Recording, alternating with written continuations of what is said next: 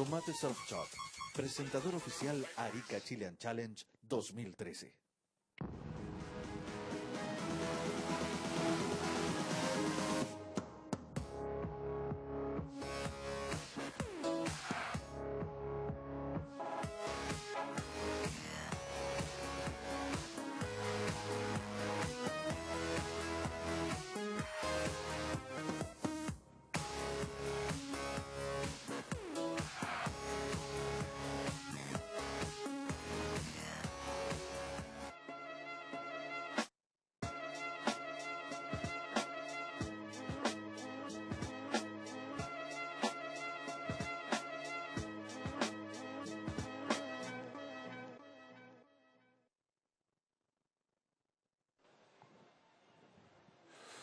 Okay, guys, welcome to the 2013 Arica Chilean Challenge. I'm Eric Apple, joined by Ryan Hardy. It's early in the morning here in Chile, and we are ready to go at El Gringo. First things first, though, this is the GoPro IBA World Tour stop number 3. We also want to thank the Municipalidad de Arica.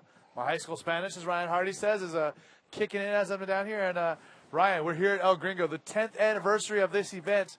And things are going great, as always. For sure, Eric, yeah. I mean, I've got swell bombing here, as always, glassy conditions. It's probably looking about 4 to 6 foot out there now, and a rising swell throughout the day, so it's going to be some sick action for round 1. Now, we're here at the main event. We've already gone through our trials. Our women's are ready to get it on with the big boys, and this wave is a wave of consequences, I like to call it, isn't it? For sure, yeah. I mean, you can see the women had a hard time out there. It's pretty scary. It's close to rocks. There's a lot of power. Both the lefts and the rights end up on rocks, and you know, it was a pretty tough job for them, and it was pretty commendable that they went out and had a go at it.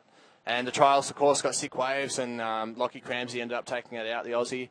And seven of the trialists have come through to the main event, so it's going to be a tough challenge for them coming up against the big wigs in these dangerous conditions. Well, challenge is the word, because it's the Arica Chilean Challenge, and this wave is a challenge, like Ryan said. It's a heavy wave, a wave of consequence.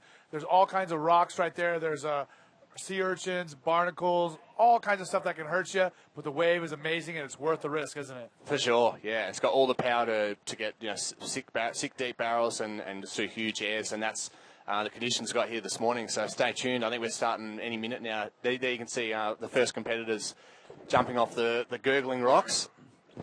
Well, in our first heat, we have two of our more well-known riders, Sasha Specker, the South African, as well as Dave Winchester, and that is a guy who has done so well over the years here in Chile. I mean, he's either gotten first or second, it seems like, every year lately. Totally, man, yeah. And then if it's not a first or second, he's got a third over probably 5 or 6 years. So it's dangerous, this jump off. I mean, with the rising swell, you got to watch that surge over the rocks. You can just get pinballed in there, Eric, and there's little barnacles, like you said, little urchins, so it's sketchy. So I think that's Sergio Luis, who I believe is from Venezuela, but does say Brazil there on your screen. But yeah, so we've got an international mix for this first heat. Winnie from Australia, Sasha from South Africa, Sergio from Venezuela, and Renato, the local rider from Vinho del Mar in the south. And there's Sergio just entering the water. It's pretty cold. It's not super cold this year. It's probably in around the 17, 18 degree Celsius mark. So I'm not sure what that is in Fahrenheit. I'll get my calculator. It's colder out. than Hawaii, that's what I can tell you. I'll get my calculator out. Yeah. So there he is, Renata Ariano. And, you know, because of the rise in the popularity of this wave here at El Gringo and some of the other of these heavy wave spots here in Chile, I mean, bodyboarding in Chile has really taken off, you know, since the tour started coming here. For sure, Eric, yeah. I mean, I've come here since the contest started back in 2004. And, you know, the level of riding in Chile has just exploded. The number of bodyboarders that come to this contest from the coast of Chile is, you know, doubled, tripled. So it just shows that this event coming to Chile has really made an impact on the local riding scene, and you know, seeing the best international riders going crazy in this wave has made an impact not only on the Chilean riders, but, you know, the riders all around the world. Like, people are just going nuts out in this wave. Well, it's definitely going to be an exciting heat, and like I said, it's quite a milestone for these guys. This is the 10th year of this event, and I mean, man, for a sport as young as ours to have a 10-year event like this is a great accomplishment. Yeah, it's a good moment in history, and hopefully there's plenty more years to come. It's definitely one of the best events on tour, and definitely one of the most consistent. So there's the guys out there now. The heat's just started. We've got 30-minute heats today. I believe all of round 1 is going to be completed, and most likely we're going to go into round 2. So there will be some eliminated riders today, which will be, of course, an upset as always. You can see from looking at the screen there, Eric, it's so dark still. It's just past 7 in the morning, and of course, pretty much 90% of days here start out real cloudy, got that misty cloud look to it. And it's a little bit daunting when you're dealing with dry rocks and massive air sections at 7 in the morning and it's still dark. Here comes the set already off the bat, it looks like. Where it is, we've got lines coming out the back from Mr. Apple here, peering through the blinds at the side of our commentary booth. Wingy's having a little look, finding his position out in the lineup. It's a pretty big lineup out there, Eric. It's got lefts and rights. It's not just one A-frame. You can get wide ones on either side, lefts and on the right, and you got waves on the inside, and the sets break further outside, and you get caught inside. So you can see there's a reason why Wingy's a little on edge out there, trying to suss out his positioning. So the peak doesn't always exactly come the same spot. Nah, definitely not. It's a football field out there. Yeah. Now tell us about the lineup out there, Hardy. Is it the lefts are better than the rights, but the rights could be a little bit longer? Yeah, I think generally the lefts are hollower. Yeah, so you got a bit hollower and a bit more powerful. So you got a bit more scoring potential there to get longer, deeper barrels, and also they wrap a bit harder. So you got more potential to get a big air. But then saying that, the rights may not be as long or perfect a barrel, but there's almost always air sections on the right, and you're always looking at the rights holding up more shape if it gets bigger. The lefts tend to close out a bit more. There's Babby Quinones looking like the Grim Reaper there. The Puerto Rican came through from the trials. Now, he hasn't been competing on the World Tour, has he? No. He just in his homelands in Puerto Rico last year. He got a second place, but it's not far for these guys to come in from Latin America to come hop over to Chile. So there's a lot of Latin American riders that've made this main event in both the trials and qualifiers from last year's top 8 and top 16 in the IBA World Rankings. Well, I'll tell you what, IBA fans, getting here to Arica is not a joke. I came from Southern California yesterday, and it was a 26-hour trip to get here, and included 4 flights. Wow. So getting here from anywhere in the world is not easy, but this wave certainly looks like it's going to be worth it. Yeah. Oh, for sure. And then you got a couple of pelicans flying across your screen there. That's just typical Chile. Big wide-span wing pelicans. So they fly real low in the water sometimes, nearly hit you. And here's Wingy looking at drawing first blood. Eric. This is the rider in the red, Dave Winchester, the Australian. Remember, he's done so well here over the years, lining it up, driving through that barrel. Hardy looks like he's going to come out. No, all the way to the inside. Oh, and you can see the rocks gurgling there. He's come close. I mean, he did get some good travel time, good distance in there. So it'll be interesting to see how the judges will see that, because they don't have this angle looking into the barrel. They're more front on. So whether they saw him actually get some distance in there, or if he just disappeared from the start, that'll determine his score. So take a look at the replay, Hardy. He was looking for the barrel right away from the takeoff. The only thing he was thinking about was getting the barrel. Yep, sure. He's drawn the right line. He's deep. Comes over the shockwave there. It's just you can see him in the end there with the lips hit him, but just had a bit of a closeout on the end. And looks like Yellow's just ridden a wave as well, and probably incomplete. Yeah, definitely, as Ryan was talking about, on the inside, the rocks, the way the rocks are formed and the way the point comes out, the wave starts to kind of bend in on itself, and you have all these little side bumps and stuff like that. It kind of gets a little messy on the inside, which is kind of a warning. The waves get messy, so you want to get out of it before you get messy. Yeah. Sucker River Rapids. Yeah, you can see it on Wingy's one especially. Yeah, you do. You want to get out of there. Get out of there safe. Take a look at another replay. This is Sergio Luis in yellow driving right there, looking for an invert. Okay, so he's pulled an invert there. It looks like a pretty tough landing, and it's incomplete. So no serious scores yet laid down. Well, we'll see what the judges think of Winnie's last barrel. Well, Winchester come in with a 4.38 on that first score. 4.3, so not too bad. They've acknowledged, that he's got some distance in that tube, but just hasn't come out clean. So, and Sergio Luis coming in with a 1.63. The rider in the yellow with a 1.63 to open things up. But remember, this is a 30-minute heat We've only been about 5 minutes into it, so we have plenty of time. We want to also thank Tomate Surf Shop, as well as Science, Movie Star, and LAN Airlines for helping to make the Arica Chilean Challenge possible.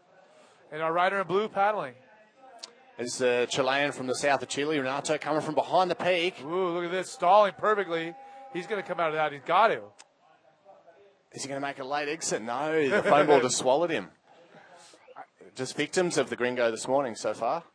Unfortunately, I think we got do you see him holding his back there, Eric? I think he hit the reef on that one. Really? Yeah. Straight up showing the danger of this wave. It's so shallow on that inside there, and when you've got a rising swell and these waves have got a lot of force on that inside section, like if you're coming unstuck, there's a pretty high chance of hitting the rocks, and they're hard rocks. They're really unforgiving. I can't believe it. I mean, that wave looks, from where he was, I mean, even though he didn't come out of the barrel, looks safe because he looks like it's red again. He's paddling on an insider, drawing a clean line through that first barrel section, staying on the foam ball. Nice. A nice roll out. Yeah, Winchester driving through that barrel, getting that roll, the perfect timing, and getting out safely, which is, man, the thing to do here. And he's really going to take a commanding lead. He already has a 4.38. That's really going to extend his lead. Looking at paddling hard. And once again, with his first wave, Ryan, doesn't seem like he knew exactly what he was going to do. Yeah, I think he's ridden this wave perfectly. He's got nice and deep from the takeoff. Nice extended roll. Just good safe surfing, but also deep in that barrel. So he's going to get a nice score for that one. Get his campaign started. So we're still waiting for Sasha Specker and White at the back there to open his account. And plenty of time left, nearly 23 minutes. A couple of seals out the back there, showing their faces.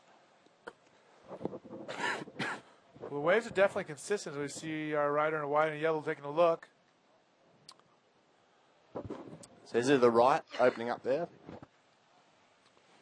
And another wave approaching at the back. I'd say we're going to maybe have Sasha having a look at this one. The waves just seem to keep piling in. Yeah, I think they're going to be piling in all day and get the South African taking a paddle.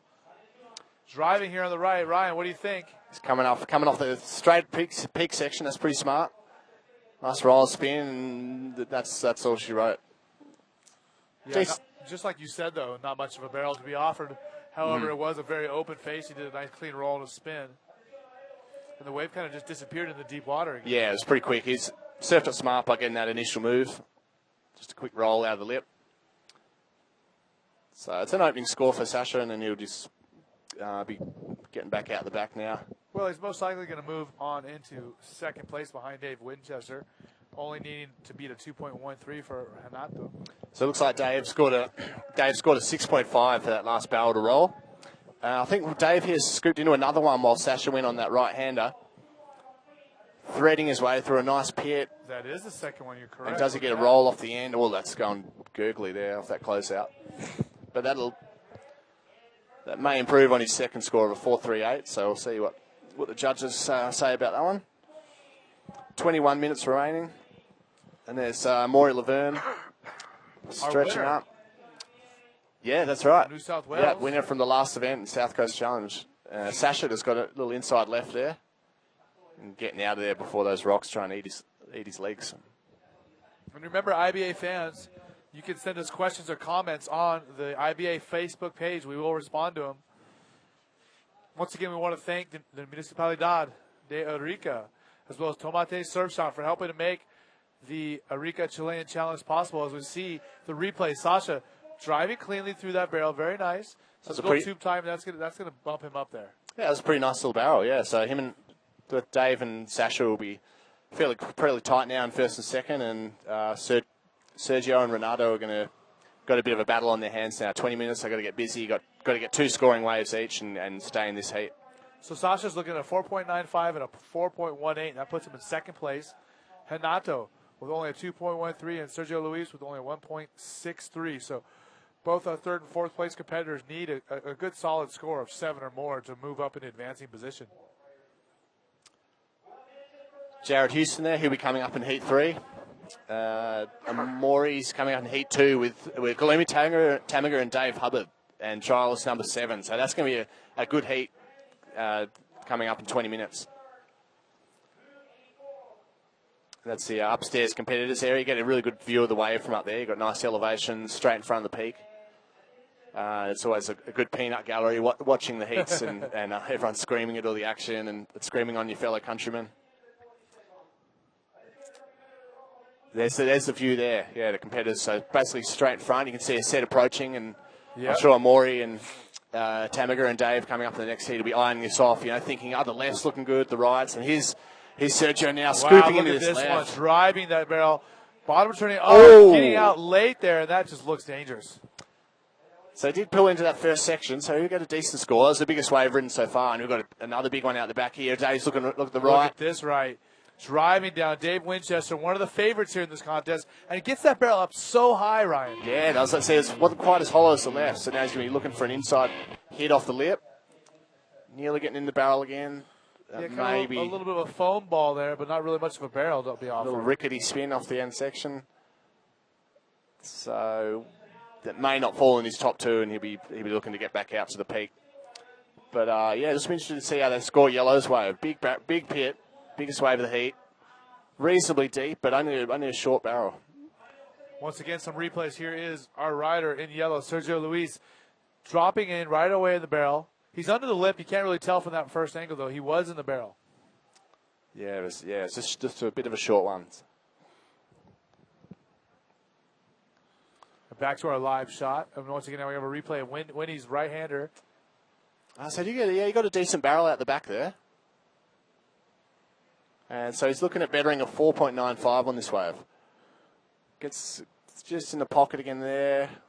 Yeah, it's not really in there though, is he? So no, I don't really think that's going to be better than his 4.95. So Winnie will be heading back out the backs. Nearly 18, just under 18 minutes remaining. So still a pretty interesting heat. I mean, Winnie's in the lead with only a 11.45. So. Yeah, anything can happen really from here. Well, his last score coming in at a 4.95. So he's extended his lead even farther. He bested that 4.38 for his first wave. I'm sorry, Winnie's most recent one coming to 7.5. Yeah, they like that, right? Yeah, I guess it was a good set wave. And I guess they must have thought he was quite deep in that first barrel. So yeah, interesting. There you go. Winnie heads into a pretty commanding lead now, total 14 points, with all the other riders needing a minimum of a 7-point score just to get to second, and Sasha needs a 9.05 to overtake Winnie in first. So Winnie's put himself in a pretty good position. He's probably just going to sit out in the peak now and look for probably a ramp, I'd say. So there's Sasha, Sergio, and Renata are all sort of under the 10-point total, and going to be looking to get some good sets. On the rocks. Those are intimidating. They are. A bit scary looking, aren't they? Picking up a little feed on the rocks there. Huh? Look at that. Oh, that's almost a bit R-rated. Those things fly off with little babies and stuff, I heard. Having a little bit of breakfast on the rocks there. Bit of mojo sauce. Man, I don't even know what to say about that shot. That's intimidating right there.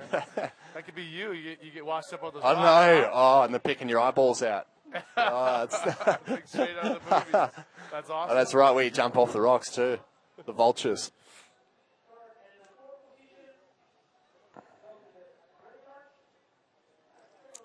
So nice glassy conditions this morning. Rising swell. First round, all happening.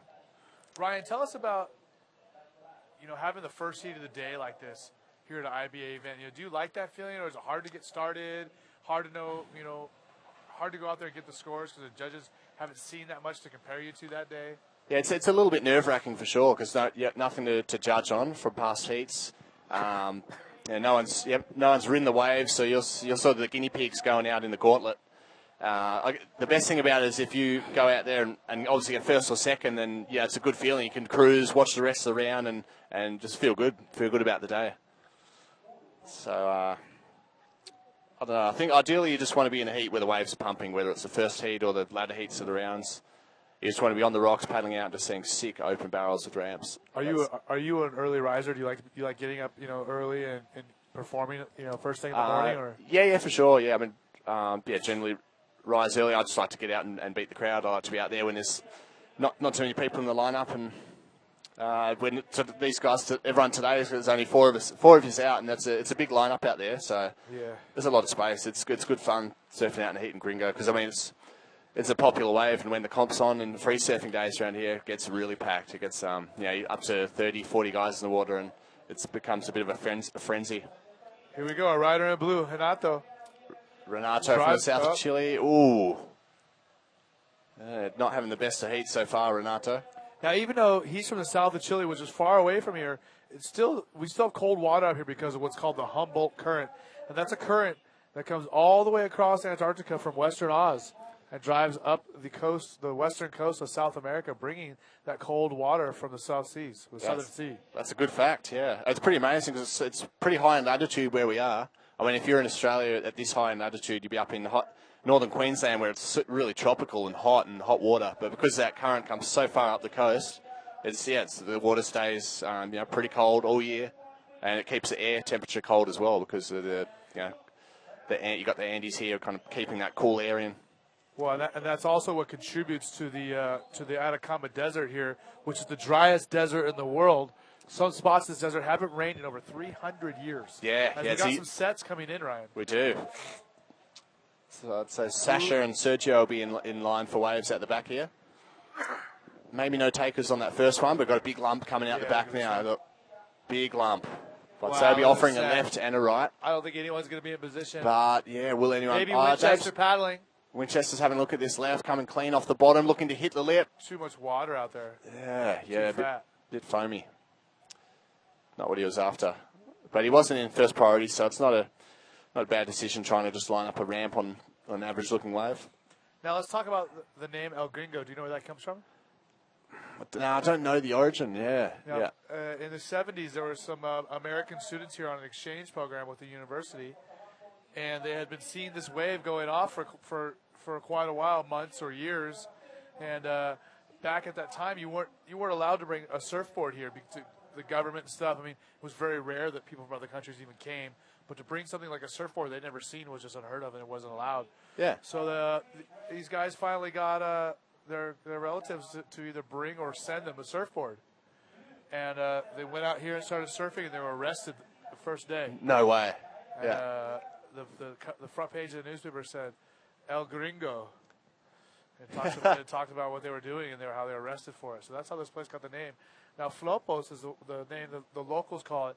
And Flopos is named after one of the original local surfers down here a long time ago. I think he actually died in a car accident. Right, He was one of the creators of the surf scene down here, bodyboard scene, and he really got things going in the Arica area as far as surfing goes. Yeah, so it does have the two names, El Gringo, which was originally named, and Flopos that the locals named it in respect to their friend that was one of the pioneers out here. Now, are there a lot of other waves close in the area that you've surfed? There's a nice sucky, kind of heavy right-hander about a K down the coast called Rancio, which has some pretty sick pits on its day, and a lot of the local riders favour that wave over Gringo almost. There's less rocks there. There's the Brothers Hubbard, Jeffrey coming up soon. I think Dave's coming up next heat. Yeah, so he's looking pumped up, getting a few tips from his brother. He's telling me, it's piece of piss, bro. Piece of piss, bro.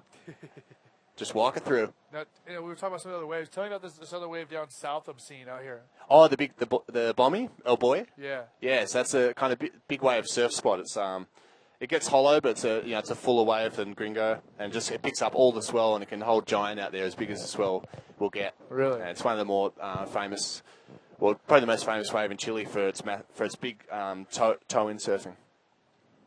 So, there's a bit on offer here. How big can it hold up to? 20, 25 feet? Yeah, 20 to 25 feet, yep. Oh, now you've got me interested. Yeah. I'd say good luck if you're thinking about paddling into it at that size. But at 10 to 15, it's a really good wave to paddle into. Well, let's give a heat breakdown. Once again, Dave Winchester still in first place with a total score of 14.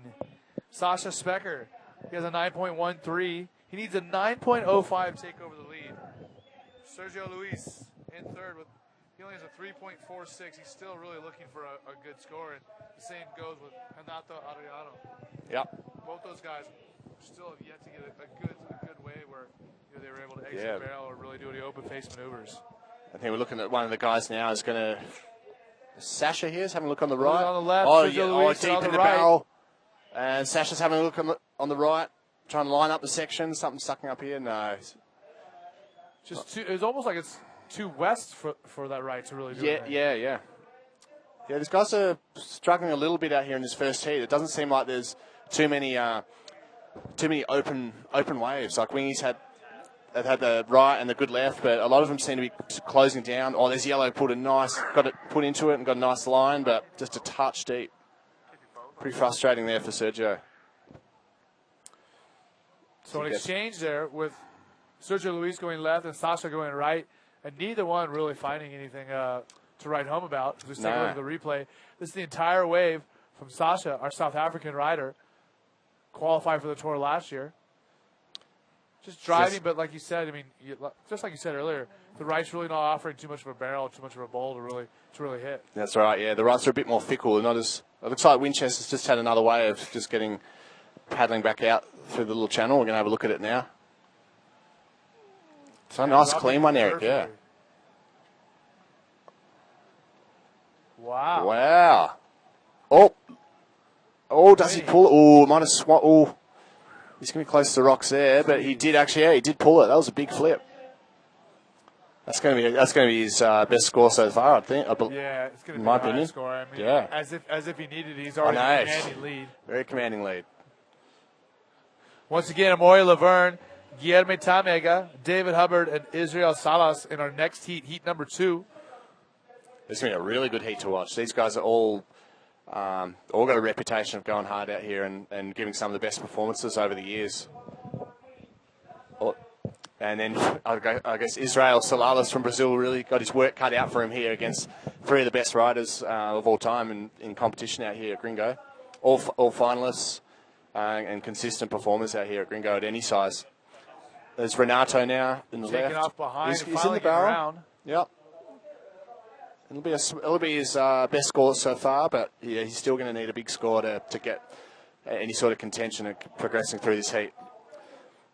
But only been to round 1. I mean, even the guys who place 3rd and 4th are going to be going into round 2 later today. So it's not the be all and end all this morning. Obviously, 1st and 2nd are going to progress through to competition tomorrow into round 3. But 3rd and 4th will be surfing later today in the 4x4 man heats. Here's another look at Renato's. Look at this set. Big set coming in and out the back. We'll see the replay. This Renato pulled around, got in the barrel, came out clean enough. So now he's got just over 6 minutes remaining. So there's a bit of time for him. He's going to need to get a good score. Shan Martin was a shout-out for the Aussies. He commenting on our RBA page. And look at the rider in yellow paddling, Sergio Luis, driving. Look at this set. This could be the wave he needs. Oh no. And over the falls. Ouch. Yeah. Man, in that barrel section, throws that roll, but it almost like he got a little bit overzealous there. Yeah, over rotation there in the roll. Yep.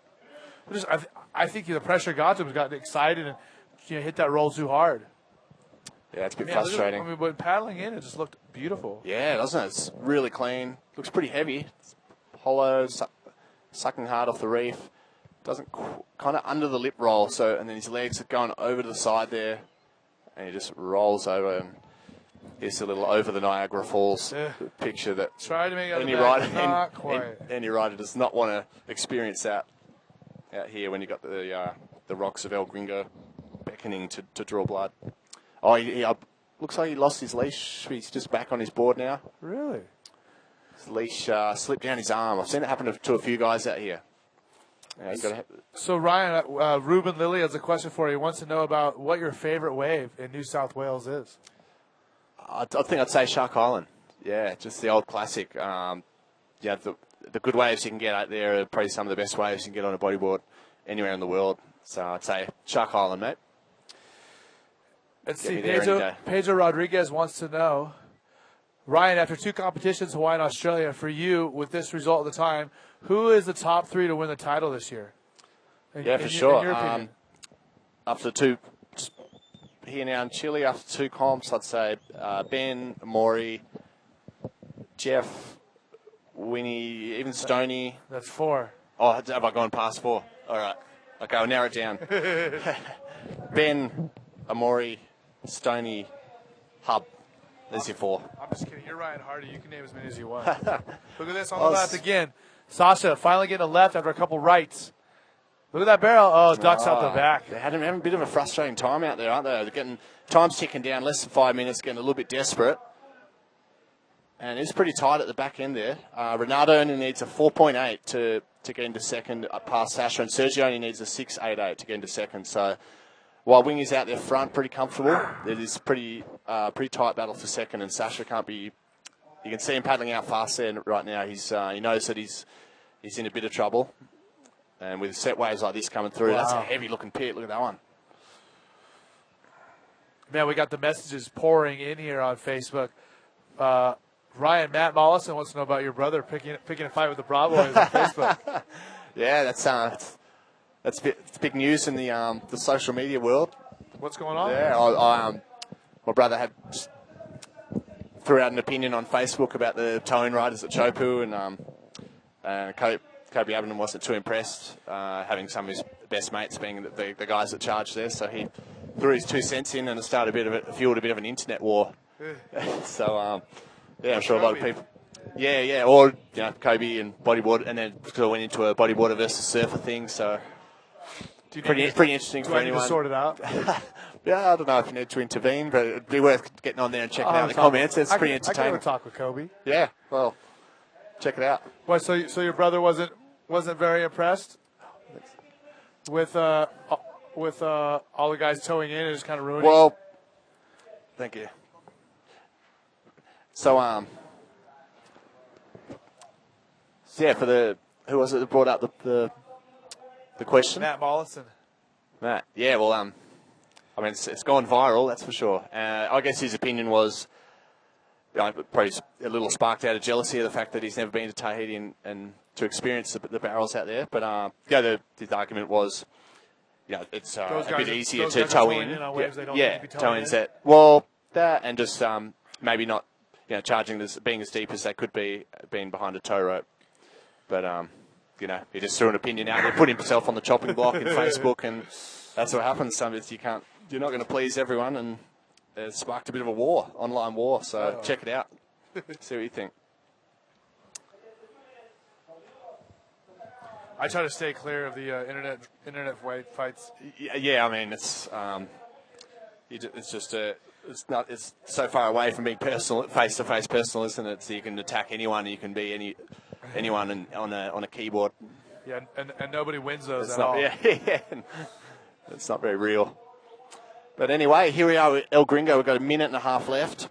Winning commandingly. And here's Sergio now. He needs a 6.88. This is a pretty decent-looking little bowl. Yeah, from behind. No, not what he was after, Eric, just getting shut down. Now, I don't know if he ducked out the back of it, or do you think it really just shut him down? I think it shut him down, yeah. Man. Didn't really stay open, but a bit over a minute left. Sasha's really going to be tightening his second place here on Renato and Sergio. That Renato needing a 4.8, which is not that big a score. Sergio needing a 6.88, under a minute remaining. High heart rate for Sasha Specker right now. Sensors on high alert. Well, yeah, Renato needs a 4.81, and his highest score is a 4.33, so he'd have to get his best scoring wave here in the last 30 seconds. And I'm sure Sasha's a little bit nervous, but I don't think he should be too worried. Winnie, though, is just pulling away, making these guys look silly in the first heat. Yeah, he's out there hurting feelings. Yeah, crushing dreams. There's a little lump coming, so it's interesting to see where Sasha is. I'm sure he's got an eye on where the other competitors are. This wave's going to be a ridden wave, I would say. I'd say Wingy's looking. So Sasha knows Wingy's going, so he's holding off the other two from this wave, so he'll be looking at holding off the next wave. How many more feelings can he hurt in this first heat? Look at this, ARS. There we go. That's a nice, clean, onto the rocks. A nice, clean wingy flip we're used to seeing. There we go, the end of the first heat of the day.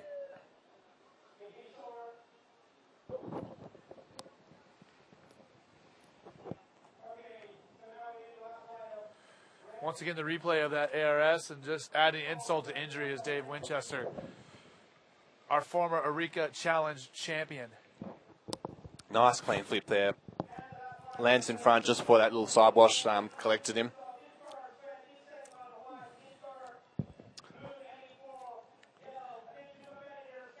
And here we go. I think this is probably one of the most anticipated heats of this first round, Eric. Amori, Tamaga, Dave Hub, and an unfortunate Brazilian thrown in the mix. But you never know, these Brazilians, they've got a lot of flair. You can't count them out. Look at those scores for Winchester. 4.3, 6.5, 4.9, 7.5, 5.8, 5.8. Look at that, yeah. All kinds of high scoring waves out there. That's a fun heat for Winnie, yeah. There's staff photographer Igor Sanchez hanging out the water with his double setup with the GoPro on top, and very nice. Yep, ready to go. Man, the question's still pouring in.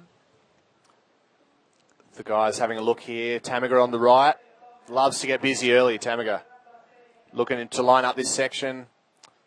Just flops over. Will he get another? Will he get another section here? Wow. And that roll was, man, the first roll was, pretty much what I call like a manual roll. It was all his own power. And the second one, he really tapped into the wave, like it snapped around so quick. He's got a little seal here to befriend on his way out. I don't know if that's a little seal. Just don't chomp your teeth. So yeah, Tamaga drawing blood there. It won't, I'm pretty sure in the end it won't count for much with the caliber of the guys that he's against in the water. Time will tell. So we've still got Amori, Dave Hub, and Israel waiting for the sets out the back now. Okay, well, while we're getting ready for the second heat to start shaping up and waiting for Guillermo Tamaga's first wave score to come in, let's throw it to a little message from our sponsors here in Chile.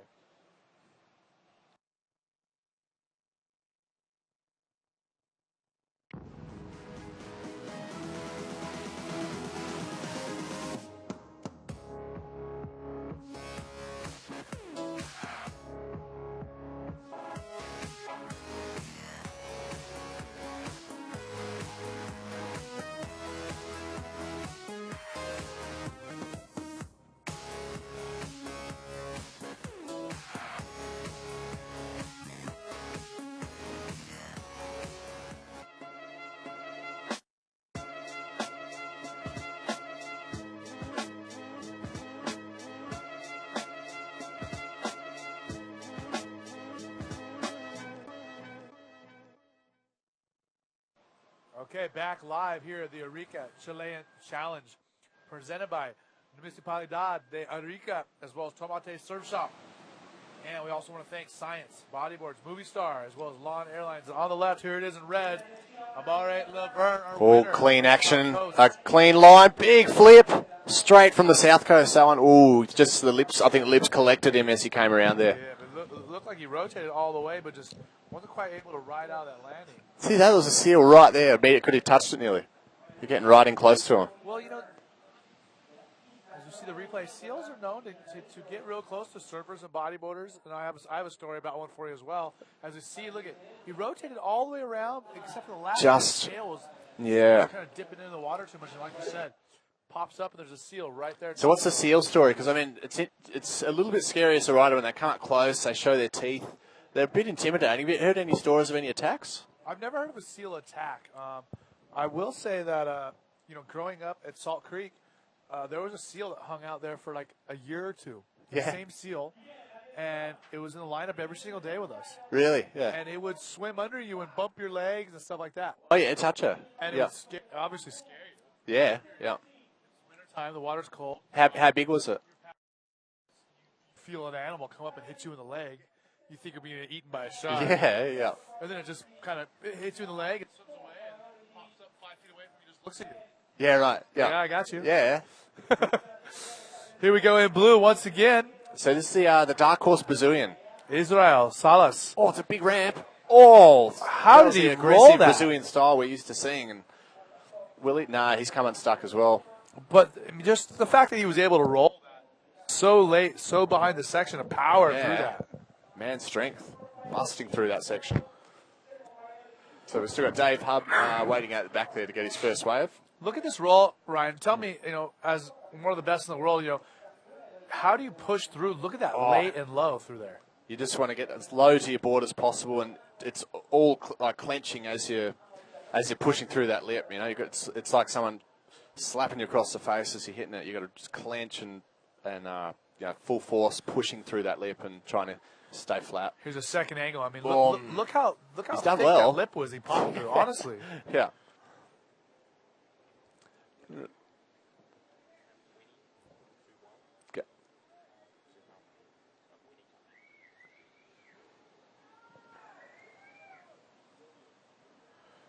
Okay, well, while we're waiting for some more waves, we have Yo-Yo down on the beach with our first heat winner of the day, Australian Dave Winchester, one of our favorites. Defending champ. Good morning, everybody, and here we are with Winchester, winner of the last heat. Tell us about the last heat. Yeah, it's picked up a little bit today, and there's sort of the bigger sets, so the best scorers, but then there's nothing in between, so you've got to be pretty picky. You don't get too many chances, but I just sort of tried to get busy because everyone else was waiting for the bomb, so it paid off. Do you prefer to serve El Gringo, flopos with small waves, or with the big swell that we are waiting for? More so the big swell. It's so dangerous when it's small that it's so close to the rocks, and you can hit the reef really easy. I mean, when it's big, you can hit the rocks too, but at least there's a lot more kind of water pushing over them, so I'd probably prefer a bit more water. And winner of last year's, we saw you like very fluid on the last hit. There's an strategy from you to surf on these days? Yeah, I just got to keep getting through the heats. I mean, I love this wave, and the conditions are always perfect here, so there's like big heavy barrels and good ramps, so I'm just pretty excited, and hopefully I can go through to the final again. Well, thank you very much, Winnie. Congratulations for this, and we'll see you here again. I hope so. Yeah, thanks very much. I'd just like to say hi to my wife and kids at home. I love you, and thanks for the drawing, Coco. Can you see that one? I'm back to you guys. Thank you very much. Thank you very much, Yo-Yo. With Winnie, and like we said earlier, Dave Winchester, a multi-time winner here at the Arica Challenge, and when he wasn't winning, he was getting second or third. Yeah, super. The most consistent perform here ever at the Arica Chilean Challenge. Well, and the other person who could possibly lay a claim to be the most consistent performer, Guillermo Tamega, a multi-time world champion, just got an amazing right. Got a nice little barrel and a roll there, I believe. That's right, yeah. I think we're going to have a replay of Guillermo's last right, yeah. Scooping in late under the lip. Pulling up and really showing some good posture there, arching his back. And roll out. Yeah, it's a decent score. Looks like we're going to have a rider taking off, paddling over that wave. So, still no solid scores to lock in for Amori or Dave. Nearly 10 minutes gone. This is a look at Dave's first wave. Which we didn't see yet. Scripts in tight, fairly high barrel. And then probably hoping for a section. Pushed out through the foam ball, nice. Should be a decent score for him. And let's take a look at our scores so far. Guillermo Tamega with a 4.63. Israel Salas with a 1.95. Amore Laverne, our winner from the New South Wales South Coast event, 1.75. We've still yet to see a score for David Hubbard's first wave, that nice little barrel on the left. So we're waiting for a few scores to drop here. Waiting for Gloomy. Oh, there you go. We're still waiting for Gloomy's second wave, the barrel to roll. Waiting for Israel's punching roll through the lip, and Dave's first wave, that short barrel. Just over 20 minutes left. So they haven't really hit their straps yet in this heat with these guys from what you'd expect, but plenty of time. All we need is a set that's going to hit the reef nice, and there's going to be some good action. Well, while we wait, let's see. We have some more questions coming in for Ryan Hardy. Ryan, what's your favorite break in Victoria? Asked Jake Vandenboom. Favorite break in Victoria? Well, it's hard not to mention Luna's, probably the heaviest wave down there. But it's pretty scary. Don't know if it'd be a favourite. I remember surfing a really fun beach break down there one time called Airports. It was just a super wedgy sand spit. So just for a fun wave, I'd probably say that. That was an awesome little wedge. And then, of course, Luna's, one of the heaviest waves in Australia, and one of the squarest, thickest, gnarliest things on offer and down under. Have you seen that wave, Eric? I haven't Luna's? seen it, no. Right, yeah. It's just like what would you compare it to? Is it as good as Nuggins? Oh, it's just a big slab. Yeah, totally different. I was pretty impressed with Nuggins. Yeah, that's that's one of those better waves. Here we got some waves coming now, though. Glassy, possibly favouring the right more, so I'm not sure if these guys will have a look at that. No. Well, it looks like no one's going to get a hold of this set wave. There might be one more behind it. Let's see if someone's going to be able to get on this one. But I know we do have a nice little piece queued up for our fans at home to watch. Let's see if we got a rider here. We do. A rider in yellow, David Hubbard. Oh, it's looking clean. He's going to get a lot of speed coming out towards this section. He's looking at... Oh, yeah. Did not line up for him. There's still another one behind it. It's just not quite doing it this morning. Yeah, he's a big one out the back. Look at these sets coming through. It is consistent as we see the fishing trolley out the back. Yeah, they're always out there. Dropping a bit of oil. A lot of times you're surfing out here, there's so much oil in the lineup. Tamaga having... No, that was Israel having a look. Here we go. Amore in the it's red. Look at this. Roll. Very Perfect. nice roll. Perfectly executed. Perfectly made. Jump out of there before the rocks. Get the score. Get out. Smart surfing and ballsy surfing from Amore. Okay, so what we're going to do is we're going to head off to our GoPro spot check with Alex Uranga. Take a look.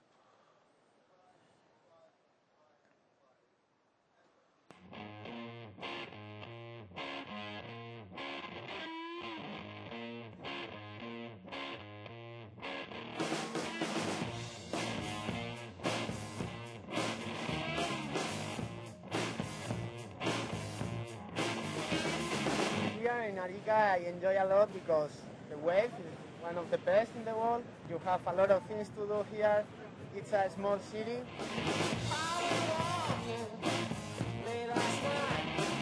This is amazing wave. It's really long, really heavy, and when the swell hits from different sides, you cannot get a bit longer wave or a smaller but better ball. Sometimes you didn't know if it's going to open really clean, and you drop it and didn't stop for anything and go inside and just trashing you, and that you are going to make it and go fast, and then when you go out you feel like, oh, that's a good barrel. This is Arica's barrel.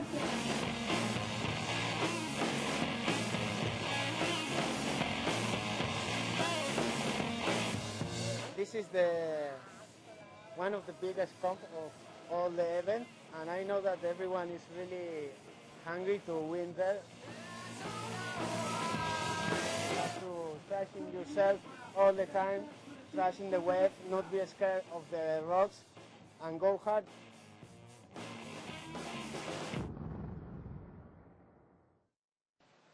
Well, welcome back live to the Arica Chilean Challenge, the third stop in the GoPro IBA World Tour. Eric Apple joined by one of the best of all time, Ryan Hardy, and one of the smartest Australians, I'd say, on the planet. Take a look at some replays here. What did we miss? This is a rider in white. Tamega. Back toward that section. That was sick. Does he come through clean? Oh, no, he's just nosedived. Ooh. That was amazing, that back door. It's so much forward drive. Body surfing out of the barrel. Look at this on the left. In the Israel, blue. the Brazilian. A lot of pressure on this guy to go big to try and get through this heat. It's a little barrel. It's not going to be enough. He's going to have to get back out there and do something pretty big. And look at out back. Another set coming in. Our riders in white and red in position. Now, Ryan, tell me this. As we take a look at this replay from Guillermo Tamega. He should look really deep from this angle. So driving bottom turn, super deep. Body surf. So this is what the judges saw. Yeah, unfortunately, he came out clean, but just not on his board. So this will be interesting to see how the judges score that. I mean, so they've got complete vision of him coming out of the barrel. Now, we just had a rider go. We just had a rider go on the left. We're going to take a look at that replay. We weren't able to get that on the live shot. So I believe it was Israel Salas on the left. Dave Hubbard's still out the back, needing a good second score. This was their last... Oh, Tamega must have turned straight around after that last wave. 2 barrels. Oh, wow. And a nice roll. So spin. So Tamega and Amori been first and second now. Dave will be needing a relatively decent score to jump up into second or first place. And Israel's still a fair way behind. He's going to need 2 good scores still. Callan from Australia wants to know, Ryan, in your opinion, what is the hardest maneuver in our sport? Okay, yeah, well, the hardest high degree difficulty move would be the 720. Just going on the fact that pretty much hardly anyone's ever made one. And but if you're talking, just your basic everyday moves, or the moves that everyone's doing, I'd say the air forward. Yeah, the air forward and the backflip. I'd have to agree that the forward air is the hardest because it has to be so slow and controlled, and it's not like you're banking off a section where the section throws you around. It's really all the rider just carrying that speed and projection perfectly. Yeah, and the timing's so crucial, and the timing with the steep part of the wave and judging how fast that lip's throwing so it doesn't throw you onto your back or go off the back of the wave. I think it's, air forward would probably be the hardest basic aerial move in bodyboarding. You guys keep your questions coming in because I got nothing better to do but to tell you about the waves you're seeing in front of your face and to ask your favorite riders questions straight off of the IBA's Facebook. So keep the questions coming in and we'll keep them rolling and we'll try to keep the answers coming back to you. For sure. Yep. There's Sasha Specker, who's second place getter, I think, in the first heat. Ben Player in the background there. He's coming up in heat number 5. As another consistent performer here. George Humphreys. George Humphreys coming up in heat number, what's he in? Heat number 3. George Humphreys coming up next with Jared Houston and Magno Passos. 3 does come after 2, Ryan. Hey? 3 comes after 2. 3 comes after 2. Maybe I should take back the smartest Australian thing.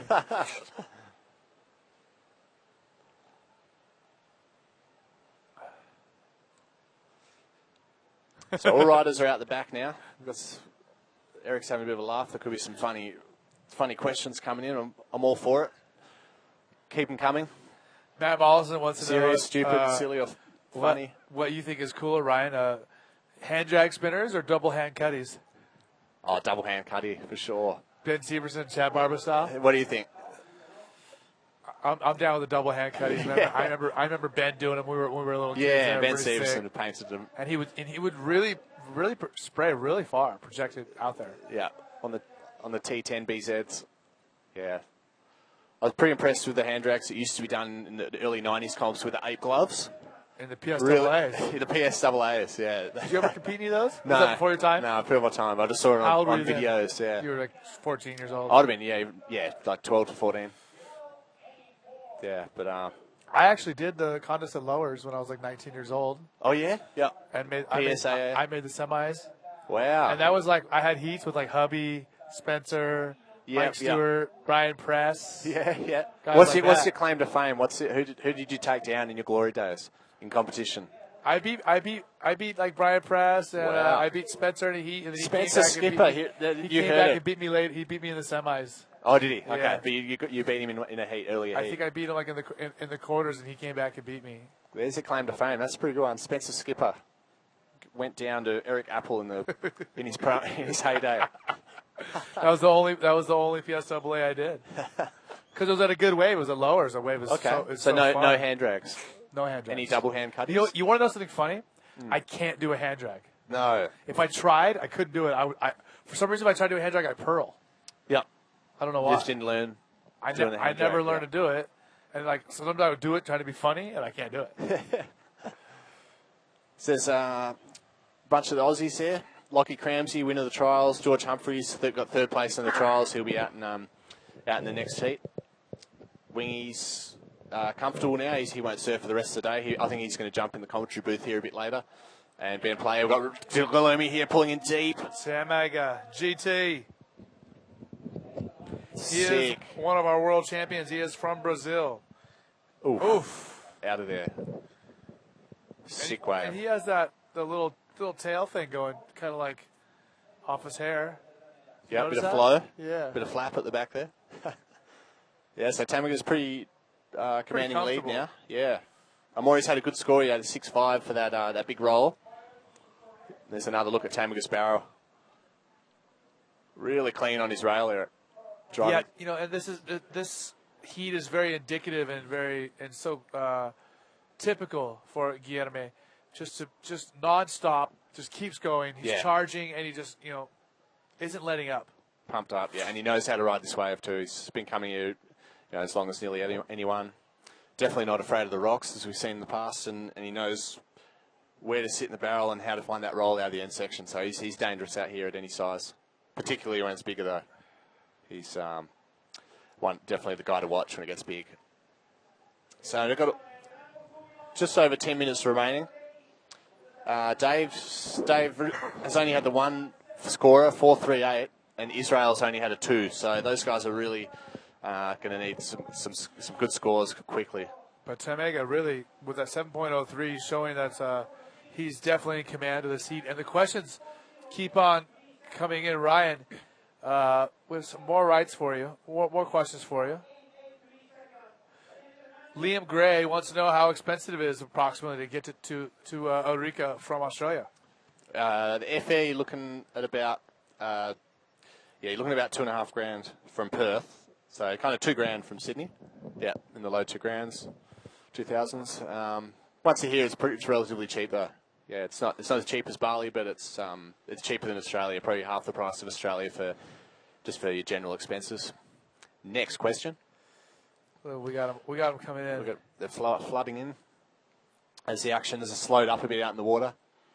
We've got priority here again, of course, today in the first round, so you won't see any hustling going on. The guys are just taking turns as they have to by the priority rules. It looks to me like Dave Hubbard will be in first priority out there. Galumi in last, having had that last wave, and I believe Israel will probably be in second priority. So tell me this: is there a wave in Oz called Clops or Cyclops? Cyclops? Yeah. So Caspian wants to know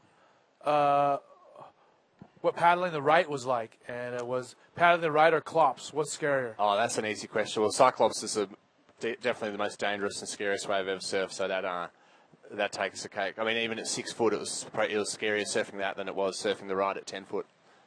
So that one's an easy one to answer. And paddling the right was it was epic. It was one of the sickest experiences I've had in bodyboarding, and definitely one of the hardest waves to paddle into for sure. And then we've got Babby Canones going out in the next heat. He loves taking the GoPro out there, Eric, and he's got some of the best images we've seen so far. At Pipe, he got some really sick pits rolling out. Jerry Houston got his, nearly looks like he's got a GoPro in his head there with his little hair in a bun. He's going for the Dave Hubbard, Dave Winchester style. We can expect some more good action in this heat. And Magno Passos there on the left, one of Brazil's finer riders, and George Humphreys, one of Australia's best up-and-coming riders. So this is going to be a good heat to watch as well, Eric. We still have 7.5 minutes here left in our second heat of this round. And Saul McCready wants to know, Hardy, who's your favorite upcoming Australian riders? Yeah, I'd have to say, actually, George Humphreys, the rider that's coming up in this next heat. Yeah, he's really impressed me in he's riding sort of in all sorts of conditions. And he just has a really sick style, and he rides really fast and goes for it. There's David Hubbard now needing a score. He's going to have to go big in this wave. Look at this section. Wow. How did he find that speed?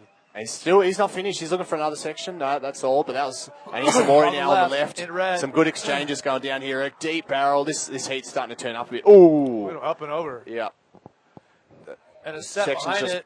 Maybe our rider in a white taking a look. And we got more waves, Eric's telling me, at the back. So Maury not happy with that, splashing a bit of water. Dave's going to definitely put the pressure on Maury now after that last right-hand barrel. So just over 6 minutes remaining. This heat's starting to get interesting. Let's take a look at some replays as they roll in. So Israel there knew that Dave had priority, so he had to let Dave go. And that's a sick line, isn't it? All the way across. Man. And throwing that forward spin this moment he came out from under that lip. Yeah, it's like a little sugar on top, isn't it? I want to ask you, Ryan, I see a lot of these riders, and this is an example of guys taking off and they're getting under the barrel. And a lot of times when the barrel kind of closes out over, you can kind of pop through the foam, pop through the lip, and ride out of it. Mm-hmm. But it seems like nobody's able to do it here. Why is that? Yeah, I think it's probably the power, because waves where it's not so powerful where it's pinching, you can quite easily sort of punch through that water that's falling on you. But here it's got a lot of power, so if that water's falling, there's a lot of energy behind it, and it just pushes you down. it just makes either your nose get pushed into the water, or it just completely just slaps you and pushes you underwater. So yeah, you're definitely looking for a clean exit out here to come out of these barrels. Heat number 3, getting ready to paddle out. Action definitely starting to heat up here. Looks like Dave Hubbard got a 7.25 for that last right-hander, and he's moved up into second place. So Maury's a little bit under pressure here in third place. He needs only a 5.14 to move up ahead of Dave in second. There's Maury putting his hand up, signifying he wants to know the situation, the score situation. Yeah, knowing that he's a little under pressure. And he has a 6.5, so 5.14 shouldn't be too tough. That's right. Yeah. No, it's a very attainable score for Amori out here. And Israel, the Brazilian, still, I mean, he's only had a 2.18 still as his best score. He needs a 9.45. He's really on the ropes here, which was kind of looking how it was going to be going against these 3 riders. All 4 riders now out in the lineup. The pressure starting to mount, particularly on both Dave and Amori. Dave needing to retain his second place, and Amori needing that second score to move up into second.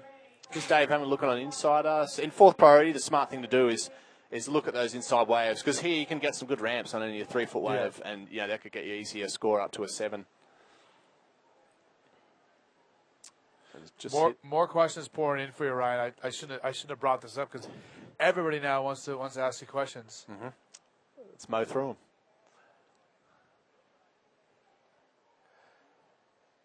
I'm getting all kinds of them.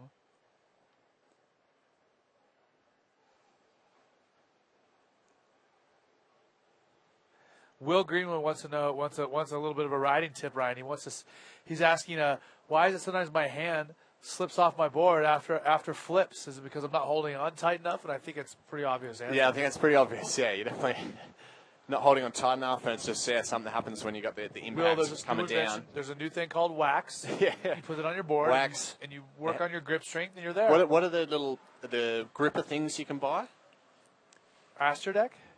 No. The little exercise things for your hands with the springs. The springs. Yeah. I used to use them when I was younger. I don't know if it did a whole deal, but if you really want to increase your hand strength, you can get those little spring mechanisms to strengthen the hands. But yeah, really it just comes down to having your board being thin enough so you get a good grip around your rails and bracing for the impact. Next question. Jimmy wants to know, Ryan, have you ever surfed any South Australian breaks like Knights? Yeah, I've surfed all over South Australia, around Knights region, all over Yorks, all over the West Coast. Plenty of sick waves. Knights is a fun wave. Noites, and I'd say the West Coast has got the best waves down there, and I probably don't want to go naming too many because I might have a shotgun pointed my way if I went on to do that. So there's a big boat passing by outside there as we wait, counting down nearly to 2 minutes now, and it's really getting down to crunch time. We're all eyes on Amori Laverne here. One of the most consistent riders, the past winner at the South Coast Challenge a month ago, and currently in the top 3 on the world rankings. 2 minutes left, and he only needs a 5.14, so he's really going to be looking to get busy. We see that ship out the back, and there are so many fishing boats out here, and so much of the community here in Arica make their living off of fishing or off of the ocean in some way or another. So it's just awesome to see that. The thing that I'm thankful for is that there hasn't been any shark attacks or shark sightings, because with this much fishing activity, seals, cold water, as an Australian, that adds up to me to a big jaw size of a great white shark. So we're pretty fortunate here that there's none of that to worry about, and just a few friendly, playful seals in the lineup. We've got a wave coming here, 1:15 left. Who's going, Eric? Anybody going to get it? Hubby again. But I think they're both going. This is a split seek. This is a really interesting situation. Amori coming, looking at go out of the lip. They are both going in. Oh, and Hubby driving in the right barrel. Wait till you see this. We're going to show you the replay. Hubby getting a huge barrel on the right. This is really interesting. I'm pretty sure Amori got that score then for the 5.14, but then Dave rode the right, and we've heard some cheering, so let's see what the replays will give us. less than a minute left. Well, I don't know if these guys are going to get back out. So. Well, with Hubby, it was 7.25 in the wave before, and then you got an amazing right that you're going to watch right now. I mean, if this is a good wave, he's going to overtake Galumi in the lead. Check this out. Look at him, just perfect position. Wow. So patient. Look at that slab. And a spear. The judge is going to like that. Oh, what was that about, Eric? What was going on there? What's your take on that? Was he brushing the spit away from his hair? I think he was just wiping his brow. Like, oh, I made it. He's ready. Last charge, big section. It's not No. that manual roll. No, he was a bit outclassed in that heat, Israel. So we're waiting for the scores to drop from that last exchange. Well, but I really think Hubby's probably going to be taking over the lead. For sure. I think we're going to look at looking at Amori finishing in third in that heat, which is probably the first time. Amore. So that's a nice big roll. Great projection. This is going to be interesting, yeah. Let's wait for the official results on that heat. Still waiting for the scores. Hardy, Tom Barker wants to know if you've ever had long hair.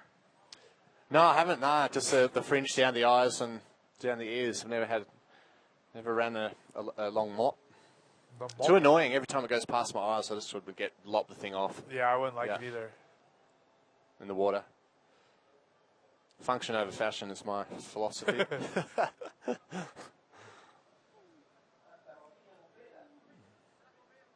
So there you have it. Scores dropping in. Hold on.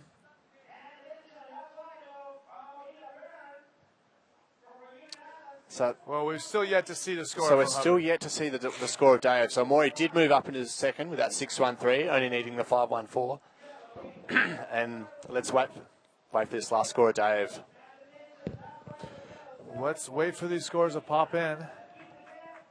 So there you have it. Just hearing on the beach commentary that Dave Hub got a 7.73 on that last right-hand barrel. So he'll move up into second. And Amori will move down to third. Oh, yep. Dave moved to first. Yep. So in the closing seconds of heat number 2 here in the first round, David Hubbard coming through with the victory. And Guillermo Tamega advancing along with him. Amore Laverne in third. And Israel Salas, the Brazilian, in fourth. And that's going to be it for our hour of power with Ryan Hardy.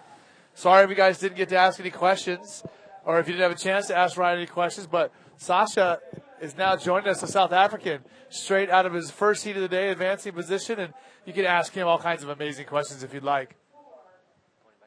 Hi. While we're waiting for the lineup to clear out and Sasha gets squared away, let's throw you to a little message from our sponsors.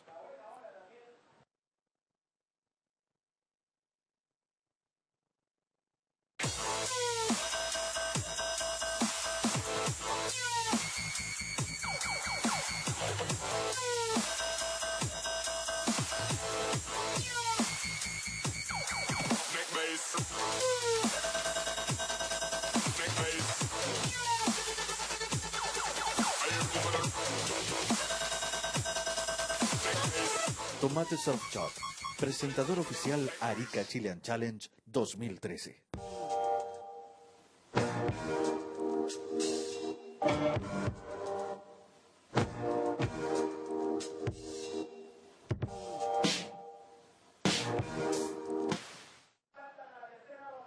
All right, looks like we're back. And, well, I'm Sasha Specker. Next to me is Eric Apple. Yeah, it's so great to have Sasha back here. When one of my favorite commentators was joining me in New South Wales, as I see Guillermo Tamega fresh off his second-place finish in heat number 2. And, man, it must be a little frustrated to have David Hubbard come and steal that lead away from him. But here we go, our rider in the white, Magno Passos. A forward spin there under the lip. Wow, that looks like the wave just got the better of him there. He just seemed to just be a bit unlucky. It usually barrels quite heavily, and he just got caught on a bit of a whitewater section. But what happened in that last heat? I didn't get to see the end of it. Hubby coming in at the end with another good barrel on the right. He has 2 good barrels on rights, and with some maneuvers even after the barrel, some spins, some open face waves. So, and both of them were on good size sets, and he got high scores, high 7s. Sick. All right, this must have happened now while we were. This is while we were at commercial. This is our rider in it's Jared the red. Houston from South Africa. And Bobby Quinones, a Puerto Rican. Look at this left-hander stalling perfectly in that barrel. Look at the timing. He looks like he's just toying with it. He's just playing with that barrel and power roll through the lip. Bobby Quinones. I mean, this guy was on fire in the trials. He's a seasoned competitor out here. Yeah, I mean, he's been around since 2002, 2003. Yeah, maybe even before that. Yeah. He might have been on the scene. Here's another replay of Bobby just toying with his barrel. You can see him dragging his legs just to slow himself down and getting his body off the board just to create a little more drag.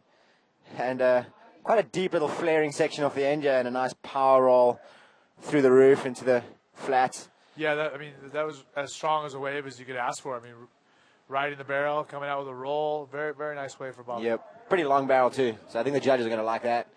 And we got a bit of a score update here on our little mobile scoring system. So Jared Houston coming out with a 4.38 on his opening wave. George Humphreys a 1.15. Still waiting for a score for the rider in yellow, Bobby Quinones. Should be coming through momentarily. Magno with a 1.7 for that bottom turn into the 360.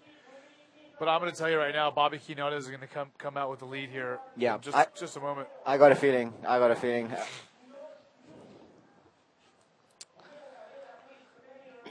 Once again, so many boats out here as we take a look back on Cabra.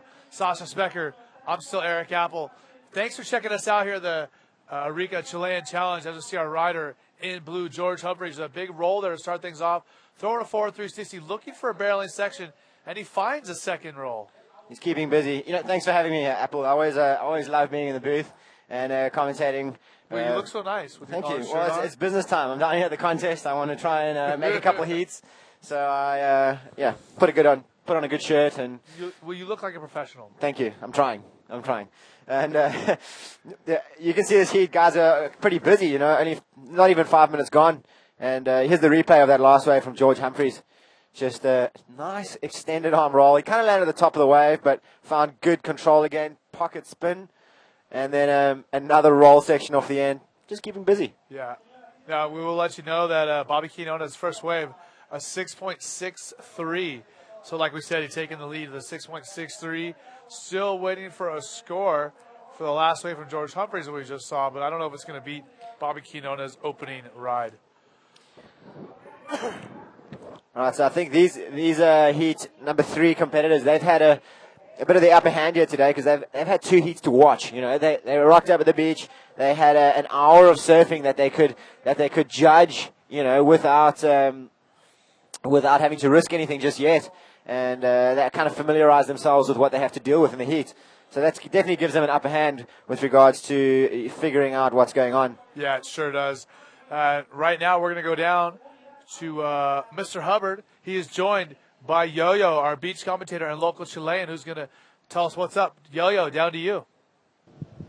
Here we are with the winner of the last heat, Mr. Dave Howard. Congratulations, Dave. Tell us about the last heat, please. Oh yeah, it was kind of a little bit slow at the start, and I didn't, get off to a great start, but finished off well, and that's, I guess, what counts. So I'm stoked.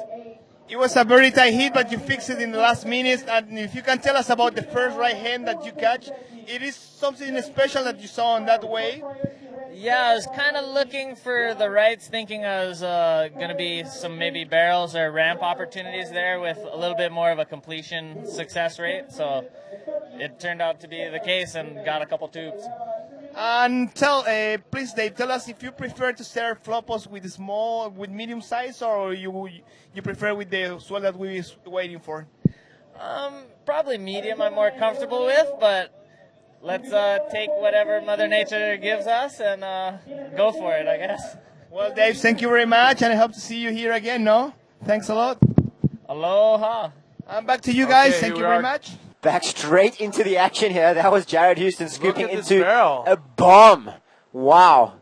And I was just driving through that section. I don't know what the judges are going to give him, but that was pretty impressive. He rode that barrel for quite a long time, and he really hung in there. I think it was quite a big wave, too. I mean, I haven't seen many guys getting set waves that size and driving through barrels, so I'm interested to see what the judges are going to give him. We've got a little replay here. Look at this dropping in, scooping immediately under the lip, and getting right into that perfect position, showing good posture, wave spinning. He disappears completely, comes out with the foam ball. Sasha, how much better could he have really ridden that wave? I don't know. I think he read that thing perfectly. I mean, it was kind of a slow barrel, but really heavy. And by scooping into it like that, he put himself into the deepest possible position and just let that foam ball push him out. Here you can see how he's slowing down, dragging his legs, and he is really deep. I mean, that angle really shows how far behind the section he was. And then just coming out as late as possible with that foam ball. I'm sure the judges are going to love that. They haven't seen much of that today. So that was pretty sick. And when we talk about scooping, we talk about these guys, really, digging their rail and, digging their inside leg, almost spreading their legs like a Y. Yep. To slow themselves down and hook themselves into the wave. Correct, Sasha? That's it. That's the whole idea is to try and position yourself as deep in the barrel as possible. So if you can see that the wave is going to be kind of slow, but still barreling, what the guys are doing is they're kind of taking off as late as possible and under the lip, and just slowing themselves down by dragging their legs and using their core muscles. These guys have got incredibly strong cores just by using their body torque to slow themselves down as much as possible in the barrel and still gain control and exit the barrel with control. And that was a perfect display of that by Jared Houston on that last wave. So he actually got a 7.58 for that. So the judges obviously liked it. They rewarded him accordingly, and that's what you get. And that's a good score for him, especially considering that Jared has never really done that well here in Arica, but has always been someone that we thought could perform at a high level here. Absolutely. These waves do suit his riding. He loves big sections, which you can find on that right and the left and such. And he's definitely no stranger to big barrels. So this is somewhere where he should be at home. Again, he's paddling. He's just keeping busy out here. Jared, it looks like he might be locking into another barrel here. Pushing out through the foam ball, he does. And that'll give him a good third score. So with a 7.5 and a 4.3, Jared Houston, the young man who we just talked about, who has not done so well here, has already got a third high score with less than 10 minutes gone here in the heat. Here's another replay of that last one. Pretty good little barrel on the takeoff, and then it just kind of pinched a little, but he managed to push through quite with a lot of control, showing the judges that control, and I think that's what they're going to like. And it did actually improve the situation. So you got a 4.95. Wow. And not much, but enough. I think this angle shows a bit better. He was nice and deep. I think that's what the judges really liked. So he's going to be comfortable now. Absolutely. I think maybe because he hasn't had so many good results here in the past years, he just came out of the gates guns blazing here today. He wants to make a point that he can do it, and he's definitely stepping up to the plate. Well, he's currently ranked number 17 on the IBA World Tour, and he wants to break into the top 10, I'm sure. Of course. That's where we all want to be. That's where it's at, and especially just stay in those top 16 just to stay on tour for next year. It's still early on. We've only had 2 events. This is our 3rd event on the tour. And there's the 3rd event of the GoPro IBA World Tour. There we go. Thank you. Thank you. This is why. We got to tag it correctly. That's also, right. we want to thank the Municipalidad de Arica, as well as Tomate Surf Shop, as well as our presenting sponsors, Science Bodyboards. Thank you to Mike Stewart, Movie Star, as well as Lon Airlines. Without those guys, this wouldn't be possible. Of course. So thank you very much, guys. And like you said, the Municipalidad, the local government here in Arica really contributed to this event as well. That's awesome to see. Without the support of the local government, this stuff wouldn't be happening. And you can see the competitors are just bunched up in the lineup there. I guess the whole priority rule here just eliminates any sort of hassling. So the guys don't need to worry. They can sit out there comfortably knowing who's next and just taking their turn as it goes. Now tell me, how chilly is the water this morning, Sasha? It's not too bad. I think it may have dropped a degree or 2 since yesterday. I'm in a 3-2 full suit. I got a nice new XL, so I'm definitely not complaining. I was warm, but I mean, for most guys that are not used to cold water, this is pretty fresh. Here we go. Look at this left-hander driving, hooking in under that barrel. Wow, perfect barrel there for a minute, and he gets lipped down to the bottom there at the last second, but he was driving for quite a while. I don't know if the judges are going to score that as complete, but we'll see what happens. Bobby Quinones hooking in. Look at this. Wow. He's just driving through some crazy Not sections. going to make it out of that one, unfortunately, for Mr. Quinones. That looked pretty heavy off the end there. It looked like it was pretty shallow. And he's lucky if he didn't hit the reef or get hurt on that last one, so I hope he's okay. And you see some of the younger competitors in the water. George Humphreys and Jared Houston just hanging out in the lineup. They're probably exchanging some words on a friendly note, you know. They're buddies, and they respect each other. And that's what it's all about out here. All right. Well, we have some questions pouring in for you now, Sasha. Sasha, James Lawrence wants to know what camera you use for taking pics of other bodyboarders. Well, James, I am currently using Canon setup. I used to be using a 7D for a while, and now I've just upgraded to a little 5D Mark III. Hope that helps you, buddy. Jake Evans wants to know, Sasha, when you get a good wave, do you ever claim it? I guess I probably would if I get an absolute bomb one day. I haven't had many of those. As you see Bobby Quinones driving on this left, look how big this barrel is. That thing is massive. I mean, if I got one of those and I made it out clean, I probably would be claiming it. That's pretty wild. So, but I'm not really someone to claim much.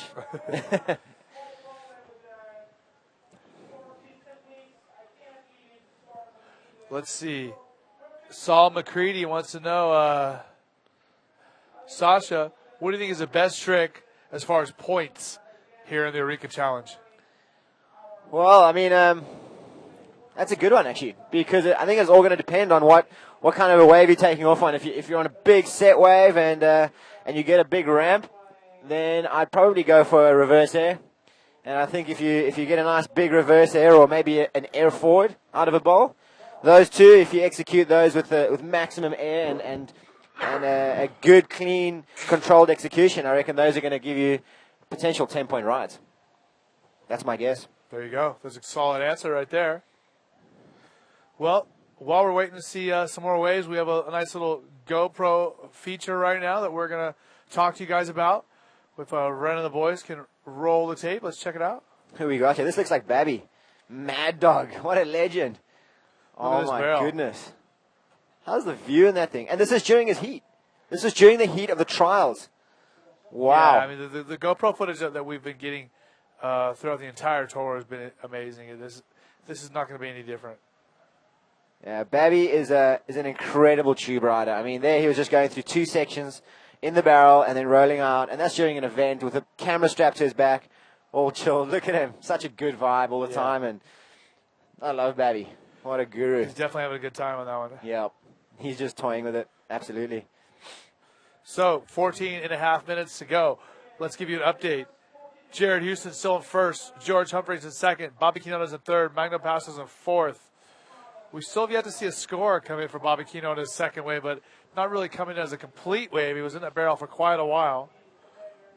He does need just a very, very small score to move up to second. As we see a rider in white, Magno Passos, coming in and out of the barrel, exits out just in time, and dips out the back. And Magno is in pretty serious need of some scores here, so that's definitely going to help his cause. I don't know if it's going to be a massive score, but definitely something. Here's a bit of a replay. How's that paddling style? Both hands in front, super fast. You can see he's dragging his legs to get nice and deep in the barrel. And he was pretty far behind that first section and comes out clean. So the judges are definitely going to like that. But I don't know exactly how much he's going to get. We'll see in a moment. You can see Mike Stewart on the beach. He's just arrived. Working with the fans. Always awesome to see.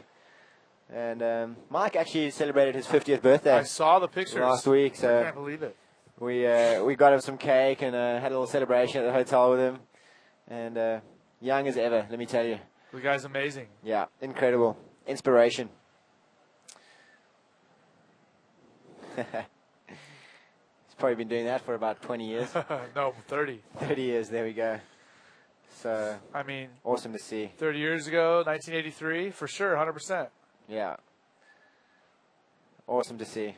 It's awesome to see, riders of this caliber and the top of the sport, icons that are so involved with the fans, taking their time, before the heats and the contests in the morning, just coming down, spending a few minutes out in the crowd and just, signing autographs and interacting. And I think that's super important if you want to be a professional athlete.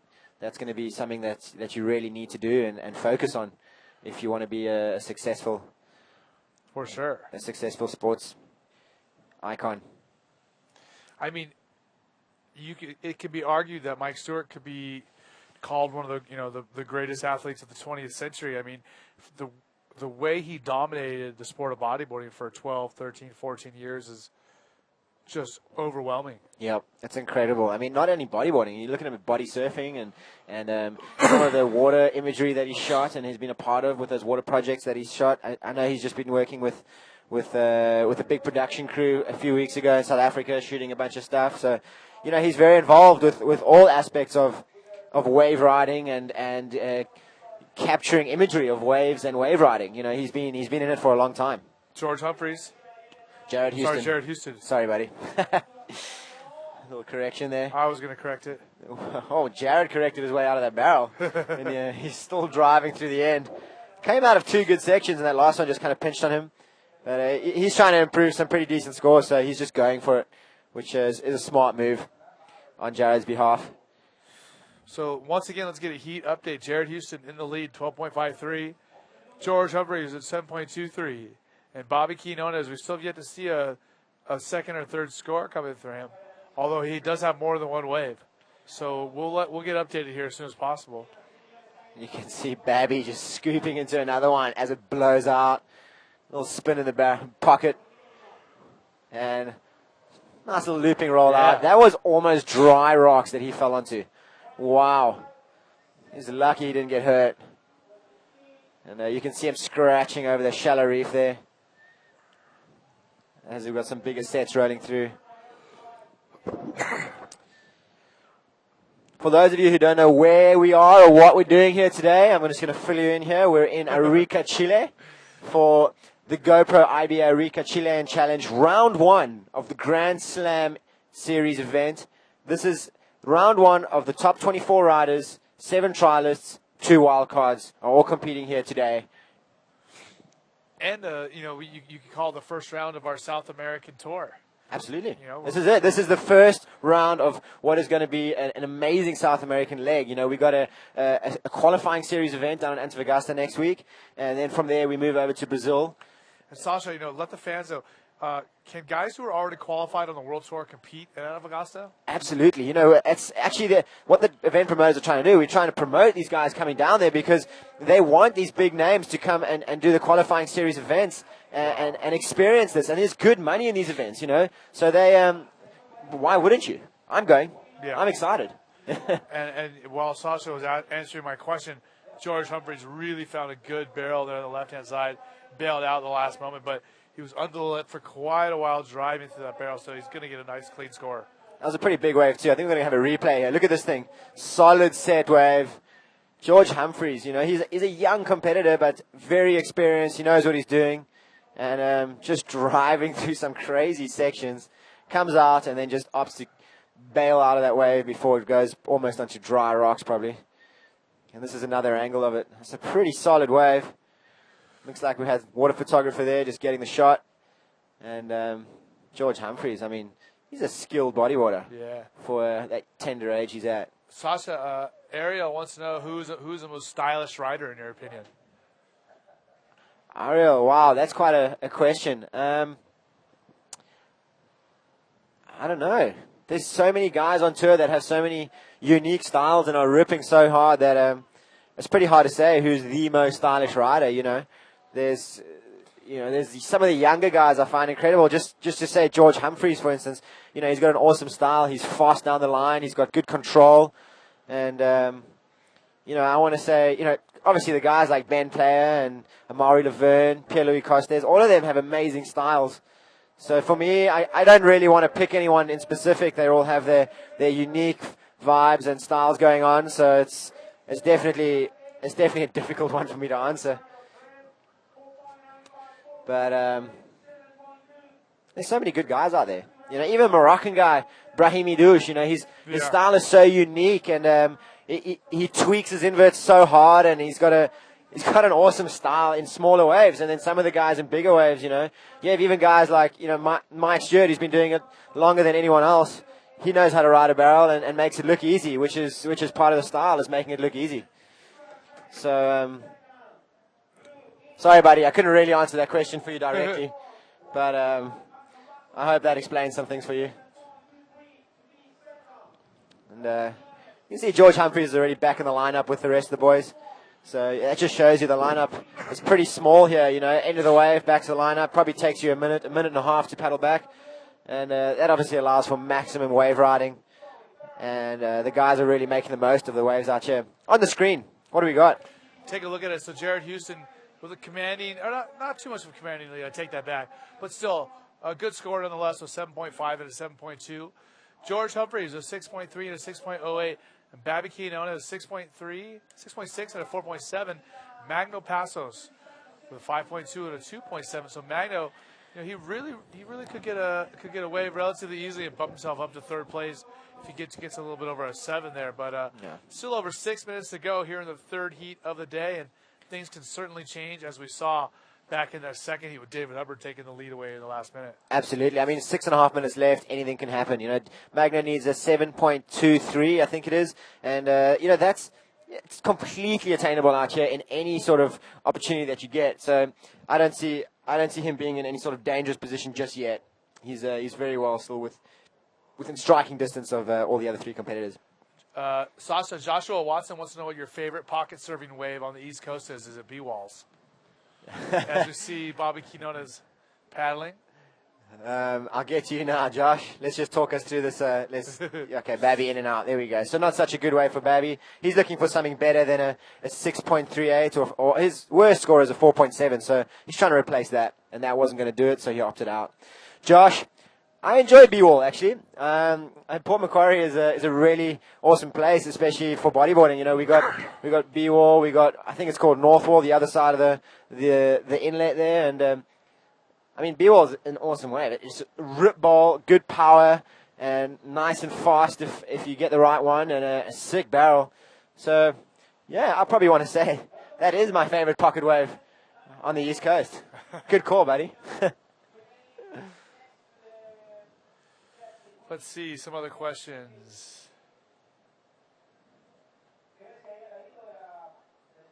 Jake Evans wants you to know that Liam Gray wants to have a claim it battle with you. A claim it battle. Tell Liam next time he sees me, hit me up and let's do it. I'm keen. Also, Riley wants to know what's the best break that you've served on the East Coast of Australia? Wow. You better say nuggets. Yeah. I don't know, man. I've Aussie pipe nuggets. Maybe I've never actually surfed Aussie pipe, and I've only been lucky enough to visit Nugget a handful of times. Magno, look at this, perfect posture in the barrel. Oh, it doesn't come out the last minute. He really needed that too. Magno's in a bit of spot of bother here, so wow, that's very unlucky from the Brazilian powerhouse. I don't know. Back to that question. I mean, the East Coast is so varied for me. I really enjoy surfing Shark Island with some of the local boys. They're a good crew, and I don't know. I guess Box Beach, another one of my favorite waves. I really enjoy that. I don't know. I've had a few really good sessions that are memorable. I'd be probably the worst person to ask because I haven't had that many opportunities to surf a lot of different waves out there. But I guess I have a handful of ones that I'd pick would probably be Nuggin and Box Beach and maybe Shark Island.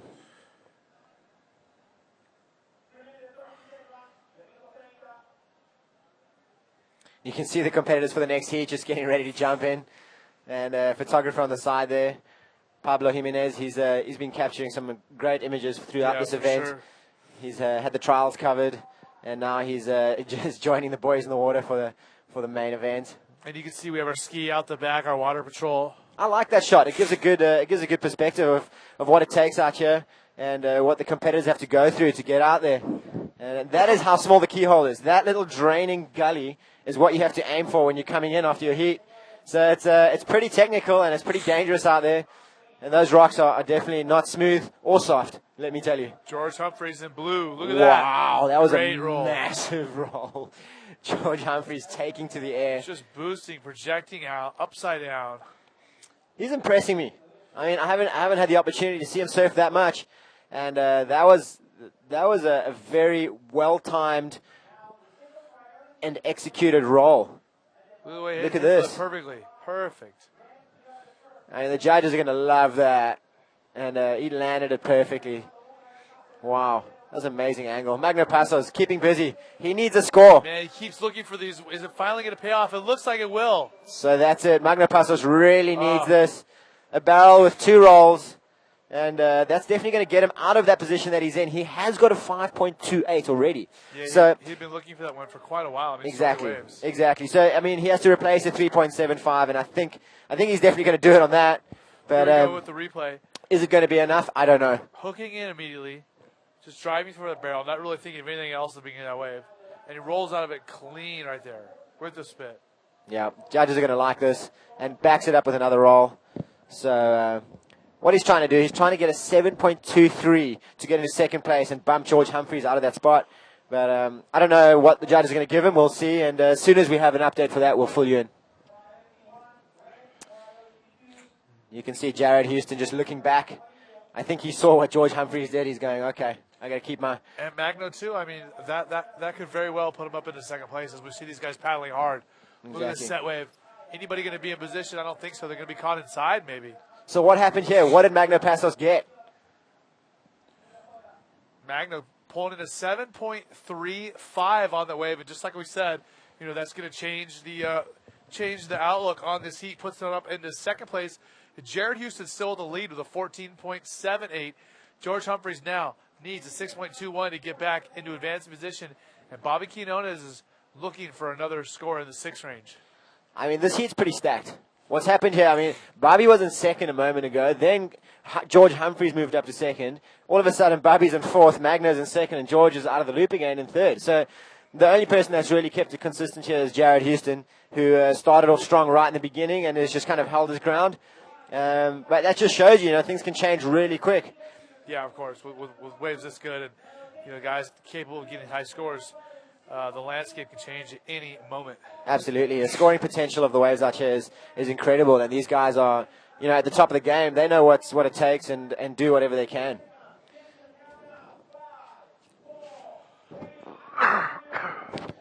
Have we got any more questions here from some of the guys? Maybe? We got tons of them. So that's the end of heat number 3. Jared Houston with the win, the South African. Magno Passos claiming second place in the final seconds of that heat. And in our 4th heat, we have Jeff Hubbard, Jacob Romero, Brahim Idouche, as well as Diego Cabrera. That is a stacked heat as well. And the sets are coming in as we speak. Look at this lineup out the back. Look at this wave. So this is actually not during the heat now. We're kind of in transition between 2 heats.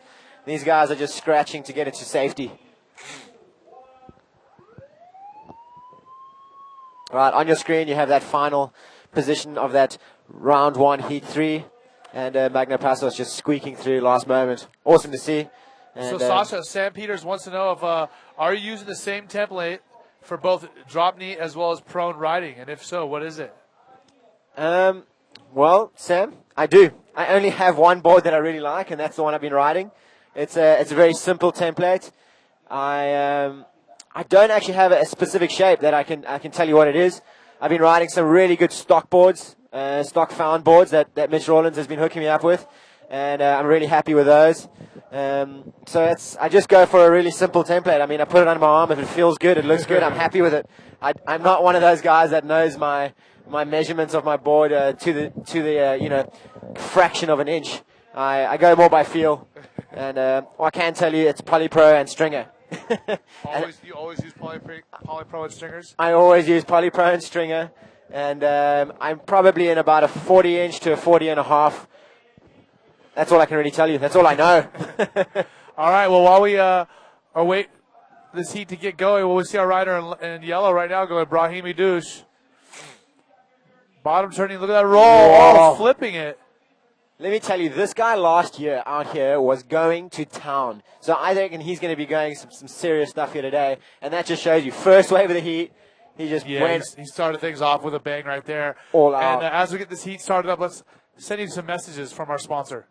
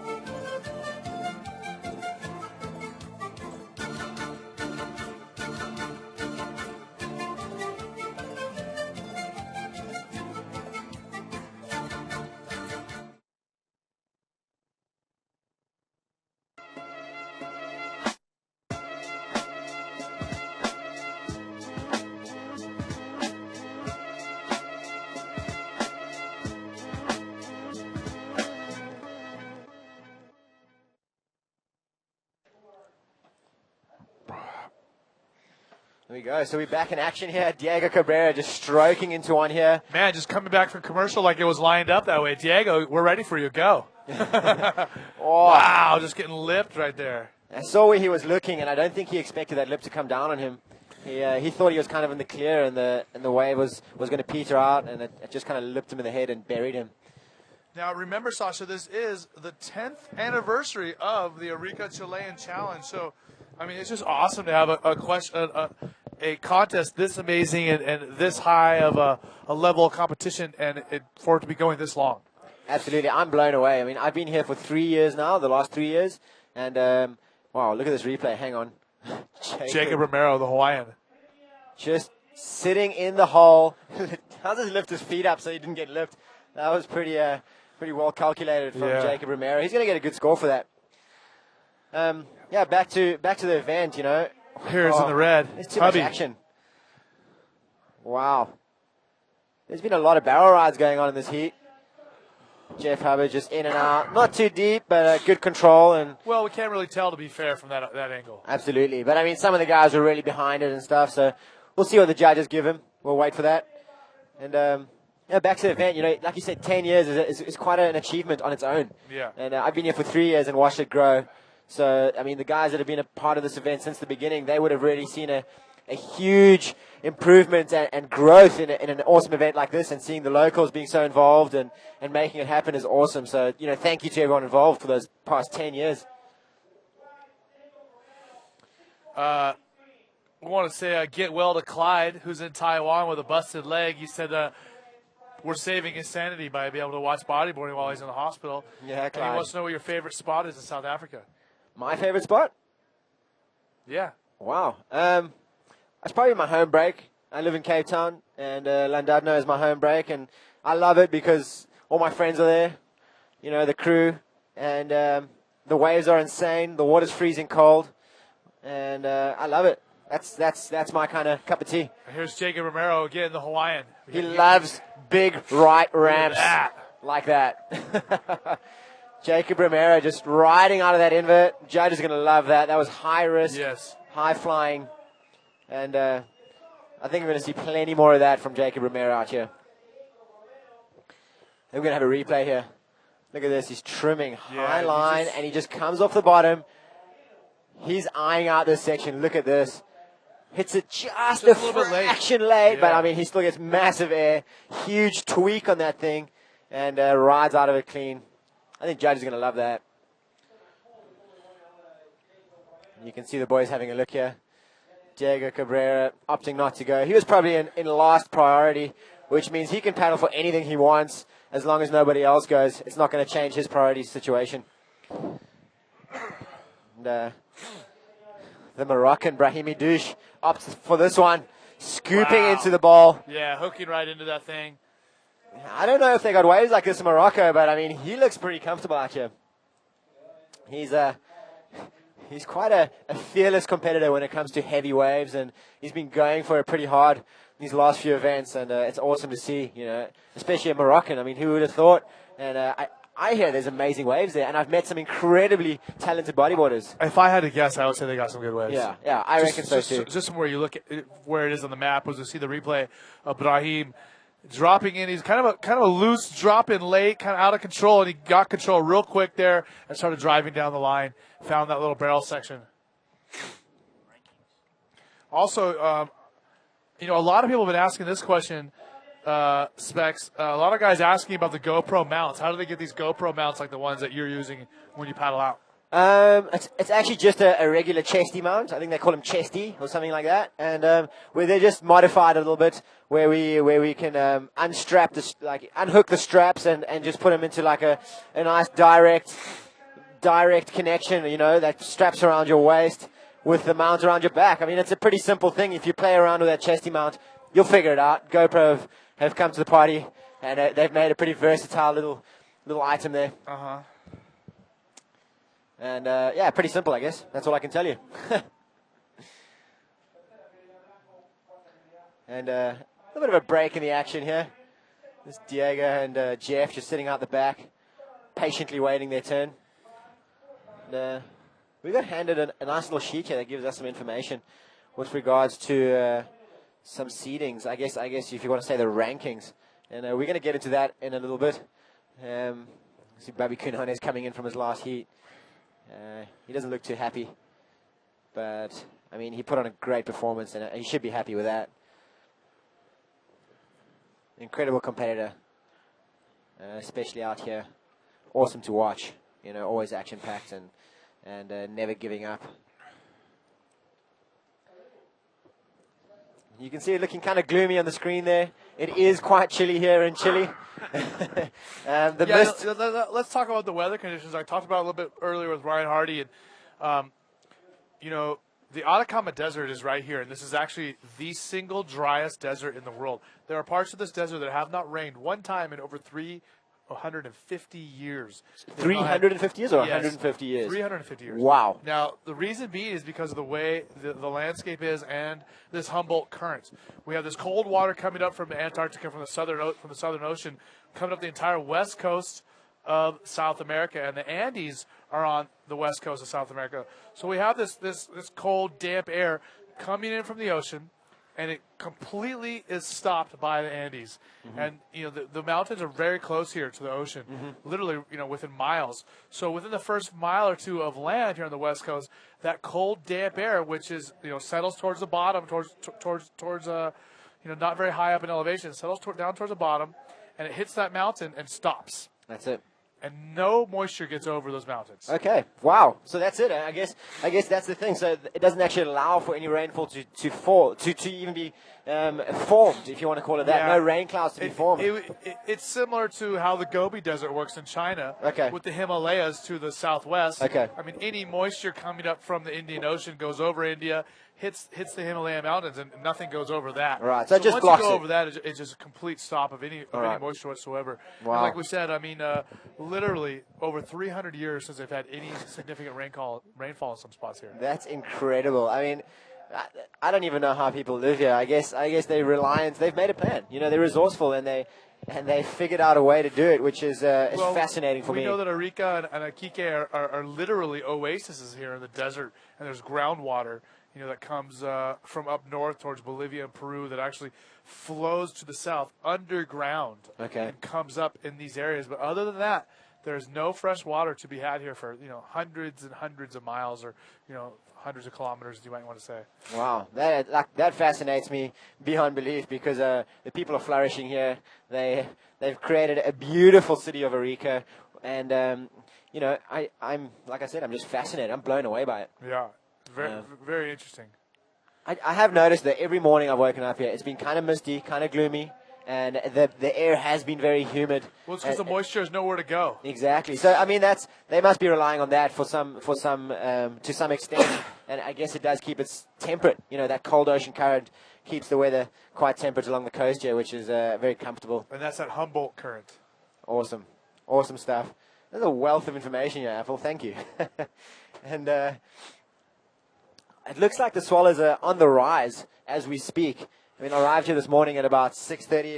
It was almost, I mean, I could just see, pretty much. I could just see the waves from the event site. And there weren't any big sets just yet. And it seems like in these last 2 or 3 heats, the sets have started rolling in a little bit more consistently and slightly bigger. So I think we're going to see a rise in swell throughout the day. And the competitors are obviously excited about that, because the action is going to heat up. Yeah, and you know, the 2013 Arica Chilean Challenge taking place here at El Gringo, or Flopos as it's known by the locals. And this wave is considered by many to be the most consistent wave on the planet. I can imagine that. I mean, I've been here for like a week, and I haven't seen it smaller than 6 feet. Yeah, So, and when you look at where we are on the map, and you know how we set up to the Pacific Ocean, as we see in red taking off, that is like Hubby. Jeff Hubbard. high line, little speed check turn, and he looks like he's eyeing out a section on the end here. What's he going to do? Just nice a big power roll through the lip, and I guess that's just something to open an account with. You know, he's got a 5.63 already, and so he's just going to want to add to that. And I guess that was a good call. You know? So as I was saying, I mean, once again, Hubby on this replay on the right, getting a lot of speed there on the takeoff, kind of almost airdropping there. There's a little speed check and a beautiful roll.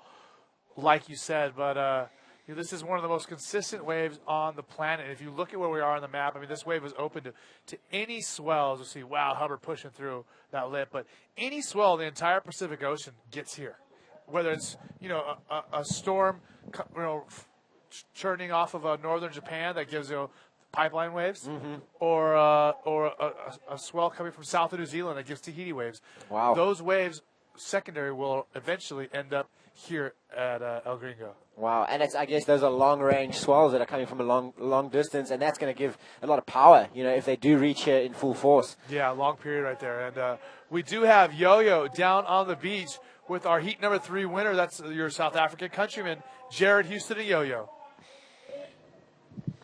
Winner of the last heat, Jared Houston. Here we are with him. Jared? Yeah, I'm super stoked. Yeah, it's my first heat ever won out there, so I'm just happy to have got off to a good start and get a couple of barrels. Jared, people are getting a big score with the right hand. It was a special plan that you had for that? Yeah, well, I just was trying to concentrate on going left. Actually, like all the years I've been here, it's kind of the big scores been on the left. So I stuck the left in my heat, but now in the heat after me, I've seen a lot of guys getting good scores on the right. So it's good to know the judges are looking there as well. So, maybe I'll go right the next one, do air or something. So I saw you very confident with your equipment. You can tell us about this, Jared? Yeah, man. I'm super happy. I signed with Pride Bodyboards just like 2 weeks before I came over, and just feeling so confident in my new boards, and just so pumped and so happy to be riding good equipment, and just so amped on bodyboarding again. So thanks to them. Well, thank you very much, Jared. And we start with the right foot. I hope that everything goes well on the next hit. And, well, thank you, everybody. Yeah, just big thanks to my girlfriend, Natasha. I know she's watching. And, I just want to say hello to her and all my family and friends back home. Miss you guys. Love you all. And see you soon. Back to you guys. Thank you very much. Well, thank you, Yo-Yo. One of our local legend, Yo-Yo, who's been taking care of everybody and helping really put together this event. He has been absolutely phenomenal in contributing to the 2013 Arica Chilean Challenge. As we see, Jacob Romero, a guy who loves these rights, getting yet another one. Look at all that speed, cutting back, trimming for that barrel. It goes up top. Look at that, getting upside down with that flip. And Jacob, and look at on the left, wow. Things are really heating up here in this heat. Diego Cabrera with an amazing left just now. We're going to try to get that replay going as well. So some great action that we have seen here while we're watching some different replays. And it's so many good waves, both the lefts and the rights. It's hard to keep up. And take a look at this on the left. Diego Cabrera driving that barrel. Look at all the speed. Sasha spinning twice, pops out. Bottom turns back up under it a second time.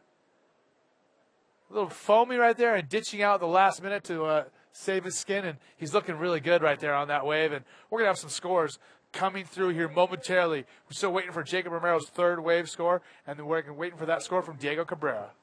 I enjoy watching Diego Cabrera. He's an exciting rider to watch because he's quite unpredictable and he's got a lot of skill, actual skill. So he really applies himself really well and pushes his personal limit as well, his personal boundaries out of his comfort zone. He likes to do that, and that's awesome to watch and awesome to see in a competitor. Also, for all you fans at home who are waiting for these scores to come through, remember, check out IBAWorldTour.com. If you're not a subscriber to our YouTube page, you should be doing it already. Also, follow our Instagram, our Twitter, and our Facebook, and you can find links to guys like Sasha and myself on there as well. Check out what we're up to. It can never hurt. Absolutely. There's a lot of really cool imagery and interviews and information that's running through on those YouTube channels and Instagram. So definitely have a browse and give us a follow and give us some suggestions. If you think we can do something better, or if you have any positive feedback for us, let us know. We are always open to that. And one of our IBA fans, Tiago, has been bringing up some different stuff on our message boards and on our IBA Facebook page, talking about the different sizes of the boards. And, do you think in the future, Sasha, that in the future board designs and sizes are going to change more as far as, as per the rider's height and weight? Do you think guys are going to start taking that to more extremes? I think it's at a pretty good place where it is now. I do think there is a little bit of room for it. Like I say, the future is something that you can't really predict. So it's going to be something that's we're just going to have to see as it comes. But with regard to weight, height, ratio, I don't think it's going to change that much. No, I personally think it's going to be more with materials, the actual materials used, and possibly the density of the materials. You know, how much buoyancy certain materials offer, and how much flex certain materials offer, and the way certain materials respond, you know, in different temperatures. I know some of the board brands are starting to use, like, I don't know how to explain it, but they like a stringer insert system, so you can exchange stringers in the board. And that's kind of where it's going, I think, where you can control how a board reacts in different temperatures and in different types of waves. Now, talk about the different cores that are available now in bodyboarding. I mean, you know, we lost, you know, in the 80s and 90s, we had Arcel, which was very popular. I don't know if you ever rode any of those boards. I did. And Dow used to make that foam, and they don't make that anymore. Polypro is relatively similar. You know, talk about what you think about the cores and what's available. Well, I'm actually not very knowledgeable in this department. I mean, as far as I know, what we're rolling with right now is a Polypro core is the most common that is used, and then after that we're looking at another core called a 3D or a NRG core. Different brands are calling them different names, but I think they're just pretty much a softer version of a PP of a Polypro, and then we're just going for something even softer than that. And then what the guys are doing is they're adding layers of mesh and double stringers that are carbon fiber to stiffen up. And I mean, the varieties, Brahim, I mean, the variables in all of these mixtures are endless. You know, you can do layers of mesh, which Brahim Douche probably needs right now as he got smashed on that big one. I hope he's okay. He's in a pretty dangerous place there. You can see Diego Cabrera just opting for that very next wave in the hole. Wow, popping through that section. He's going to be looking for a little roll. Nice. There we go. Good power, good control. And Sasha and Luton Patterson wants to know, what's your favorite wave in Western Australia? And what's your favorite wave in the southwest of Australia? Luton, I haven't spent much time in southwest Australia, to be honest. I spent a little bit of time down on Margaret River, I got to surf the box pretty good, and I really love that wave. Yeah, and that's a good answer right there. That's all I can tell you. As we see the replay from our rider in blue, Diego. So let's take a look at our scores. Jacob Romero with a good solid lead of 15.3. His scoring waves of 8.25 and a 7.05, and his throwaway of a 6.63 is a pretty high scoring wave as well. Hubby, 12.51 total, followed by Diego Cabrera and Brahim Idouche. But Diego now, with that 6.28, just popped up into second place, taking it away from Jeff Hubbard with 9 minutes to go. But we've seen the replay right there from Hubbard. Is that going to best his 5.63? And it does. It puts him up. He has a 6.88. So two 6.88s for Jeff Hubbard are putting him in to second place. And as this heat counts down, it looks like I'm going to be out of here for a little while. And I think Dave Winchester is ready to step into my place. Perfect. I'll be back in a little bit. Let me know if you... Specs, thanks so much. If you need anything, I'm here to help. How you going, Winnie? Good, mate. How are you? I'm doing amazing. Congratulations on your heat victory.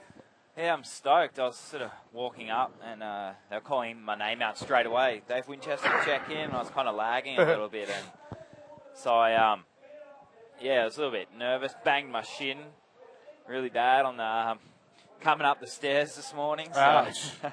Now, you know, we talked about, Winnie, you're one of the guys who's had quite a bit of success here. You know, you've been in the finals quite a bit. You and Guillermo have had some famous battles here.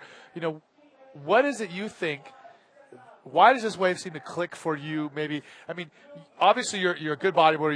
You ride good waves all over the world. But why does this wave work for you, for your style? I guess I'd say I'm really comfortable with this wave. It's such a it is really, really heavy wave. But you better knock on wood there, buddy. Don't jinx yourself. Yeah. It is a really, really heavy wave. But I do really enjoy it. I mean, the lefts are just really nice barrels, and you can kind of scoop into them under the lip, and offers you a really heavy but shallow bowl on the end. But if you kind of, I guess, you go for it and sort of luck goes your way, you're all right. And then that ride obviously is kind of similar but a bit longer. And so, I don't know, I guess it suits my style of surfing. I like doing airs and getting some good barrels, so you just got to sort of go for it. Yeah. And what do you think about competing in the first heat of the day? Does that bother you? Do you like it? Is it hard for you to wake up straight away and be out there in the heat? Just how this morning didn't really give me too much time. I just sort of woke up and I was straight into it, so it was all right. But this heat's a pretty tight one. You see Jacob Romero out in front with a 15.3, Jeff Hubbard with a 13.76, and Diego Cabrera from Canary Islands with a 13.26. He needs a 6.76 to go into third, and Brahim Adoish from Morocco is in combo land and needs to get busy with 6.5. I love that term, combo land. Yeah. So look at here this. we go. Ooh. Hubby, take a look at it. No, another rider in yellow. That is Brahimi Douche from Morocco. Look at this driving barrel. Not going to come out of that one. And, you know, I'm reading up on some of the notes that Seamus put together. Seamus, by the way, thank you so much for all your notes. Seamus, you know, one of our guys running the IBA media stuff, and really helped me out. But, man, it's amazing. Diego Cabrera has been to the hospital every year he's competed here. Tell me about this. Oh, my gosh. I think it was the first year. What did he do the first year? I think I'm not sure if he hit the reef, but then last year he hit his head on his board really, really bad. He hit it on his board? Yeah, on his board. He did a big reverse there to the flats on the left, so out into the flat water, and banged his head on his board so hard that he actually, I think, had some swelling of the brain. Yeah, and he's in hospital for a bit. And then he had to stay here in Arica for 3 months before he was allowed to fly home. Yeah, and then this time I saw him at the airport in Arica, and I was kind of thinking, what are you doing here, mate? Last 2 years you've gone to the hospital. And then he's already been again this year. He went the other day for food poisoning, had to get on the drip. So he is, I don't know, he's really testing the limits here. And it's just that he's always ending up in a hospital, so I was pretty shocked to see him here again. But hopefully all is well for Diego this year from here on in, and we'll see him have a bit better heat. 5 minutes to go with this heat. See that next heat paddling out. So let me give you a little breakdown. Jacob Romero in first place. Jeff Hubbard needs an 8.42 to take over the lead. Diego Cabrera in third needs a 6.78 to steal that advancing position from Hub. And Brahimi Douche in fourth place. He is in combo land. Yeah, it's a sort of slow heat to start this. You see J. Rum and Jeff have actually got only 3 waves each, but they're all pretty good waves. So, you see them patiently waiting out the back there, looking for listening for scores, or just lining up with something to make sure they're in the perfect spot on the reef. You see Dallas there jumping out in the white. Pretty excited to see Dal go to the air on these lefts. He's really, really good on these, and I'm sure he's going to go big.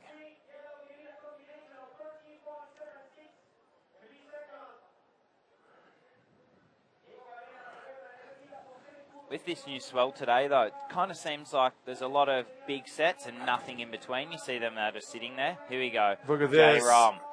Ooh, bouncing down that face into the barrel on the left, and not able to set his rail and drive. And he might have been too deep anyways. And look at the set behind it. It looks like these guys are going to get caught inside, unless maybe Blue's going to get a shot of this. Nope. Yeah, this new swell, it's sort of it's bringing those big sets in. And then there's nothing in between. You saw where Jeff and J-Ron were just sitting there with no waves around. So it's sort of the in-between lulls. And then it's just a couple of big ones. So we'll see sort of bigger heats coming in a second. Well, once again, the 2013 Arica Chilean Challenge. I'll tell you what, 10 years in a row we've been running this insane contest. These waves are so good. We really want to thank the Municipalidad de Arica, as well as Tomate's Surf Shop, and our presenting sponsors, Mike Stewart, Science Bodyboards. Thank you so much. Movie Star, as well as LAN Airlines. LAN is one of the biggest airline here in Chile. And speaking of airlines, it was a battle to get down here, but it's worth it. Look at these waves. It took me over 24 hours to get here from LA. I can imagine how it was getting here from Australia. How'd you get here? Yeah, it's always pretty solid. You know, it's a 14-hour flight from Sydney straight across, and I don't know what it is. The time difference, terrible for jet lag here. You're always, I know Hardy's still waking up at sort of 4 in the morning now, and so it takes you sort of a good 7 days to really get into it, feel like you're at home. Here goes Diego. Big flip out of the bowl. That was nice and clean. And he went through the lip a little bit, but it was still amazing. Still clean. He liked that one. He gave it through a little claim or a little hello to the rocks or the crowd.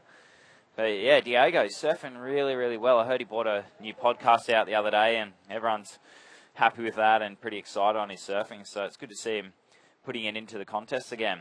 Here we go. See, just under the lip there, but he executes it really well. Smooth landing, spins out of it, and little wave or something, little shucker. Remember, keep those questions coming in on the IBA Facebook page. Also, a big shout out to Pab. Cameron Steele is watching us, as we just found out. He's watching the live broadcast. As we see, Jake Stone, Mike Stewart. Who else was in there? There was Lockie Cramsey. Yeah. Oh, big flip. Oh, look how shallow that thing was from Brahim. He's kicking into the channel. Can he make it? Oh, look at that rock. Onto the what are you going to do there? Yeah, there's not much you can do there. He's just sort of got to ride that thing out, and he's on the rocks. Yeah, Brahim was in combo land, and with just about a minute and 10 seconds to go. Not really the best spot to be, both physically as well as... Yeah, so we saw that score come through for Diego Cabrera. On that last one, it wasn't enough. He got a 5.75 for that little flip on the inside. So with 50 seconds to go, Jeff and J-Rom just holding the fort out there. Look how close these scores are between Diego and Jeff Hubbard. Yeah, they're really, really close. And Jeff he got 2.688, so he just sort of pipped him on that one. And it's a moral victory for Jacob Romero. I mean, the Hawaiian, to come out and beat these guys. I mean, to beat Jeff Hubbard, who's a multi-time world champion, and the guy who's currently leading the points, has got to really help the confidence of Jacob Romero.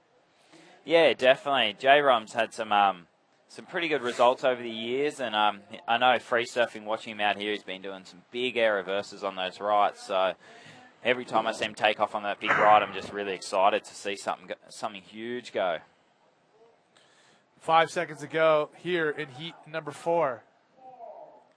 It looks like Jacob Romero and Jeff Hubbard, the two Hawaiians, are going to move on through to the second round with a first and second place finish.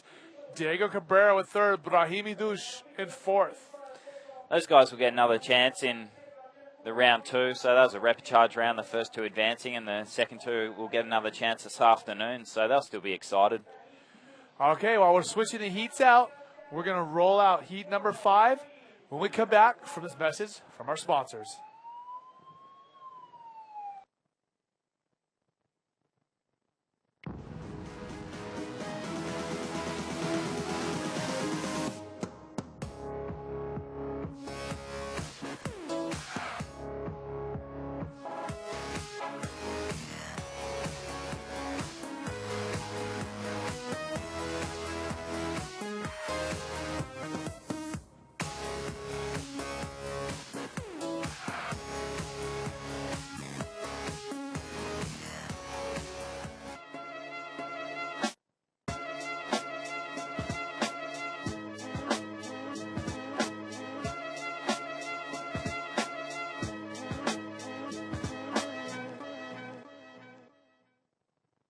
Down.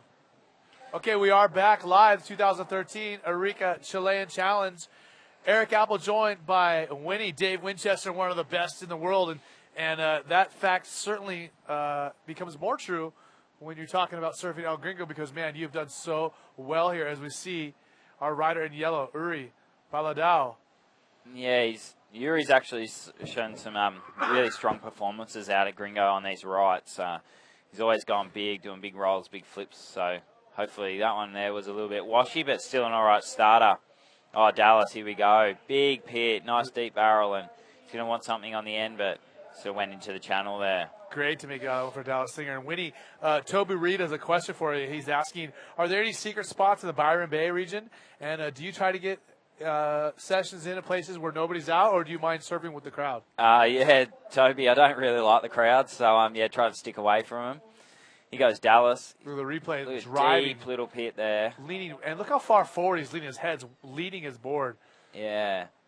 So that'll be an all right start for Dallas. But, yeah, back to that question, Toby. And, yeah, definitely. So, here we go. Live action. Benny Player.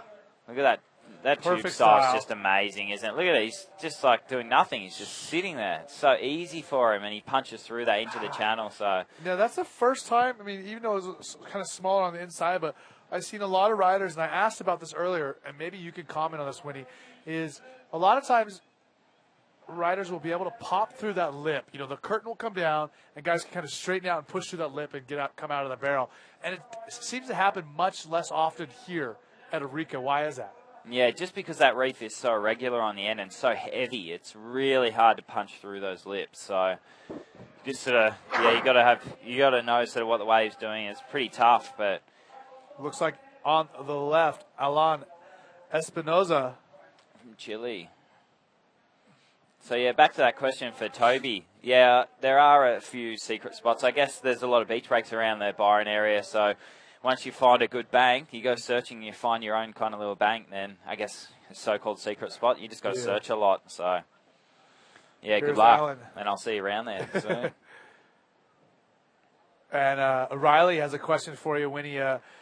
Will you be competing in this year's Shark Island Challenge? Yes, I will that be, part of the Riley. plan? Last year I missed it due to being in France, so it was pretty hard to get a flight back in time for it. With Ben, yeah, isn't it? look at that. He's just sort of doesn't even look like he's doing anything. Yeah. He's just cruising through that pit. It's nice riding there from Ben. So Forward 360 Benny in the must barrel. have thrown that in there.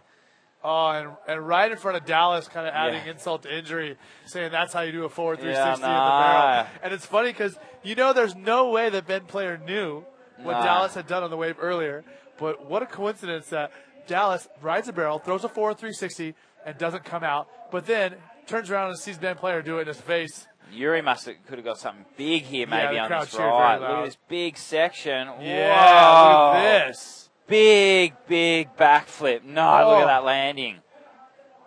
Yeah, I was going to say, if he landed that would have been a huge score. He got so flung on there. And So. Alan looks like one of the smaller riders. Yeah, he does. Yeah, I've seen him get a couple of good ones out here. He's from Chile, and he must know the wave kind of well. So, but yeah, as we saw that last one of Dallas, he got in that nice barrel, and I could just see him going down into the flats. So here's a local rider into this one. He stalls under the lip. Yeah, trying to hold that rail. Wasn't really a long barrel, so he's just trying to stall it up in there, trying to maximize the points. Hey, Shan Martin wants to know when will we be coming back to the Coolangatta BSC store again? BSC store. We'll kind of get in there pretty often because it's only like half an hour away from where I live. So we're over here for a few weeks, and we've got a couple of other comps coming up so not for a month or so, but yeah, we'll get back in there for another promo soon, I'm sure. As we see this heat, we knew it was going to be a cracker, and Dallas Singer out in front on 12.33, and Benny Player equal first, should I say, on 12.33 also. Yuri Valadao from Brazil on 8.13, and Alan from Chile on a 5.53. So, still 23 minutes to go. The guy's got heaps of time, but yeah, and so many waves coming through. It's starting to get pretty consistent with these sets. And look at this in yellow. Yuri Valadao, he loves these rides, and I love watching him. That big backflip before was huge. That was absolutely huge. There's a big section, and Ben Player taking a look at that left. Ooh, must have been a long one. Yeah, it was. Look at that. Good choice, Benny. You wouldn't have made that thing.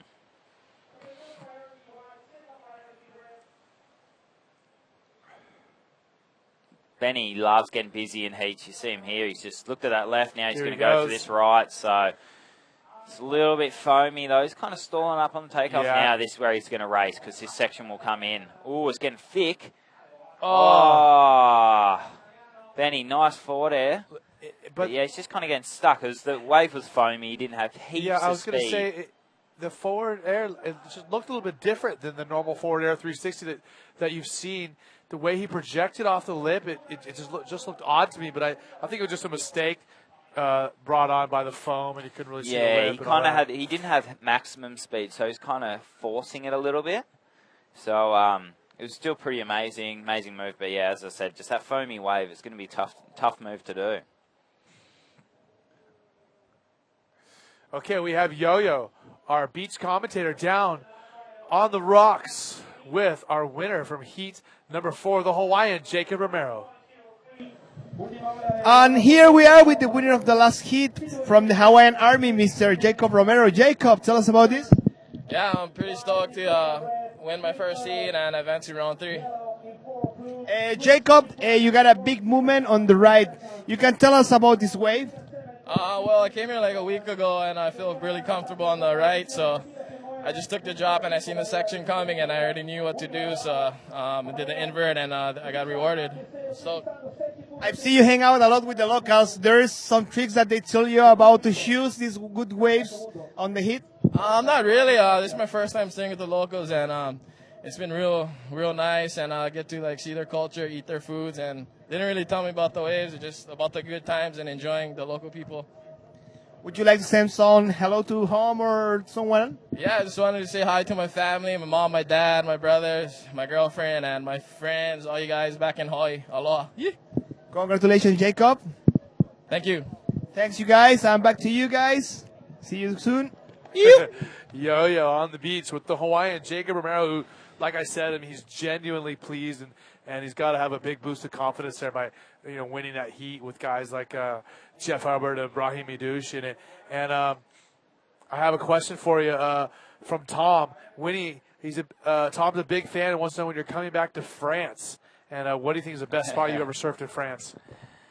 Yeah, I'm not sure when I'm coming back to France. I mean, we were there for 8 months last year and I absolutely loved the place. I'd have to say that Hossio was probably, like Le Gravier was the best waves we got there. And, I'll be dropping a podcast very soon from all those times that I surfed over there. So hopefully it's been good for you, mate. There we see, the heat hasn't changed too much. A couple of moves not made from Ben Player and Yuri Valadeo, so hasn't really changed the situation much. Dallas Singer still in front on 12.33. Ben Player up there with him on 12.33 as well, and Yuri Valadeo in third. He needs a 7.33 to jump into second, so I mean, he would have got that on that big right-hander before, and I'm sure he's going to go wild for us. As I said before, you can see the lulls in between the sets, and they just sort of, Dallas knows this wave pretty well, so he's just going to be sitting out there. He's been coming here for a lot of years, so he knows what wave he wants, and he's got 20 minutes to choose it. So right now in his position, he's got a 6.38 and a 5.95, so he knows that he needs a better wave than the 5.95, so he's just being really picky. You don't want to catch a little one because you're not going to get that score. Well, while we have a little lull in the serve, let's take a look at Alex Aranga and a little GoPro spot check with him.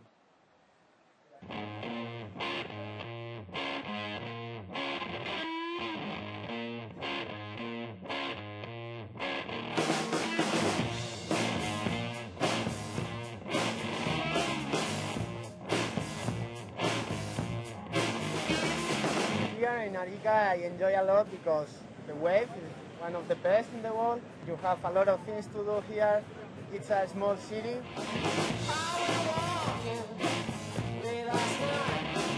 This is an amazing wave. It's really long, really heavy, and when the swell hit from different sides, you can get a bit longer wave or a smaller but better ball.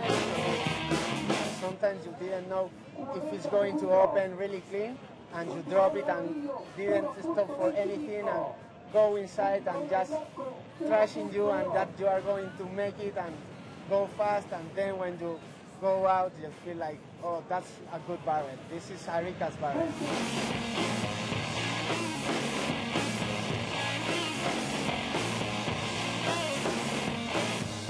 This is one of the biggest comp of all the event, and I know that everyone is really hungry to win there. You have to trashing yourself all the time, trashing the wave, not be scared of the rocks, and go hard.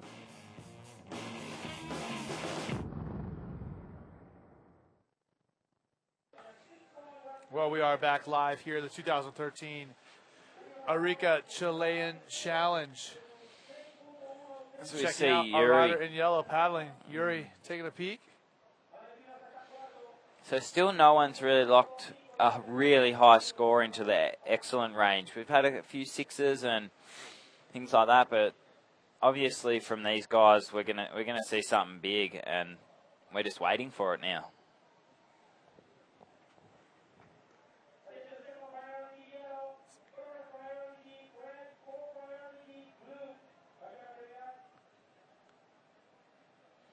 So halfway through this heat now, and we see the two Aussies still out in front, and the Brazilian Yuri's, he's not going to end up on 8.13. We're going to see him do something big, and same with the local guy. Here we go. What's he got? They say Alan Espinoza has as much local knowledge as anybody here at this wave. And, man, he's a tiny, tiny rider. And when you're that small, you're able to get projection like that and throw those ARSs on the inside. Yeah, it was a nice, clean RS. It was a really tough landing there. He still landed really heavy, and it was on the end bit of the wave. I think that I heard guys calling it the turtle or something like that, those little rocks on the inside. But they're kind of bigger than a turtle. So here's the replay. Still a little wedgy one. His bottom turns, comes around nice. He hits it really, really clean here, just out of the bowl, into an ARS. And I mean, the timing couldn't be perfect. Yeah, couldn't be more perfect. Yeah, it was really good timing. And as I said, those rocks on the inside there, sort of gurgling out, it's pretty hard to make those moves.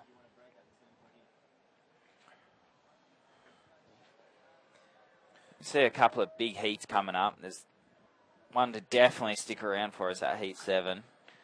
Okay, well, Winnie, Sasha Specker's going to jump in for me for a heat or so and hang out with you for the next 30 minutes, and I'll be back. Yeah, too easy, mate. We've got two of the best in the world on the mics. Eric Apple's out. I'll be right back. It's got a little bit of lull in the action. It's interesting to see Yuri's tactics in this. He hasn't gone left once in this heat. He's just been sticking to those rights. And maybe you watched Jacob and Jeff in that last heat. Jacob got his scores on the rights. So maybe they're just sussing those out. And here he goes. Is he looking at this left? Is anyone? Benny P stroking into it. And you look at him pulling. Ooh, he has to pull through that one. You see another big one coming back out there. Out the back there. So, oh, look at that. It's getting bigger. It's getting bigger. That one sort of looked a good 6 foot, maybe 8 foot. So should see some bigger stuff for the Savo. But yeah, Benny played. Just couldn't get a better score on that one. Just had to pull through. And Dallas has just been really, really picky still out there. He must have priority right now, Dal. And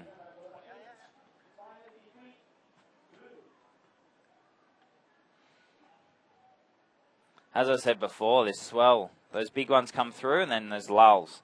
So that's why we're seeing the riders just sit out there and really choosing their waves. And we've got Sasha Specker here, who me and Sasha were in the first heat this morning, and we advanced, so we're pretty stoked. Pretty stoked to get the monkey off the back here in Arica. And the water actually this year is a little bit warmer, I'd say, than the last couple. So everyone was saying it's so cold.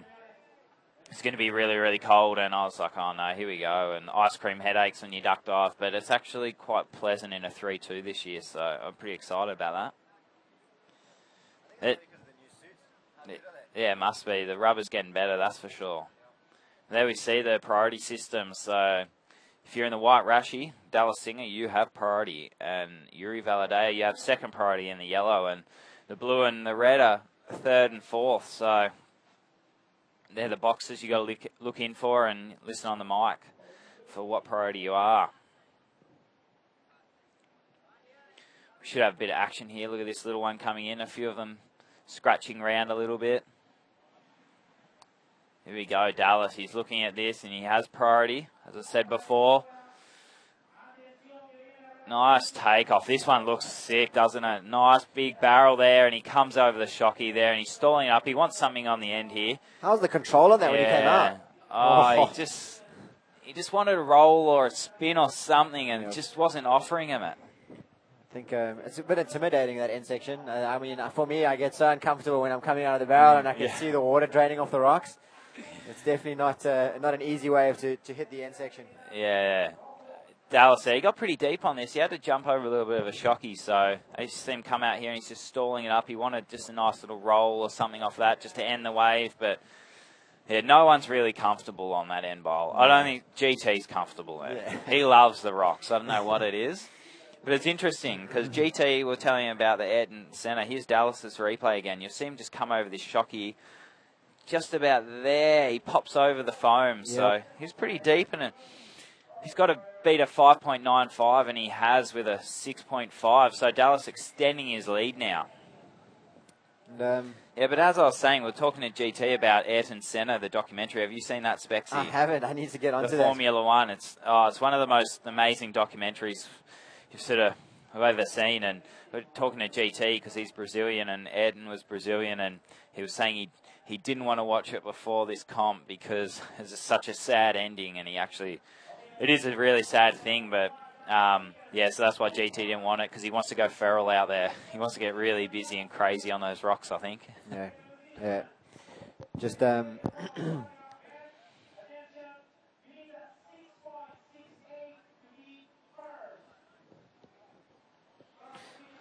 Right, we've got a little bit of a break in the action here. I mean, you were mentioning GT and the rocks. I mean, do you remember when he was doing those rolls over the rocks? And that is Dave Winchester over there and myself, Sasha Speck. I'm just standing in here for Eric Apple, just giving him a break. He's had a long road to get here, and he just wants to get out of the tower and have a little breather. Maybe interact with some of the fans on the beach. It's a packed atmosphere down here at the beach. Yeah, the crowd. I mean, we've seen it before every year. They really get behind this competition, get down there, and it's just so good to see so much passion from all the locals. And yeah, I mean, this heat isn't disappointing us. These guys are ripping again. Absolutely. I mean, the swell has picked up. Our first heat was a little bit slow. Yeah. And I saw that last heat. I think Jacob Romero had some pretty crazy ramps.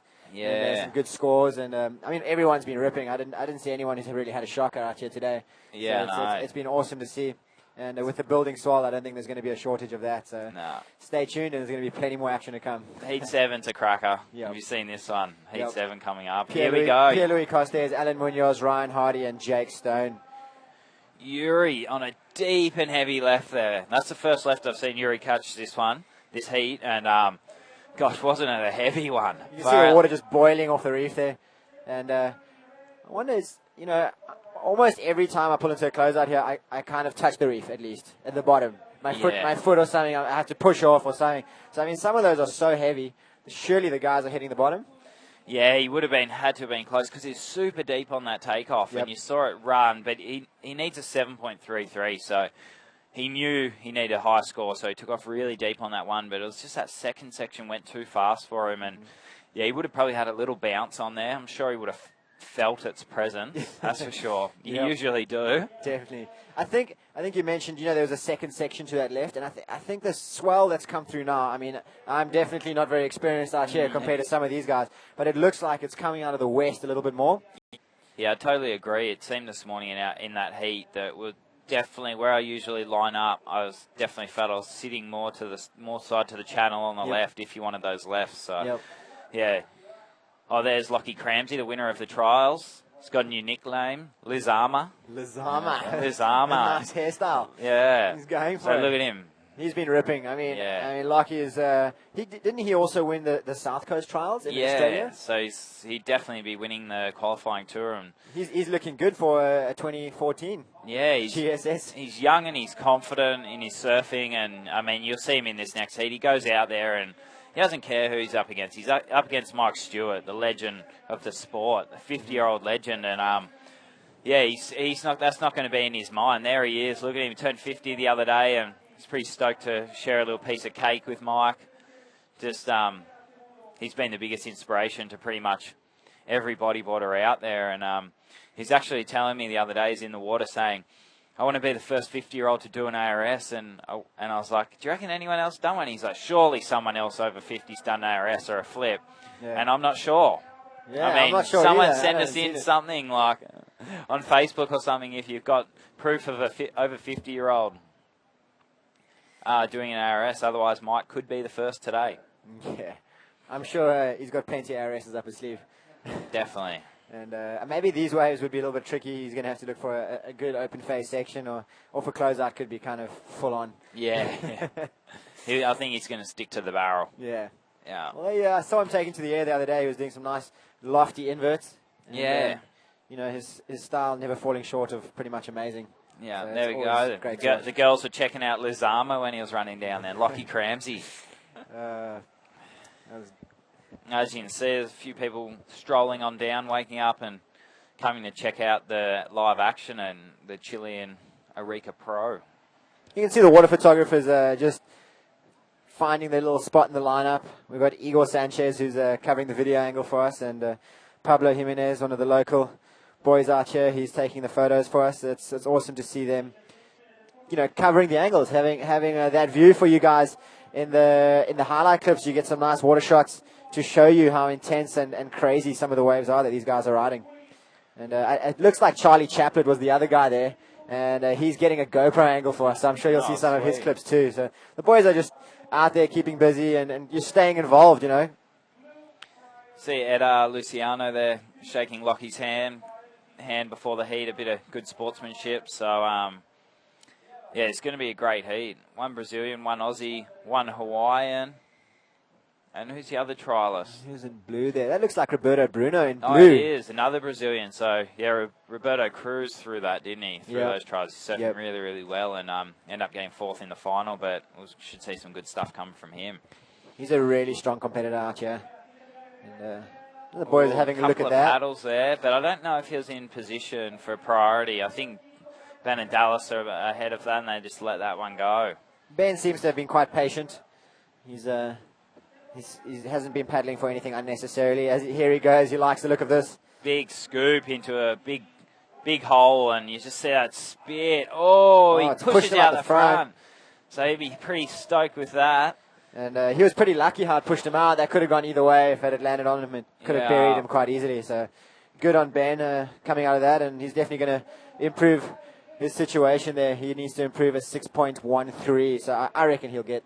Those are pretty big. Yeah, he needs a 6.68 actually to go into second. Here's the replay. Big takeoff, nice scoop, deep in the pit there, and big blowout. Oh, and then we just see him, and he just gets out of there. I think the judges will like that because it was a little bit of surprise factor. So yeah, that's it. Hey, you want to give a bit of a wow factor. You don't want to make it look too easy, you know. Yeah. Benny here over that shocky, big blowout, and just out the doggy door, we like to call it. He was lucky there. That was some good some good negotiating through that barrel.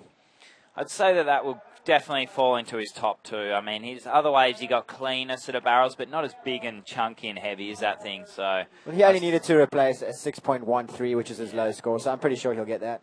And welcome to the GoPro IBA Chilean Challenge. This is the 10th anniversary of this event. Yeah, it's pretty crazy. Hardy's been coming here for 10 years. Wow. So he would have some good stories to tell out of the things he's experienced here and the waves he's seen and caught.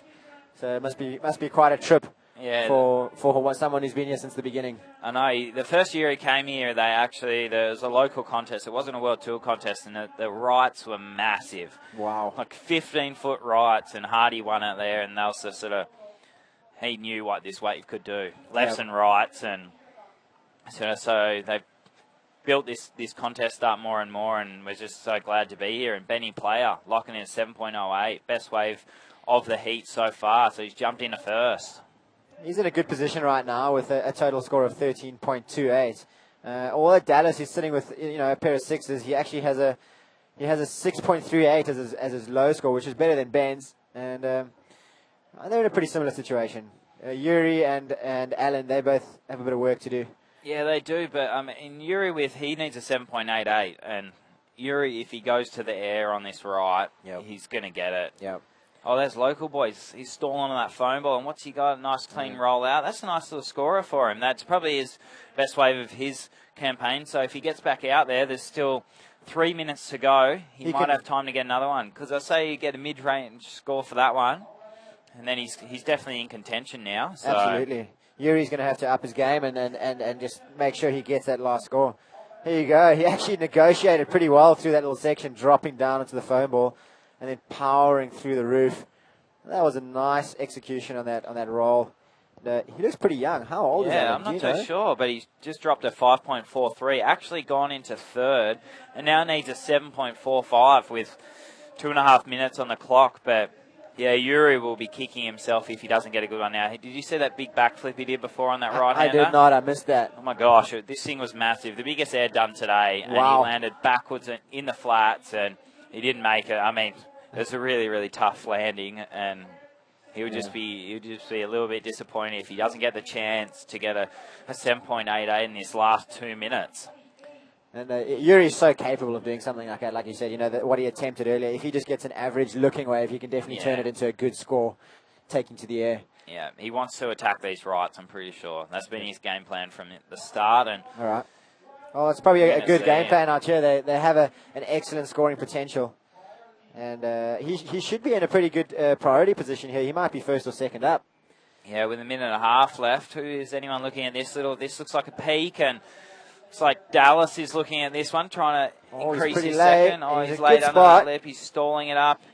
What's this got on the end for him? Oh, nice clean roll. And he's in that foam ball. He just got eaten. Fighting it. There, he just getting dragged. On the rocks right now. He's dragged over the reef. You'll probably see him. You might have to deal with another one on the head here on his way out. Is there time for Yuri in yellow? 1 minute remaining. And, where is he? I wonder if he went on the right of this wave. He might have. He might have been far enough over to get something worthwhile. And I don't know if we can get a replay or another angle of that. I hope the guys had that covered for us. We'll just see what they can find. He definitely caught a wave then. We saw the yellow paddling back out, but we don't know what happens. So we're seeing what you guys are seeing. And unfortunately, but, I mean, he'd be scratching around for something with only 50 seconds to go, 30 seconds to go now. So yeah, but he's in a desperate situation. Unless he did get a score, we'll see now. Here we go. He did take off on that right, but he was too late and under the lip. A little bit deep. Yeah. And the way it just gets round it. It looks like it just fizzled out. He didn't like it. Nothing. So. Well, unlucky for Yuri Valadao and Alan Espinoza from Chile. Those two guys look like they're going to be sitting in third and fourth, and they're going to have to fight it out in round 2. I mean, no one loses here right now. This is good. Yeah, so they'll be pretty excited to get back out there for your second heat. I mean, exactly. The waves are pumping. Yeah, they are. And I saw Mori. He was he got third in his first heat, and he looked pretty devastated because he's so good out here. He's such a great competitor at this wave, and he's probably one of the best guys on the left. So, as you see, Benny just riding this one in. He's just trying to get off the reef there. Yeah. Oh. And so, he got sucked over. Get sucked over. That looked very dangerous, actually. Benny, the wave's the boss, mate. I hope he's all right. That looked pretty suspect. Yeah. But, yeah, as we said, the guys get to have another chance this afternoon, so it's not knockout. This first round has got the repechage. So, yeah, you'd be pretty excited to get out there and have another go if you didn't get through. Absolutely. And so the guys that came first and second, you and I, we end up in round 3 straight away. Is that right? Yeah. Okay, so the guys that came third and fourth, they need to fight it out in round 2. There's going to be 4 round 2 heats after round 1. And then the third and fourth position finishes in round 2. They are unfortunately going to be knocked out of the contest. And that's just the way the cookie crumbles. I mean, that's just the one you want to avoid. Yeah, definitely. It's haven't been there this year so far, so I'm pretty stoked. And otherwise, it is a bit scary. Yep. I mean, dodging a bullet, winning your first round heat, that's the way you want to go. Yeah, for sure. And while we got a bit of a break in the action here, we're going to pay some bills and go for an advert. Yeah.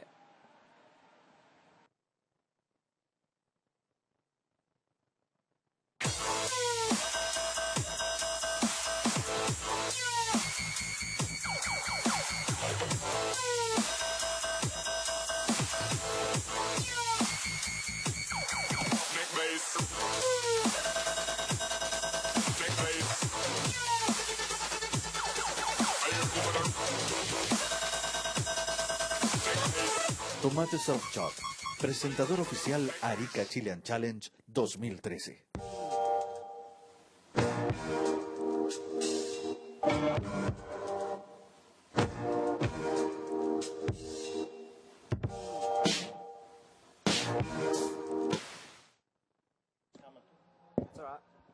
All right, we're back. And looks like these guys are getting busy here.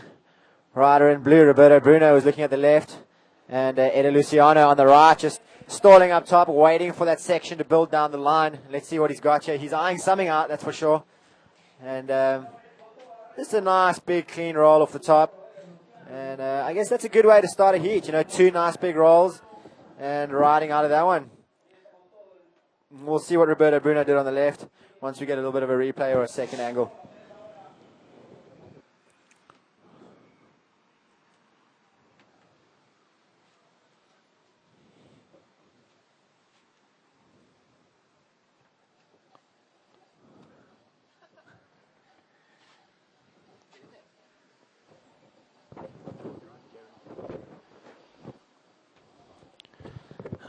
Oh, Lachlan Cramsey having a look at this one here and just pulling out the back.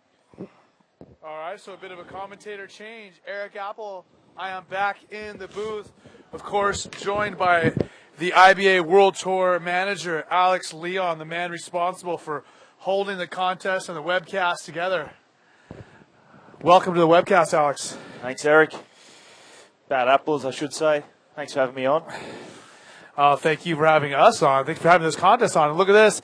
In red, is this? Stewart. Driving. Look at that. Just, I mean, looks like it. Classic Mike Stewart. Oh! Beautiful Insane. wave for Mike. Beautiful wave. I just looked at the camera, the TV then, I thought we were at pipe again. I thought we were in Hawaii. I was just thinking the same thing. Dude, that's pumping out there, isn't it, Eric? It certainly is. I mean, El Gringo or El Floppo, Floppos, as the locals know it, has really turned on for us here at the 2013 Arica Chilean Challenge. And just classic Mike, driving with great posture, leading with his head, and ducking out that barrel right at the last minute, just before the lips collapses with the ocean below it. Can't wait to see that score. And just to give everybody a lay of the land, let them know where we're at as we see our rider in blue looking for a barrel section like Mike's. It didn't quite cooperate with him. But Eder Luciano in white currently in the lead. Lachlan Cramsey only had a 1. So we have yet to see a score from Mike Stewart or Roberto Bruno.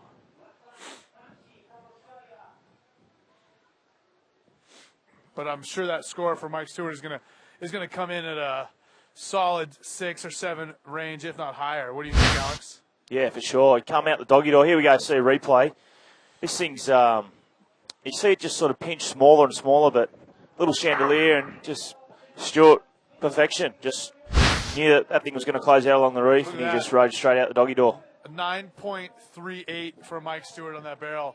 So the judges really, really rewarding him for taking the risk on that wave and driving that barrel as long as he did. Yeah, I mean, that was a thick wave too. You could see the barrel on the lip. You could see the growth in it. You can see today too, the size definitely picking up. And I'm just glad we got the Grand Slam underway. We've had 4 days of trials and plus a day of the women's. And now I'm just grateful that we've waited for this swell, and it's really producing some good quality conditions for these guys to take on each other, the world's best bodyboarders here in Arica. Yeah, 100%. Look at this, Mike Stewart taking a look again. No, electing not to go.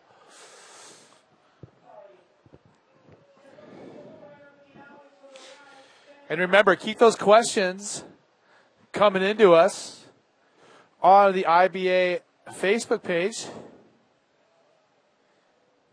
So how do you enjoy Arica, Eric? First time you've been here? Man, the first time I've been what do to you think of this place? South America, and this wave is absolutely intense. I mean, it looks like pipeline on the lefts, and there's some serious size, and we're still going to be getting bigger waves until later on in the day. Correct, Alex? Yeah, that's right. Yeah, we're going to see a dropping tide, and swell should break on the sort of outer reef. See a bit more size. There's a tow-in, guys towing in on this wave up the bay from here called El Boy, and it's grown probably 3 to 6 feet in size over the last 2 hours. Now there's guys out there surfing it right now. I can towing literally in, see yeah. from my seat. I gave you a heads up. I said it's going to be pumping when you come down here. Arica's like no other place in the world, didn't I? Yeah, it is definitely amazing down here. Stewart, 9.38. Just he's got a GoPro on too. Hopefully we get to see that barrel coming up hopefully we'll see that in about an hour's time. Look at that scenery. Yeah, and we've talked about it all day long. I mean, here in Arica, we are certainly very reliant on the ocean here for their livelihood. A lot of the people here living off of the ocean and living off the land, and a lot of people in the fishing industry of some kind. And once again, Alex Leon, our contest director, our World Tour manager here, running the show in Arica, hanging out here with me on the broadcast. I'm still Eric Apple. Remember, if you guys are watching us, you should already be subscribed to the IBA World Tour on YouTube. We have several subscribers on there. You need to be one of them if you're not already. Make sure you're also following us on our Twitter and our Instagram, and you should like our Facebook page as well. All of our social media that helps out your favorite sport, which is bodyboarding. That's right, correct. Now, Alex, you talked about we've had so many days here already going down with the trials and the women's. Give us a little bit of a breakdown of how many competitors do we have and how did it break down? Yeah, well, the trials field is one of the biggest in the world. This event, so with the the wind and the weather conditions here, we only normally, on an average, we get about 5 hours of competition a day. So basically, we end up having 4 to 5 days at trials, which bites into some time of the Grand Slam series. But we saw the swell coming, and we knew that the last 5 days of the waiting period would be perfect. And we had over 100 competitors in the trials. We had 48 from Brazil, and we had a fair few from Chile, and we only had a few Australians this year, a couple of Puerto Ricans, a fair few Venezuelans, a couple of South Africans too. But, this is one of the biggest trials fields that I just touched on earlier. And then how many riders do we have here in the main event? As we see on the left, this is Lachlan Cramsey, correct? That's right. Oh, Lachlan, the huge my goodness. Projecting himself out there. And let me tell you, it's not that deep there, but Lachlan certainly one to take some risks. And we're going to continue on answering your question when we come back, because we have Yo-Yo down on the beach with our heat number 5 winner, the Australian Ben Player. And here we have Ben Player, winner of the last heat. Ben, please tell us about the last heat. Yeah, it was pretty good. It was, I felt pretty lucky out there, and, we got pretty good waves for this comp, so I just kind of wanted to take my time and get a couple of fun ones that I was stoked on, and, good to get out of the stables and into the ocean. Ben, you were waiting for the waves. There is something special in the waves that you choose? I was just trying to get chewed, man. That's all I was trying to do. I managed to get a couple of good barrels, yeah. From the morning to now, you feel that the waves are changing, or what's going on? Yeah, definitely. Like, there's a lot more power in it now, and it's getting bigger and bigger. I'm pretty stoked to have the heat today, because tomorrow is going to be really big, and maybe even too big. So now that I made that round, I get to skip the next round. So fingers crossed, though. You are now in the second place of the world ranking. There's something that you have planned for the next event or for the rest of this event? Yeah, definitely, because won pipe at the beginning of the year, and it's really important to get a good result here. I really like this wave. I feel pretty comfortable here, and I feel like it's one of my better chances to get a good result. So I'm going for it, mate. So congratulations, man. I hope to see you here again. Thank you. Thanks, Yo-Yo. Thanks, guys. Thanks for watching. Back to you guys. Thank you very much. All right, thank you so much, Yo-Yo, with former world champion Ben Player, and one of the best styles in the game. I mean, I think Ben Player is really a guy who certainly took a page out of Mike Stewart's book. Him and Ryan Hardy are two Australian guys that, in my mind, took a page out of Mike Stewart's book as far as style, and watching them is, something that I like to see.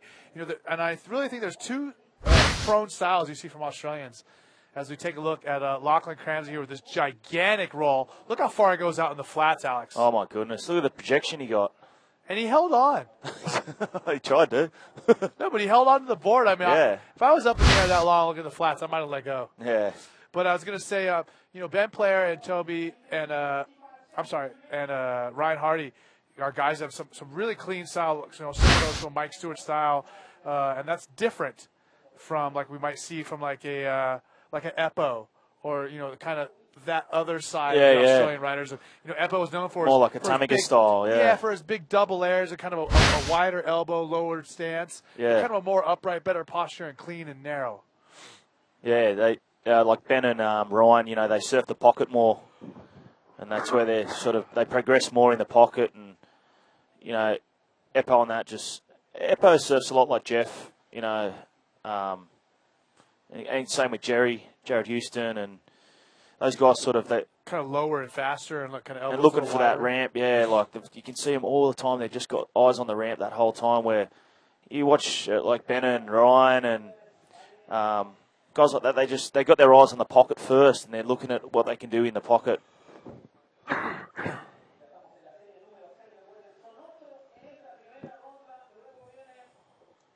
Remember, keep those questions coming in on the IBA Facebook page. I got people sending us pictures. I got all kinds of stuff coming in.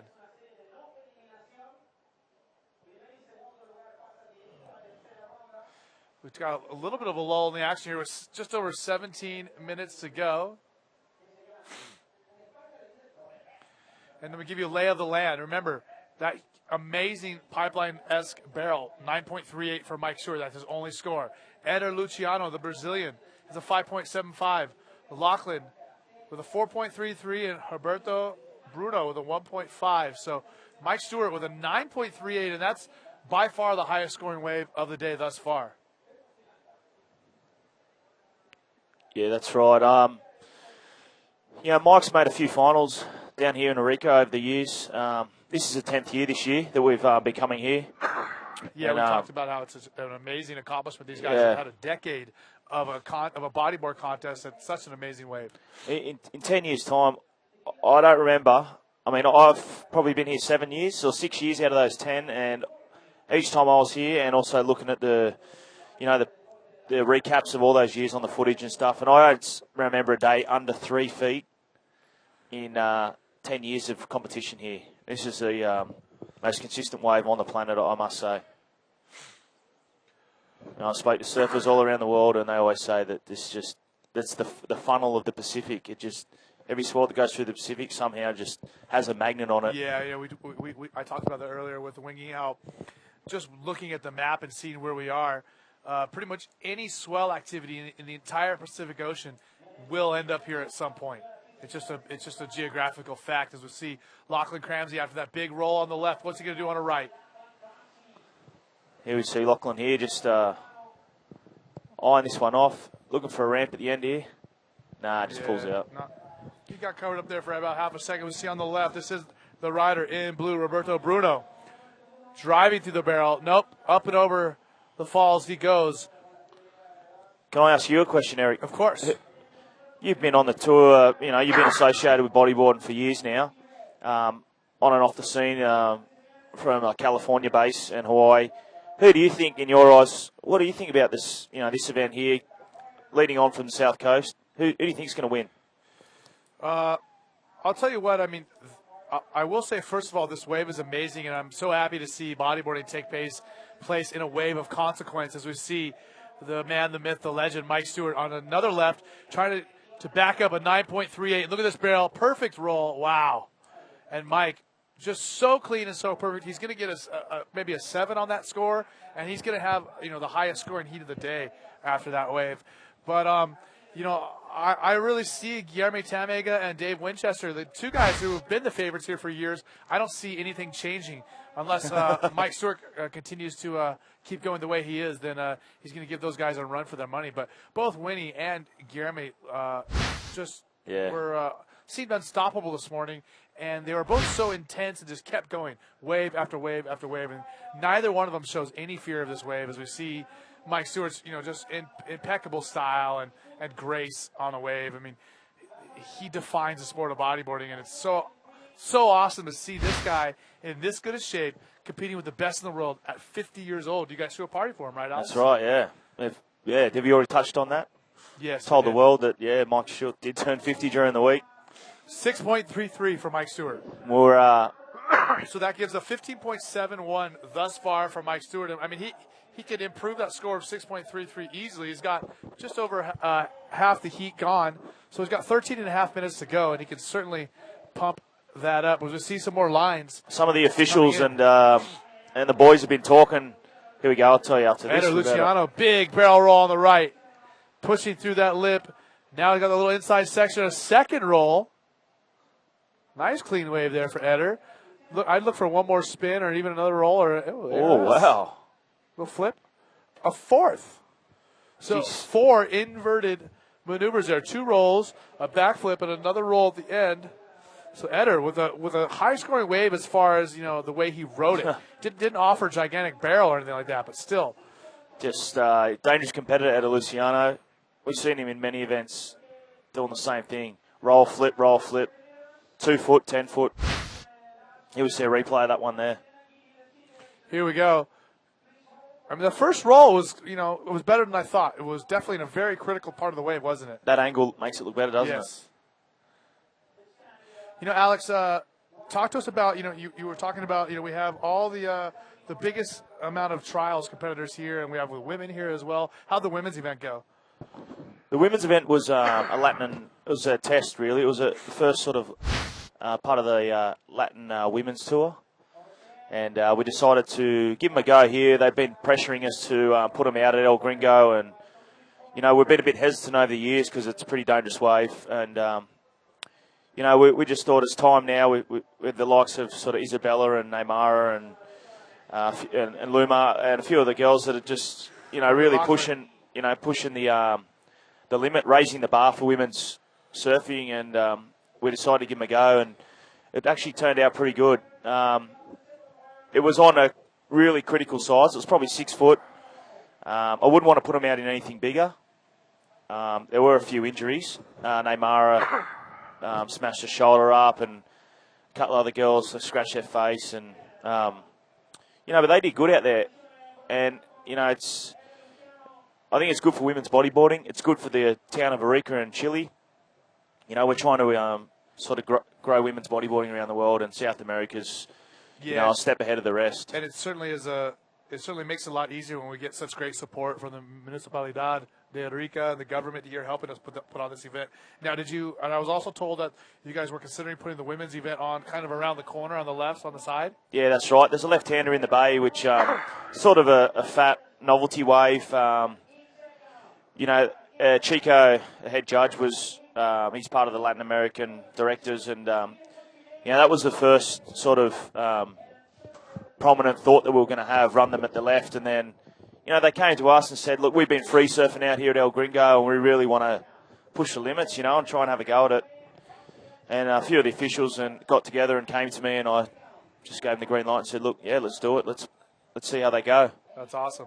So we got some scores coming through. Lachlan Cramsey with 3.13, so Mike Stewart still with a commanding lead. Eder Luciano in second place. Lachlan Cramsey in third. Roberto Bruno in fourth. And Roberto Bruno is in combo land. Lachlan Cramsey needs a 9.57 to overtake second place from Eder Luciano. So, man, he really needs to come through with the highest scoring wave of the day just to get into advancing position. And Mike Stewart looking good. The king, 9-time world champion in first place. And like we said, at 50 years old, it's such an accomplishment.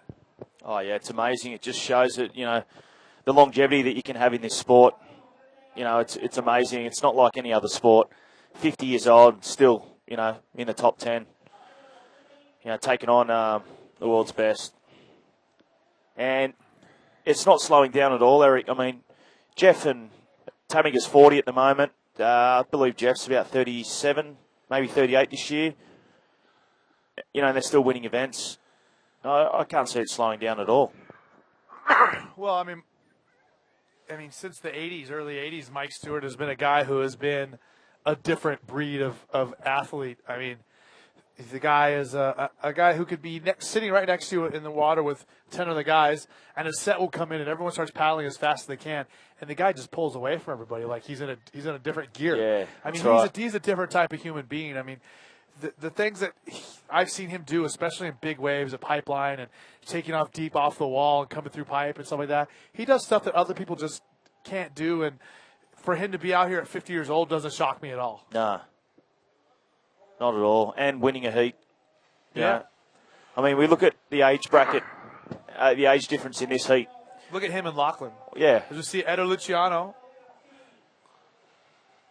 the Brazilian, driving on the right-hander. Remember, he had 4 maneuvers on that wave earlier. Whoa, he did a flip to fakie. Here we go, Mike. Mike on the right. Wonder what he did there. We couldn't Big see with that bottom camera turn. angle. Not really turning into much of anything. Unfortunately for Mike Stewart, the wave not materializing into something that he really wants. Does a nice little roll there. I doubt it's going to top a 6.58.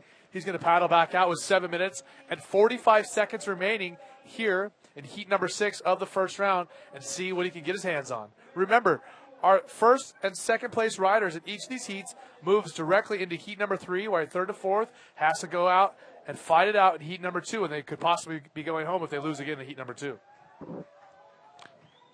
Yeah, that's right. We first round. We'll finish first round today, and we're going to dive into round 2. Just depending on the wind. If it goes onshore, we'll stop the event and come back tomorrow. Recently, it's been going onshore around 12, in between 12 and 1 o'clock. So, given that time frame, we can possibly get probably 1 or 2 heats done in round 2, which will be the elimination round. You just see him flip there at Luciano, and it's funny though. He turned around with it. He landed with his board, and he wasn't able to get his board turned around as well, though. That's right. Remember, we want to thank the Municipalidad de Arica as well as Tomate Surf Shop here in Arica. Also, our presenting sponsors, Mike Stewart and Science Bodyboards, Movie Star, and LAN Airlines, the biggest airline here in Chile, and definitely supporting our efforts down here in Arica. Such a beautiful place here in Chile as we see the left-hander, that is the rider in blue, Roberto Bruno from Brazil, who's qualified from the trial event, Roberto Bruno, along with Lachlan Cramsey, who was our trialist winner. I mean, I touched on before about, the future and how bright it looks for bodyboarding. There's 2 Australians that came over for the trial event, and Lachlan and George Humphreys. And the future in Australia is just, the talent's amazing. It looks so bright. Lachlan's now, there's a rating schedule where you've got the qualifying, you need your 2 best qualifying results from the trial events and 2 GQS events and your highest total score from your national tour in your region. And at the moment, Lachlan's got 2,000, maximum 2,000 points of those. He's won the last 2 trial events. So he's in a really good spot now to qualify for next year. And there's no doubt he'll definitely be in that top 8. And Lachlan's kind of what I look at as a double threat in our sport of bodyboarding. And what I mean by that is he's a guy who can go out and win contests. And on the other hand, he's a guy who could go out when it's not a contest and find a huge wave like the bombing that we saw in Kayama. Or, he could do the big maneuvers as far as photos, videos, that kind of stuff. And he can also still show up at a contest and compete when there's judges involved. That's right, yeah. He's got it all covered, hasn't he? How's that one on the bomby there? Yeah, that picture that we saw on Instagram and that you and I saw in real life is something I don't know if I'll ever forget. The kid is definitely has a screw loose. Yeah, But then again, he is Australian. All right, mate. That's enough. Hey, Alex, let me ask you. We'll ask when we come back from watching our rider in a white. That is Eder Luciano, the Brazilian. James Lawrence wants to know if is there any hope of getting an IBA contest in France, and why hasn't there been one before when the ASP has had success there? Do you have an answer for that? Yeah, we've been speaking with some promoters in France and Portugal, and we're looking at trying to get an event there. At the moment, the economy's on tough ground. At the moment, it's a bit unstable, and I mean that also, sponsorship and all that relies on, these events rely on sponsorship, and without the revenue from those, these events are beyond impossible to complete. We do have the guys down in France did a specialty event last year on a nice right and left hander, and the guys actually got in touch with this and going to run it again this year, and it's not a bad wave. We're looking at we're going to see how it goes this year. It's just like similar to a Shark Island event. They invite, I think, 30 or 32 guys, and it's just based over 1 or 2 days. So we're just sort of trialling that event to see how that goes this year, and it could be a possibility in the future. But like I said, it all depends on sponsorship support from Europe. Okay, we're going to move on to another question here from Charlie Harris in a moment. Before we do, let me give you a lay of the land again. Mike Stewart with a 15.96. He has a 9.38, a 6.58, and a 4.95, some of the highest scores of the day. Eder Luciano in second with 12.9. Lachlan Cramsey, our trials winner, with a 6.46.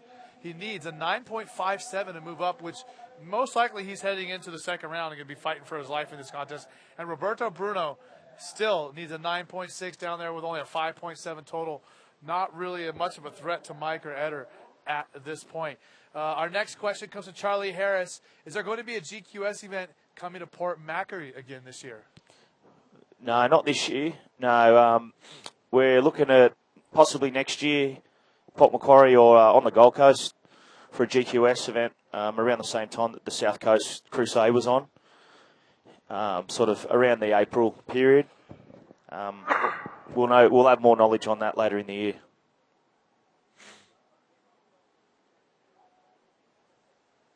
Matt McCann is asking us, he tells us, well, Mike Stewart doesn't seem to be slowing down with his career and his amazing surfing ability. How many more years do you think he'll be competing for? And, man, I mean, I see him out here. I don't see this being his last year. I've seen him be out for at least another year or two, if not longer. And I certainly want to say I would not be the one who says, oh, he's going to be out here for 2 more years and he's here for 5. It makes me look stupid. People were asking the same question when he was 40. How long can he last? 10 years later, he's with victories under his belt in that whole decade. Yeah, the guy's amazing, for sure. Last year he was a semi-finalist, and we saw him do that huge invert on the left, and everyone was blown away. The whole crowd erupted when he did that air. Well, yeah. I mean, I will still tell you right now, when it comes to style and when it comes to riding the barrel, and especially in big waves, there is no competition. No way.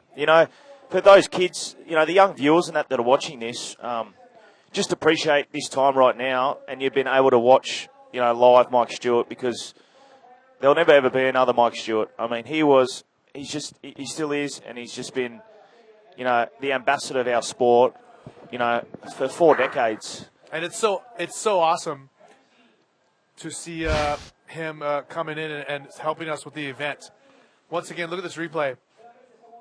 This is the 9.38 from earlier. And How thick was the start of that? When we talked about, there's nobody rides the barrel. Look at him skip out just on the lip. Boom.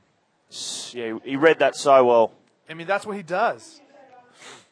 I'm actually surprised he didn't lose his fins on that. The water, I've had that happen to me before. You duck out of a pipe barrel and the lip lands like in the back of your legs and it blows both your fins off. Happens quite easily. So the heat is over. Your winner is Mike Stewart from Hawaii. Eder Luciano, the Brazilian, in second.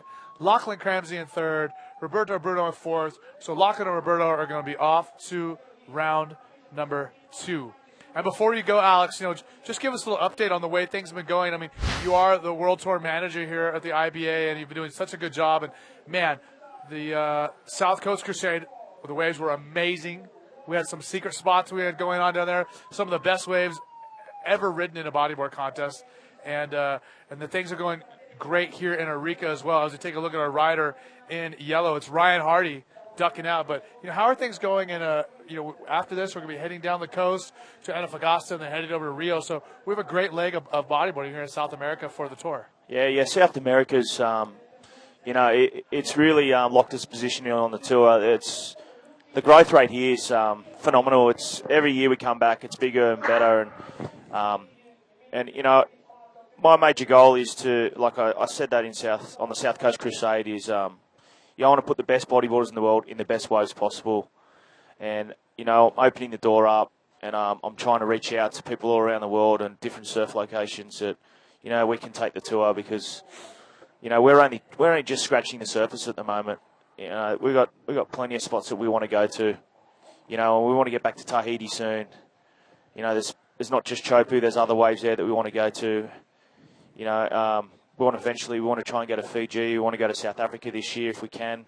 We're working hard on that event at the moment, trying to get that happening.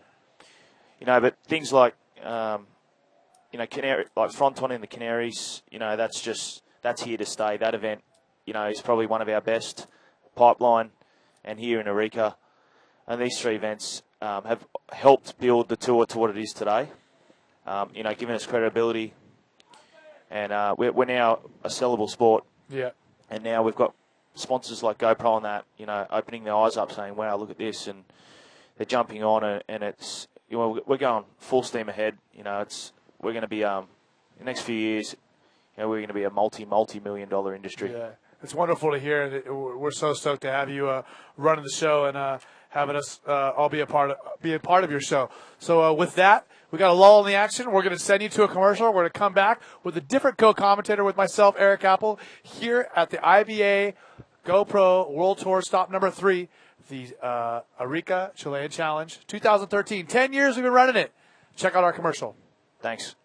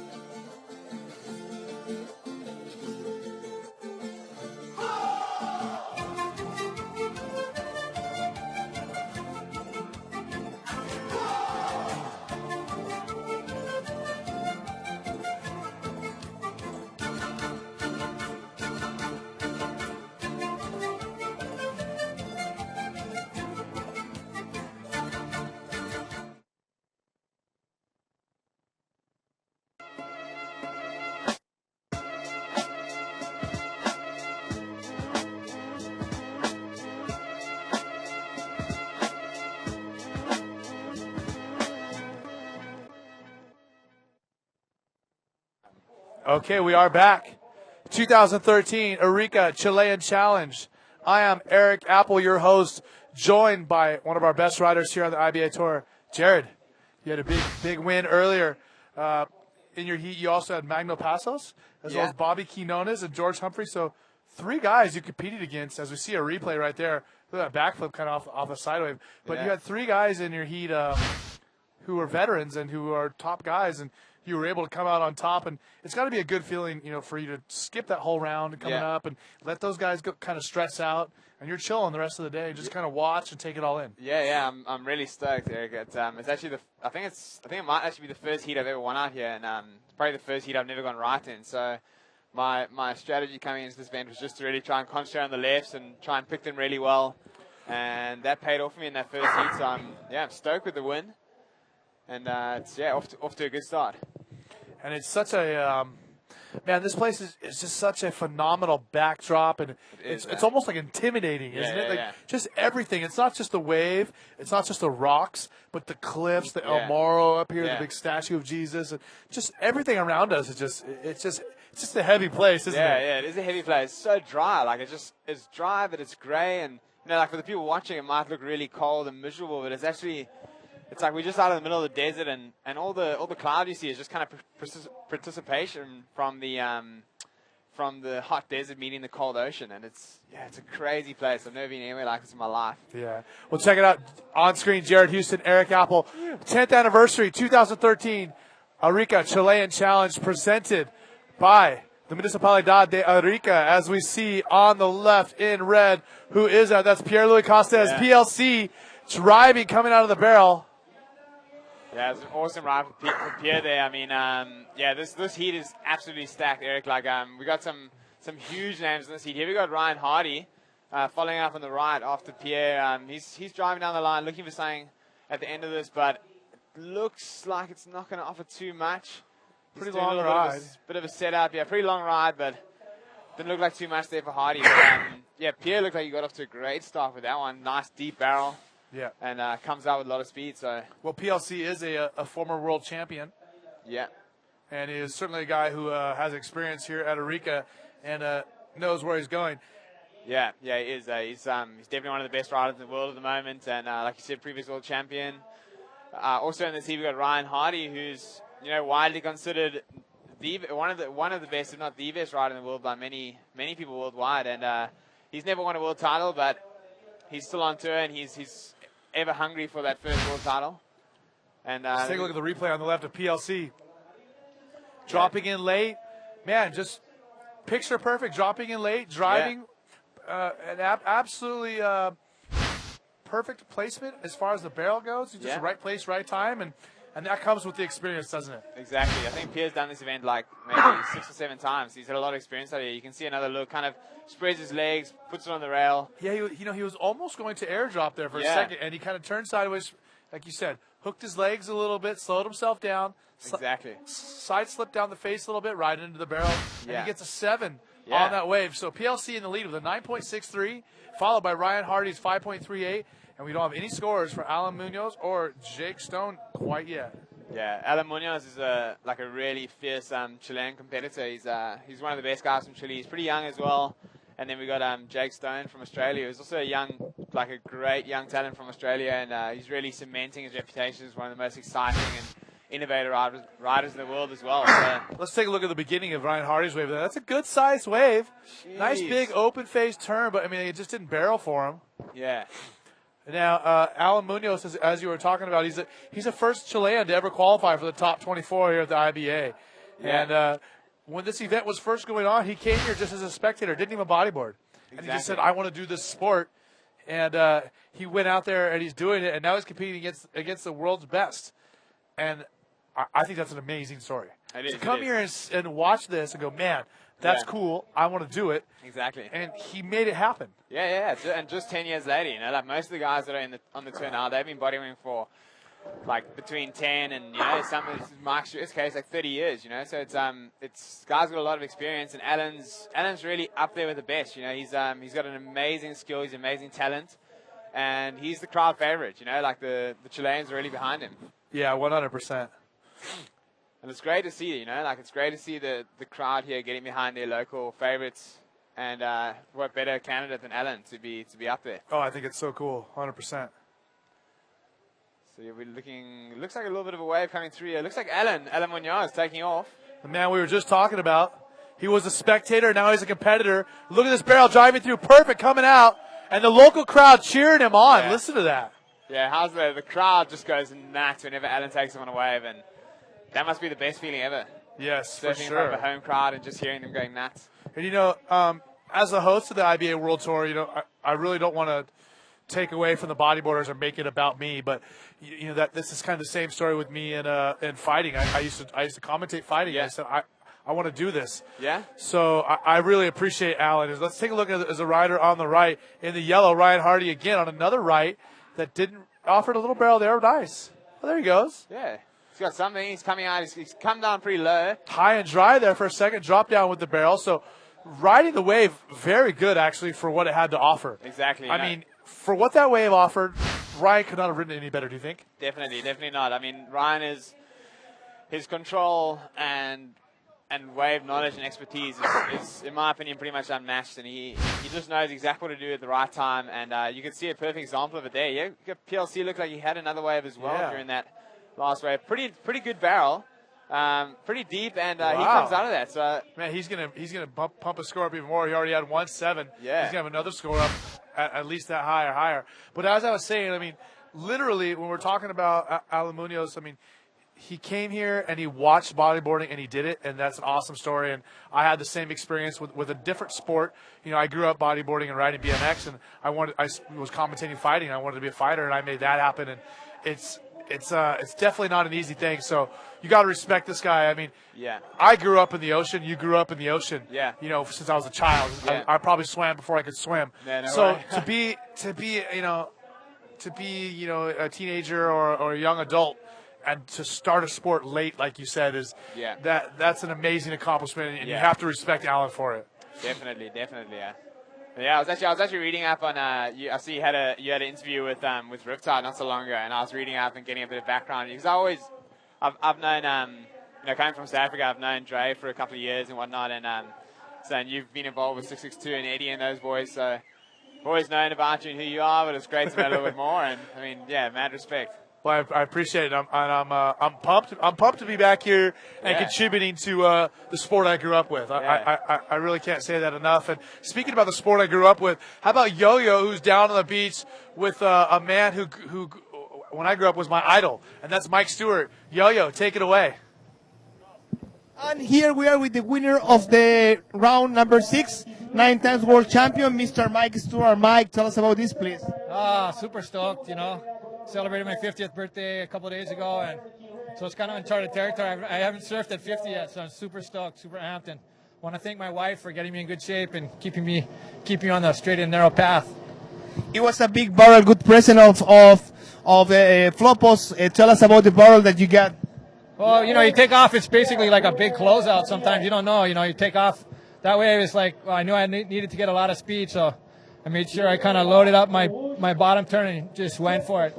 And so yeah, just went for it, and I just saw it kind of close, so I just said, well, maybe I could doggy door, but I thought I was still going to get clipped, but somehow I made it out. I was super stoked. Amazing, Mikey Stewart. Thank you very much. I don't know if you'd like to tell something to someone in back home. Yeah, just thanks to my sponsors, Science and Gyro and Viper Fins, and thanks for John and Hugo and all the distributors around the world, Matt Daniels, all distributors for supporting the cause. And yeah, thanks you guys, and super stoked. Here we go. Thank you, Mike. I'd like to see you here again. And guys, back to you guys. Thank you very much. All right, so Yo-Yo with Mike Stewart, the 9-time world champion, the creator of half the maneuvers these guys are doing out here, the best tube rider in the world, and my idol as a kid. And it's funny, Yo-Yo asked him, do you have anybody to thank? He said, yeah, I want to thank my sponsors. And he had to think about it for a second, what his answer was. But Mike owns all the companies that sponsor him. He owns Gyro. He owns Science. Yeah. He's a part owner of Viper with Fred Simpson. I don't know why he had to think about that one. Yeah, he just thank himself. Yeah, he just runs things, huh?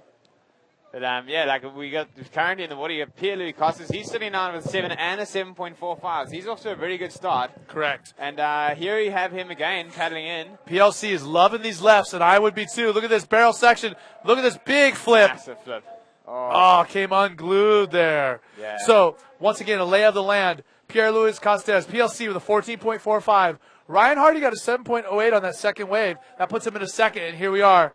Jake Stone, the man who did a 720 and a double ARS in the South Coast Crusade, finding a barrel but not finding an exit. Yeah, that was a really good-looking wave for Stoney to at the beginning, and he rode it really well, but unfortunately just pinched down at the end. It's kind of unpredictable out here at El Gringo sometimes. The reef's so uneven that you really have to pick your way so well. And even if you do pick a good one, it could just go wobbly on the end. So a bit unlucky there for Stoney. But yeah, guys are getting really busy. We've got Pierre out in front with a 14.45 total. Ryan Hardy's in second. He's sitting on the strength of 7.08 and a 3.58. And in third is Alan Munoz. He's got a 7.93. He just needs a 2.73 to go to second. So the heat's still wide open, and Stoney's out in fourth. He's just netted himself a 4.63, and he only needs a 6.04 to go to second. So he's still absolutely wide open, but Pierre looking pretty comfortable out in front. I mean, this heat's pretty insane, Eric. Like the crazy thing is, like, it's pretty much 3 young guns, like Pierre-Louis Costas, Jake Stone, Alan Munoz, are all under 24 years of age. Or 24 years of age, and then you got Ryan Hardy, who's about 33 or so, and he's trying to hold off the young guns.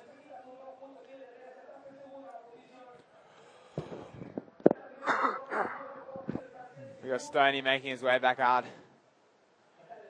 trying to get into position, and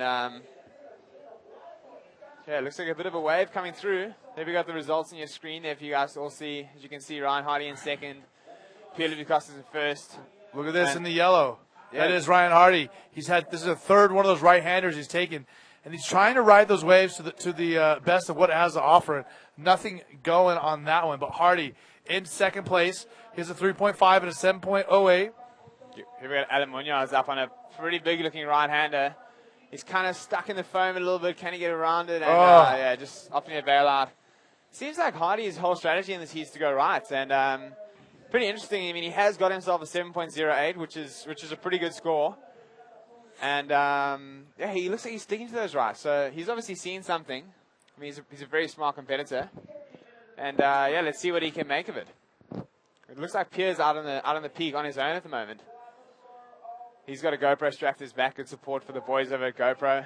Stepping up to support the tour this year. And we've gotten so many questions about people asking, where do they get the strap or the mount that you guys have been using? Exactly. Yeah, we got a bit of a priority battle there. You've seen Jake PLC. Yeah, PLC actually having priority there. Look at this. Oh, huge forward air. Absolutely fearless is PLC with that forward air. Man, and he traveled so far. Yeah. It reminds me of, if you ever watch vert skateboarding, Yeah. of a guy doing a big alley-oop Exactly, 360 on a vert yeah. ramp. That's what that looked like to me. Yeah, it's so far to fall. We're going to have another look at it now. You can see using up his priority there, keeping Jake off that one. And, yeah, real straight, clean line. And look how much distance he travels from where he hits there to where he lands. Yeah, it's just such a long drop too. He literally fell. I mean, he went like 25 feet as far as from point A to point B across. Jeez, like that must have really hurt. Luckily, he's got a good strong board underneath him. But yeah, so he's unfortunately not hanging on to that one. But I mean, that's going to be, he's going to be a bit bummed that he didn't land that. But he's going to get it back out there, and dare say we'll see another big hit from PLC in this heat to come. But yeah, we're sitting with just under 13 minutes to go. So still a lot of time. Okay, so Ryan Hardy got a 1.63 and a 1.38 before that. PLC got a 2.93 and a 4.75. Neither of those scores are going to matter. So once again, PLC, the former world champion, still in first place. Ryan Hardy, the Australian, in second. Alan Munoz in third and Jake Stone in fourth. We still have just over 12 minutes to go, so plenty of time for Alan Munoz or Jake Stone to make a statement. Yeah. Here in heat number 7. We have one more heat to go in the first round. Yeah, exactly. And like as you can see, Eric, Alan Munoz, he's already got a 7.93, which is actually the highest score of the heat so far. So Alan's actually just needing a 2.73 to go to second. So it's just like it's such a small score. Pretty much any wave he takes now is going to get him into second place. So Ryan Hardy's really going to have his work cut out for him. He needs to improve on a 3.58 to get further ahead of Alan. And Jake Stone is still sitting out at the back, but he just needs a 6.04. So super attainable score for Stoney to get into second place. And looks like he's having a little paddle here. It looks like he is checking this one out. Where's Stone going to go? And man, the reverse 720 that he did at the South Coast Crusade was absolutely mind-blowing. As he finds his barrel, will he find an exit? It looks like he's going to. Yeah. Comes out clean, and he claims it. Yeah, that was insane. That was the best barrel of the heat so far, I reckon, Eric. Yeah. I'm going to have to say that I'm not going to call it a claim anymore. I'm going to call it Jake Stone. Yeah, exactly. Yeah. Every wave, he claims it, looks at the judges. And it's funny because I was teasing him about it this morning. I wonder if he doesn't know that he does it. Because I said something to him about it, and he said he acted like he didn't know what I was talking about. Yeah. I don't think he knows that he does it every wave. Maybe it's just to himself. Yeah, maybe. Yeah, I guess it's just you get so caught up in the motion, you know. Like you come on, you hear people screaming, you just want to just give it a little fist pump. But yeah, that was a very good barrel, and that's definitely going to get him the score he needs to go into second. Yeah. So that's a 7.65. So he's Jake Stone's. That's enough. That's moved him into second place.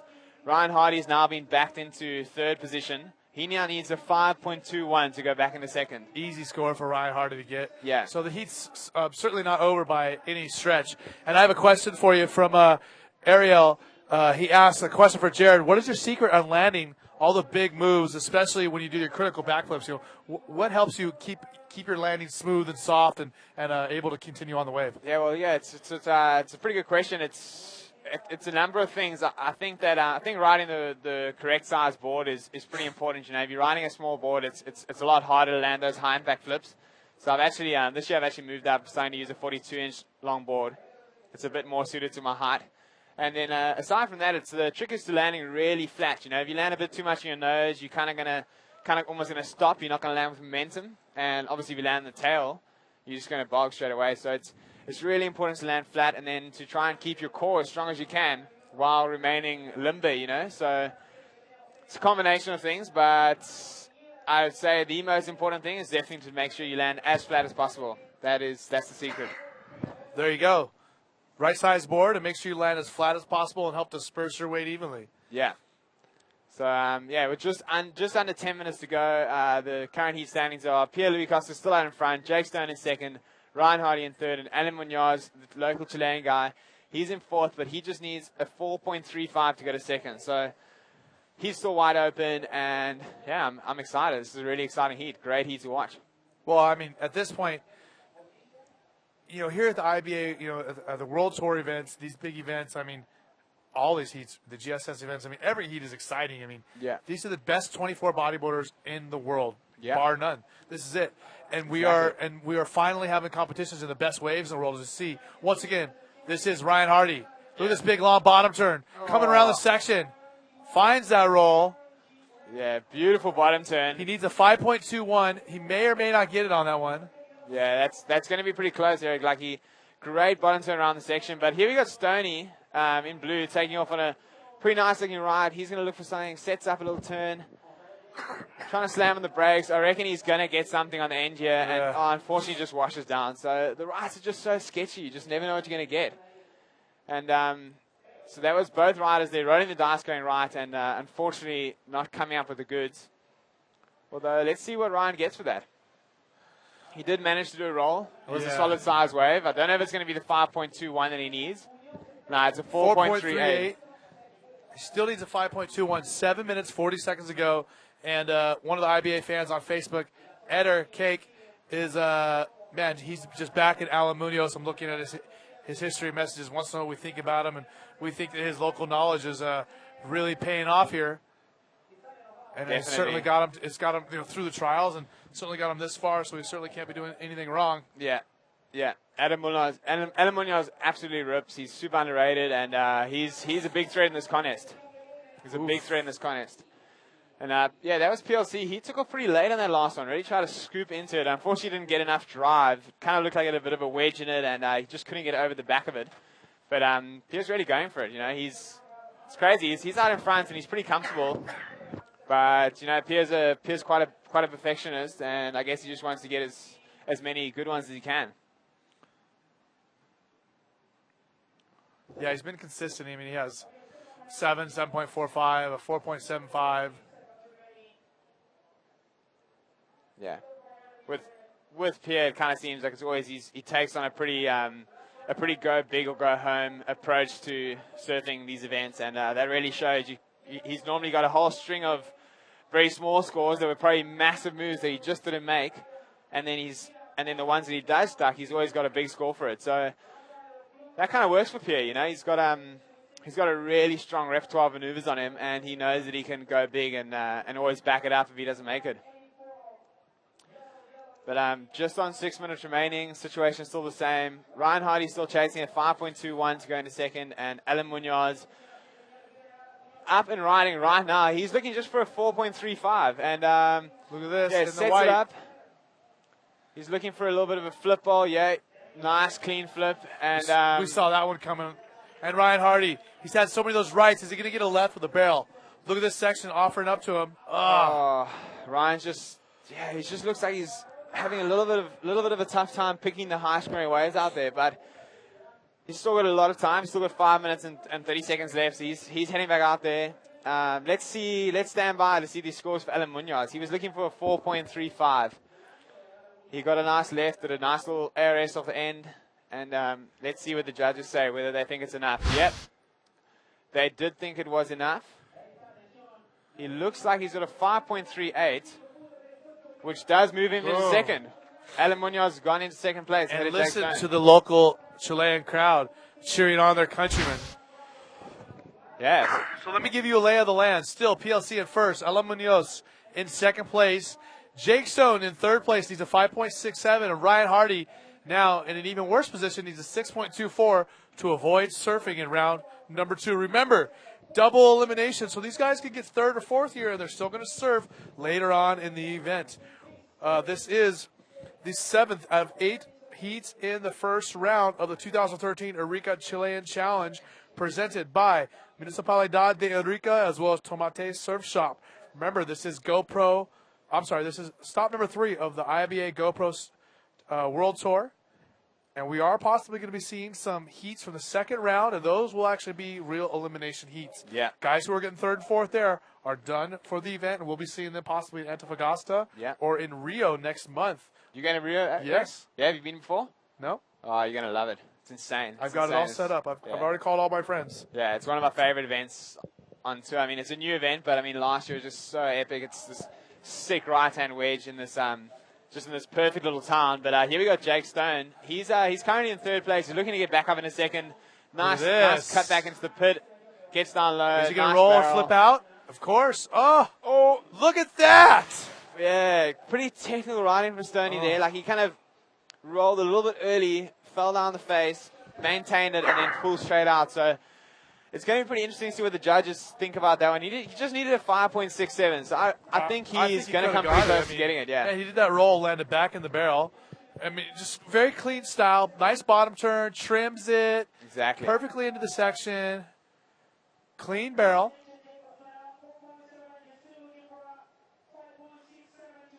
Yeah, he had.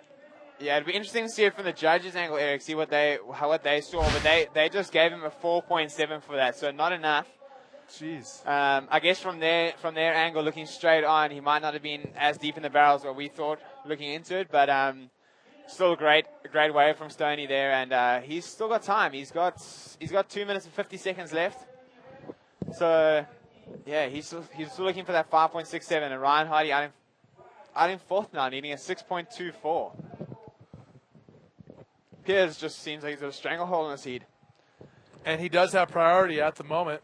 Second priority is to Ryan Hardy, who needs a 6.24 to avoid surfing in the next round. Yeah. You see him taking a look. Opting out of that one. Looked like a bit of a closeout. Yeah, shame. I think Hardy might still be struggling with a bit of jet lag. He just got in from Australia about 2 nights ago. He's got a young family at home, and he's I hope he's getting some sleep.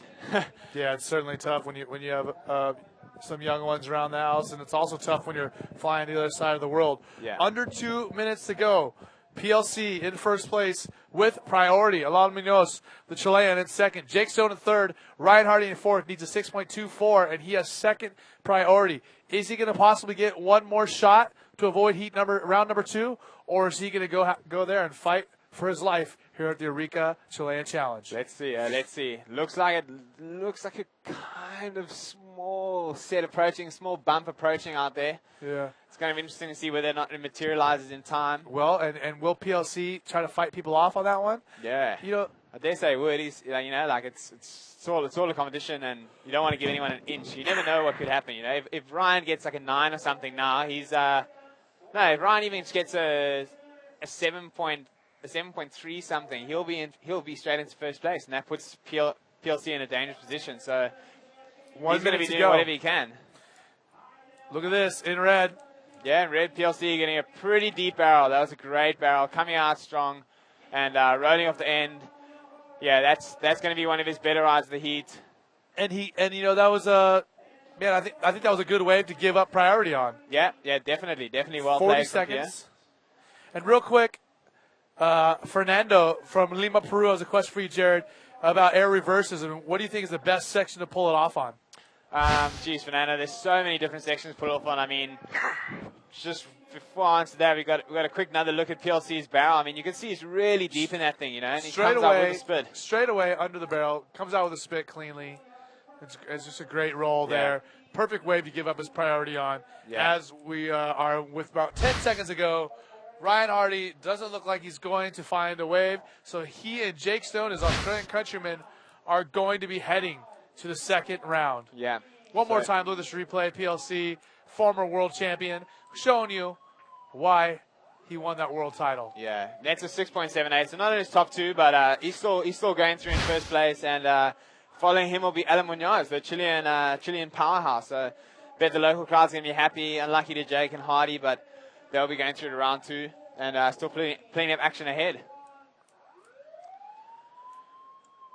And there we have it. So, Eric, I'm going to be stepping out. I'll be handing over to Jeff Hubbard.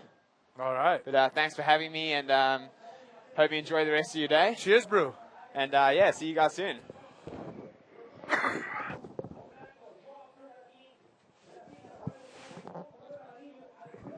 So PLC showing some great skills in winning that heat. We're going to come back with Eric Apple and Jeff Hubbard. Also an interview with PLC and Yo-Yo down at the beach. But before we go to that, check out some messages from our sponsors who make the IBA World Tour possible.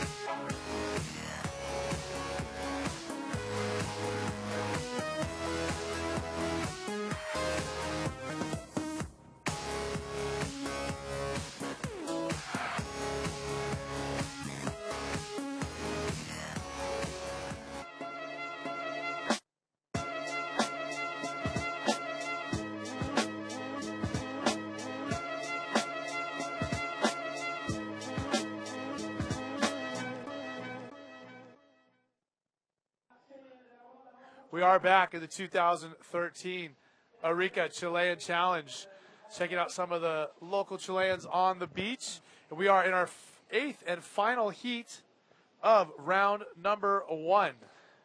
We have Alex Uranga, Johan Florentine, Alberto Colucci, and Matias Diaz. Yeah, Eric, this is a pretty cool international heat here. Alex from the Basque Country, Johan from Reunion Island, Alberto Colucci from Venezuela, and looking for first blood is local boy Matias Diaz on the right. The rider in the blue. Look Solid at his wave, right, Eric? And it seems like a lot of these rights are turning out to be like that. These guys take off, big, good-sized wave. There's not that much to offer. Yeah, it runs into this channel, so sometimes there's this rip coming through it, so it creates a little bit of a chop. But also it'll bowl up, and look at a Venezuelan rider right here, Alberto Colucci, with a 360 spin, a little chop here, but he's going for it. Nope. Yeah, sometimes they'll come in, Eric, and have this huge wedge, and so you can launch a huge air off it. Speaking of big airs. Yeah.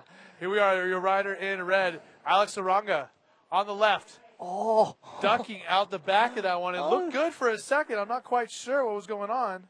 How was that cutout, Eric? He seemed like you saw him almost get sucked over. The wave was so hollow. You saw him like his board and stuff getting almost just bent back around through the lip. Out there at the last minute, isn't he? Yep. So Johan Florentine waiting out the back for a good-looking wave. He has priority now, and so he'll probably use that to his advantage. And he's really strong in these left-handers, Eric. He's from Reunion Island. They have a lot of left-hand breaks, and that's his forte. And so when he comes out here to Reunion, he's looking to go. When he comes out here to Chile, he's looking to go left. Well, we talked about it earlier. It looks like you got to be a little bit more picky than usual. Yeah. We're back on camera, and of course, world champion from Kauai, Jeff Hubbard. Man has his own holiday. Eric Apple, of course, your host for the IBA World Tour. I'm stoked to have Jeff up here with me. And we were talking about earlier when I saw you in the other tent, Jeff. You got to be a little bit more picky today here at Arica than some of the other times that we've competed here, correct? Yeah, correct. I mean, I was in my heat. I caught 3 waves in 30 minutes. And luckily I made it. I got 2 waves. 2 of them were sets. So, I mean, that's why I was able to progress. But, I mean, it's hectic out there because there's not a lot of there's a lot of waves, but not a lot of them are really good because they're big and closing out. So you have to choose them perfectly. And that's kind of the problem out here on a big swell at El Gringo is that the waves are not always makeable. And we've talked about, you've competed here several times, and I asked you about it earlier, but let's talk about it on camera. Now, the wave can hold a couple feet bigger than this even still, correct? It can. It can hold up to probably about 12 foot, and that's maxing out as big as you could ride it. The rights, maybe you could ride some bumpy 15-footers out the back, but, 12 foot, there might be a rideable wave. It likes the 8-foot range, Eric. I noticed that, at the 8-foot mark, that's like the perfect size for the rights and lefts. You get an 8-footer on the right direction, it's going to hold up really well. So you think the size that we're at today is pretty much optimal size, at maybe just the direction or exactly. Or the interval's a little bit off? Yeah, I think the size is good. We've seen some good barrels on each heat. And guys are ripping. You just need a little bit more consistency. And it's the beginning of the swell. That's why it's longer period. It's not quite coming in what we really know. Up and riding. Is this Johan Florentine? Johan Florentine way behind. Bottom turning around, though. Is he going to get a barrel section? It looks like he is, Jeff. Oh. He didn't want it. Yeah. It just kind of crumbled in front of him, kind of ugly. And right now, we're going to head down to our beach commentator, Yo-Yo. He is with PLC, our former world champion and our heat winner. Here we are with the winner of the heat number 7, Mr. Pierre-Louis Costes. Pierre. Hey, hello, how are you? I'm pretty stoked. I made it. So it was pretty difficult heat. I was pretty nervous. All the riders were really good. Ryan Hardy, Jake Stone, and Alan Munoz are some of the best riders out here. And I was a bit nervous. So I was happy to get good ones and made it. You give us an incredible show with the aerial movements. Tell us a little bit about this, please. Yeah, I had two good life, like 2 decent score, and I wanted to improve on them. And I took off on the right, and there was like a pretty big section to hit, and I was going so fast I had to hit it, and I did like a big effort. Like the landing was just so slow. Like I remember just like, when am I gonna arrive on the down the bottom? And as soon as I hit it, I just hit my face on the board, hurt my jaw a little bit, and I just lost control of my board. At the moment, from your point of view, which of is right or left? Which is best for like flying and to get better scores to your point of view? It depends really. I think the lefts are better for combo, like for barrel to move, and the rights are more like it's hard to get a really good ride. But if you get a good ride, you're gonna go higher, that's for sure. Would you like to tell someone back home? Yeah, I want to say hello to my girlfriend. I love you, and say hello to my family and my friends watching the live right now. And yeah, let's try to go all the way. Thank you very much, Pierre. Well, I'm back to you guys, and thanks everybody. Yeah. Aloha. Ciao. Thank you so much. Yo-Yo, our man here in Chile. Thanks for taking care of us and helping everyone out. He's a legend. Yo-Yo is a legend. He's always just a really nice guy and just trying to help do the right thing for everyone. And we visit here, and he just comes in and just met Eric yesterday, and he's like his best friend today. Pretty cool. The guy's awesome. He's cool as could be, helping out everyone. And certainly this event would not be possible without him. 100%. Yeah, 100%. Matias Diaz looks like he got almost a 5.95, almost 6-point ride while we were away, and so he's taken the lead. The local boy Matias Diaz won the trials here, Eric. That's why he's got this spot. So he won the trials of the local trials. Excuse me. So he won the local trials like 2 weeks ago, and got a wild card, and that gave him a wild card berth into the main event round. That's a great story. I mean, here a local guy with local knowledge and some skills, showing the other guys from around the world how to get it done out here. He has the lead in the heat, like you said, with a 7.53, and he's followed by the Venezuelan Alberto Colucci, who has a 5.23, and behind him is Johan with a 1.7 and Alex Uranga with a 1.6. Here's Johan going. Look at Johan looking at this left, Eric. Nice barrel. Oh. Not going to find a way out, unfortunately. Man, it was like if he just had a tiny bit more speed, he could have come out cleanly and ducked out under that lip. And he kind of got lipped, it looked like, as the lip kind of chandeliered on him as he entered the barrel, so it held him back from exiting, which was unfortunate. And what we do see now, Eric, is a little bit of texture on the water, but this is the start of the wind. This is the start of the wind. There's supposed to be some choppy seas today, but this is the swell. We have big waves. We have a lower tide, which El Gringo likes a low tide, and so it will get hollower even though the wind's coming up. Yeah. And it's going to be pretty intense out here for the next couple heats. And we have the round 2. We're going to go into the first 2 heats of round 2. Right after this, Renato Ariano, Israel Salas, George Humphreys, and Brahim Madouche coming up in round 2, heat number 1. Well, while we do have a little lull in the wave action, we are going to catch up. Even though he didn't win the heat, we're going to talk to our local rider, Alan Munoz. Yo-Yo is down on the beach with him. Take it away, Yo-Yo. Bueno, chicos, aquí estamos en español con, nuestro top 24, Alan Muñoz. And everybody back home, I'd like to introduce you. This is our top 24 from Chile, Alan Muñoz. Alan, si nos puede decir acerca del hit. Alan, if you can tell us about the hit, please. Una manga súper fuerte con Ryan Hardy, Jake y Pierre.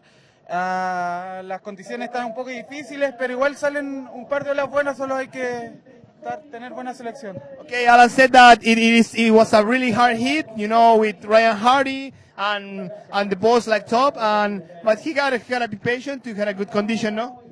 Y bueno, Alan, dinos un poco cómo se siente ahora finalmente estar entre los grandes. Well, we'd like to know, how do you feel, Alan, like to be in the big leagues, like with the big guys? Muy motivado, muy emocionado, con la responsabilidad de tratar de surfear al mismo nivel.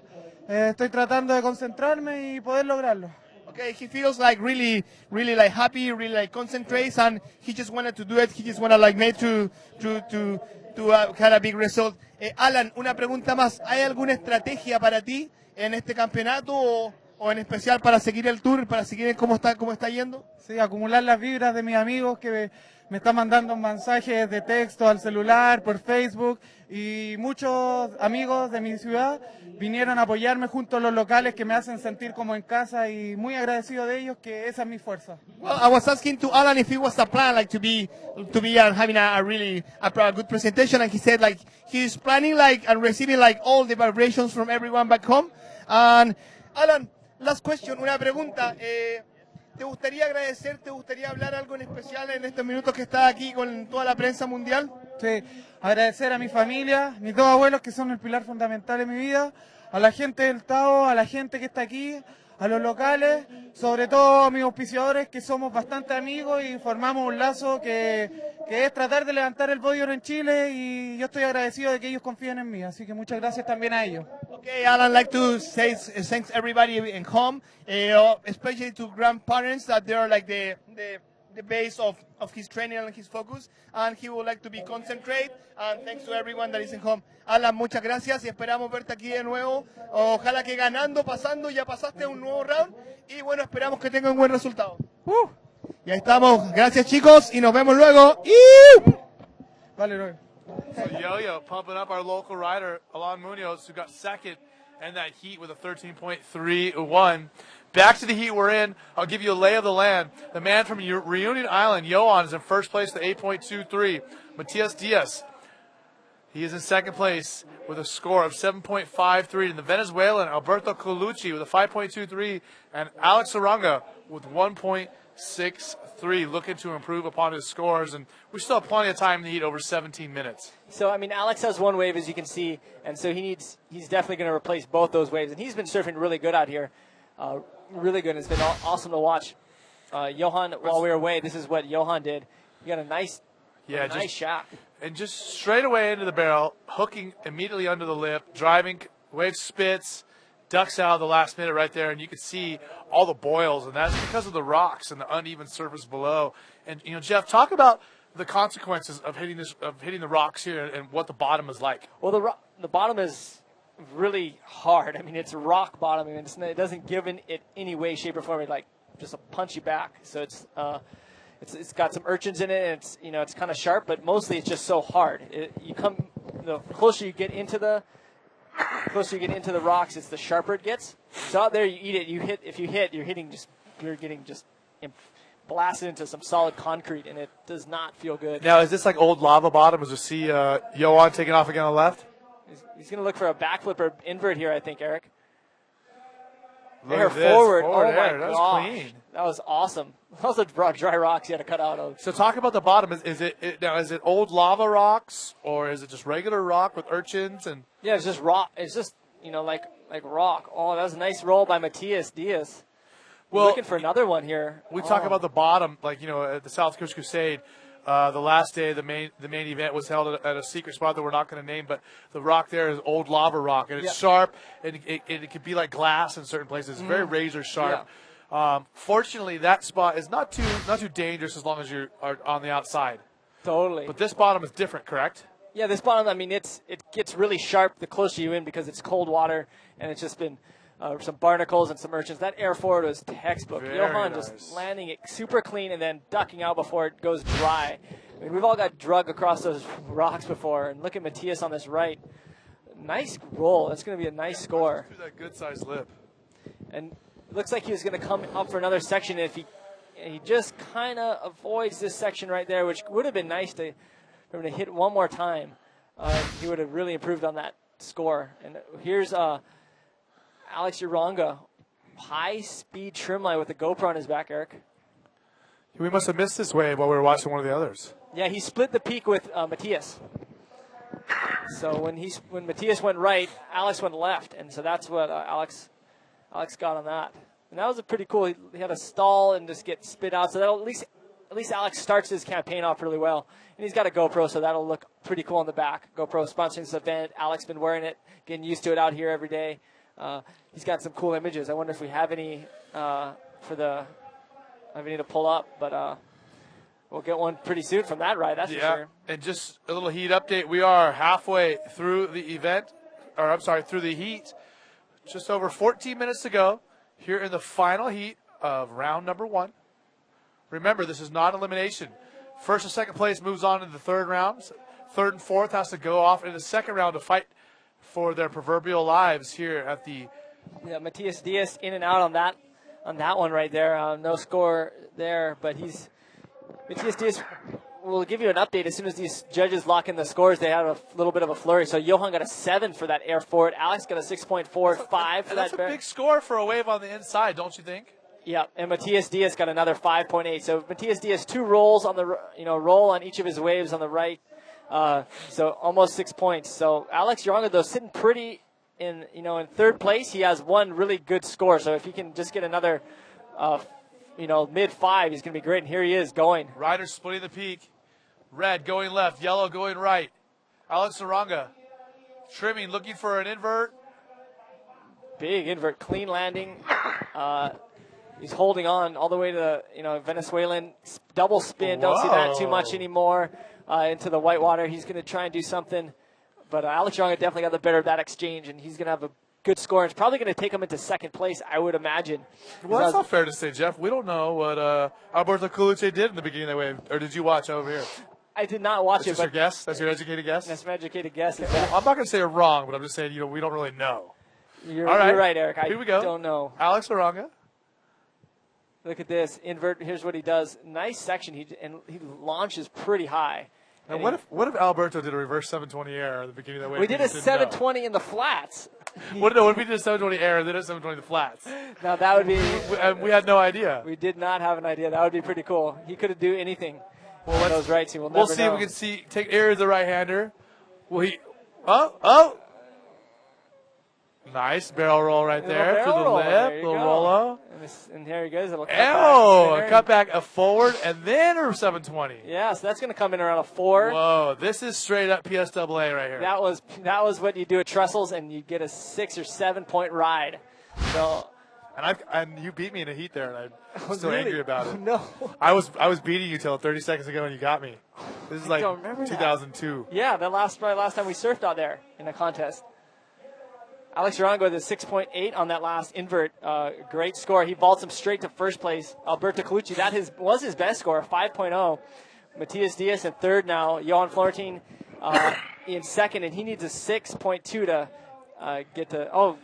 Yeah, so there it is. But, that score for Alberto Colucci, I mean, he was doing a lot of spins and that stuff, but he had a good roll to start off with. And that score, a 5.15, puts you on the board as far as you're in competition, because now if he gets if he gets a 6 or a 7, he's in advancing position. Exactly. He needs almost a 7, and he'll be advanced. So you're right. That 5 was crucial for Alberto's advancing state here, and I know he can do it. He's got some talent. So the young Venezuelan sitting in fourth.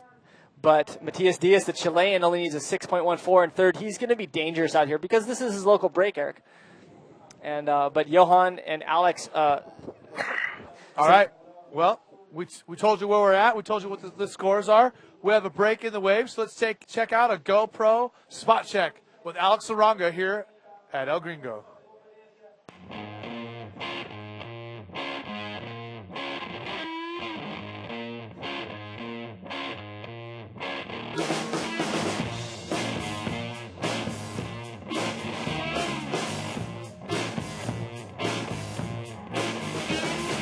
Here in Arica, I enjoy a lot because the wave is one of the best in the world. You have a lot of things to do here.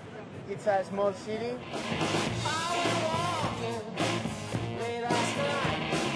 This is amazing wave. It's really long, really heavy, and when the swell hit from different sides, you gonna get a bit longer wave or a smaller but better ball.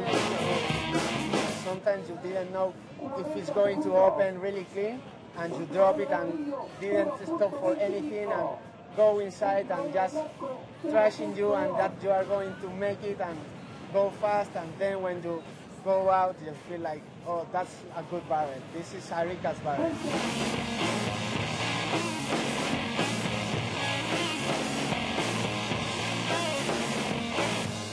This is one of the biggest comp of all the event, and I know that everyone is really hungry to win there. To trashing yourself all the time, trashing the wave, not be scared of the rocks, and go hard.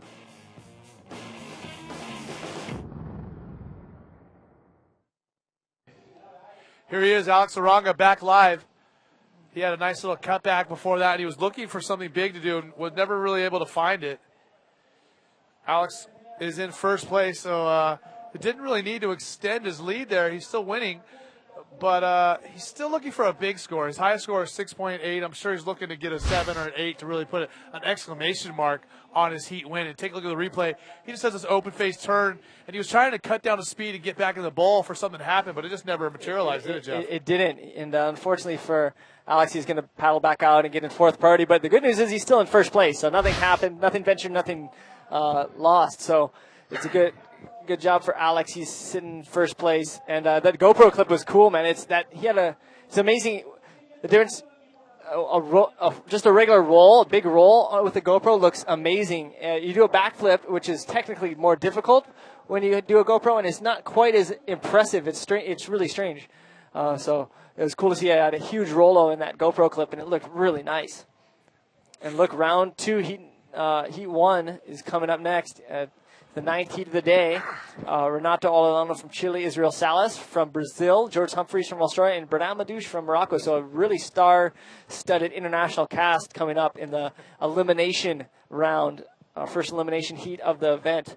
And look for these guys to just go crazy and go nuts. And I think you just said it in a mouthful right there. The whole tour. This is a star-studded international cast. The whole tour. Yeah. That's what this is. It's the best in the world, and we're in the best waves in the world, and we're traveling to all corners of the globe. So, I mean, that really describes this tour to a T, I think. Here we are, your rider in red again. Alex Oranga, another wave. Look at this. That was throwing cool. the flip, and he projected himself pretty far out on the shoulder. Yeah, he wanted to get away from the explosion, and when he landed there, he had so much height he had to readjust, throw the legs, and just kind of make sure he landed it, and he did, and came out and cut out. So we'll see the replay of that from this angle. Looks probably pretty cool. Bing.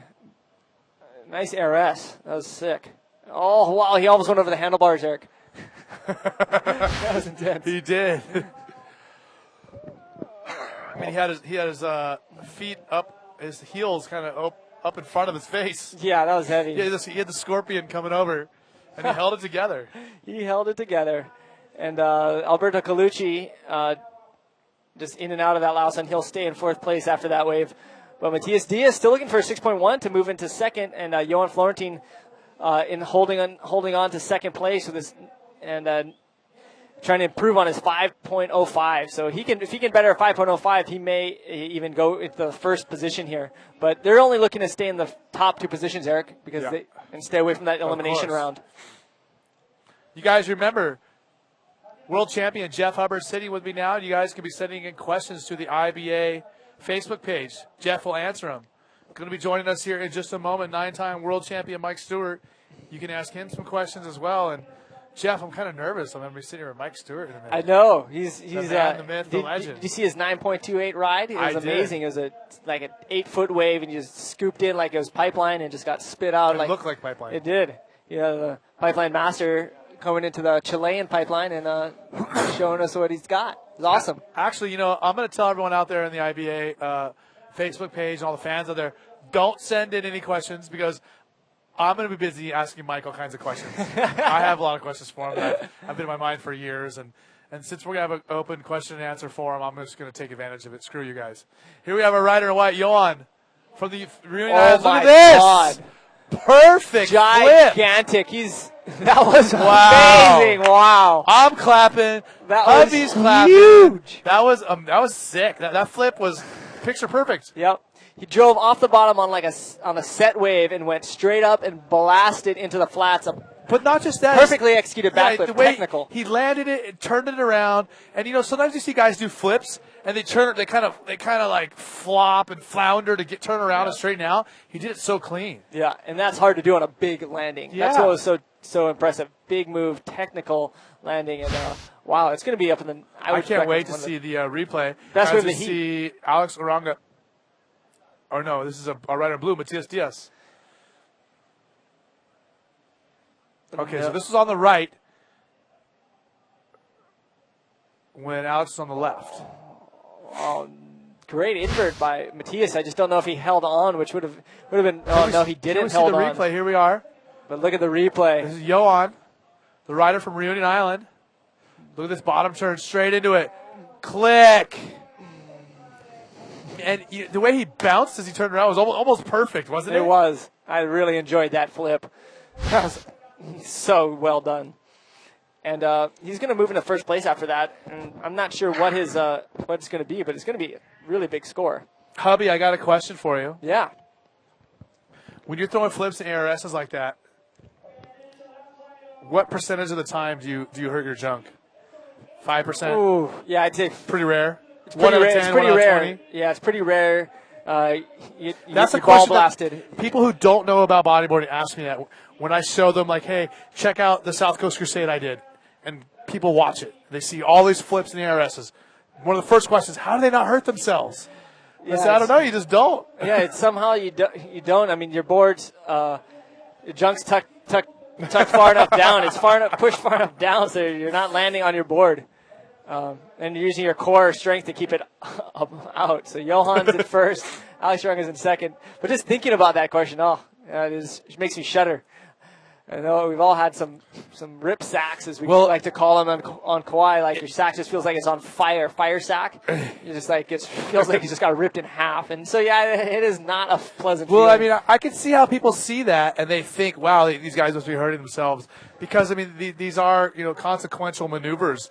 When you're boosting backflips and ARSs out into the flats on big size waves like this, it's definitely, something to think about. It's mostly happened to me if I'm coming down from like an air reverse or like an invert and my legs are really spread and I'm landing like tail first. So if you land tail first, it's the water that does it. It's never the board that hits me. It's always the water that could tear you a new one, so to speak. And tell me this, I have another question for you. Does it happen very often, Jeff, where you're throwing like, say, a roll or an invert that's big enough or high enough, or you get projected far enough out that you actually are in there so long you decide to let go, throw the board away? Yeah. It happens sometimes, right? Pretty rare, though. Yeah, you do have that happen if you're kind of hit it a little late, but it throws you out and you just feel a little awkward. I've been doing that a lot lately. If I'm just feel like it's going to be an awkward landing and there might be any sort of small risk of injury in a free surf, I'm just not going to land it because why injure yourself doing something stupid? Well, but if someone's shooting you, if you're on like a film trip or if you're in a contest, that's a different story. You're going to hold on and make that move and get some points. But free surfing, you're just practicing. You are currently leading the IBA tour in points, so yeah, that's kind of cool. You got to take care of yourself, buddy. You got to be a professional. Rider in blue, Matias Diaz from Chile. Oh, what a bummer. Oh, nice air reverse. I thought he was going to get caught, but he did a nice ARS. How do you throw an ARS through the lip like that? That was cool. He needs a 7.3. It's going to be tough. In yellow, Alberto Colucci, the rider from Venezuela. Oh. We have 50 seconds to go. One more time. Johan Florentine in first place is a 7.03 and an 8.83. Alex Aranga with a 6.45 and a 6.8 in second.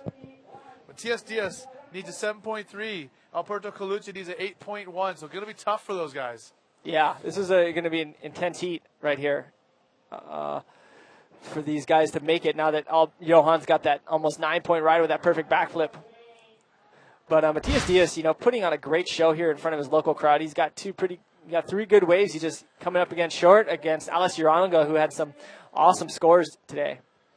And he's holding on to second place real solidly. That's it. You can hear the countdown on the beach, and the heat is over. And the round is over, as a matter of fact. Yep, last roll of the dice. Johan, our heat winner, coming in. And we're going to have Mike Stewart joining us now for round two, helping out everyone. And so it's great to be in here, Eric. Thanks, Good to hubby. see you. And you guys have a great afternoon. I hope you get some rest tonight. All right, Holiday. That could be your new name. You didn't like the other nickname I was calling you. I think Holiday could be solid. There we go.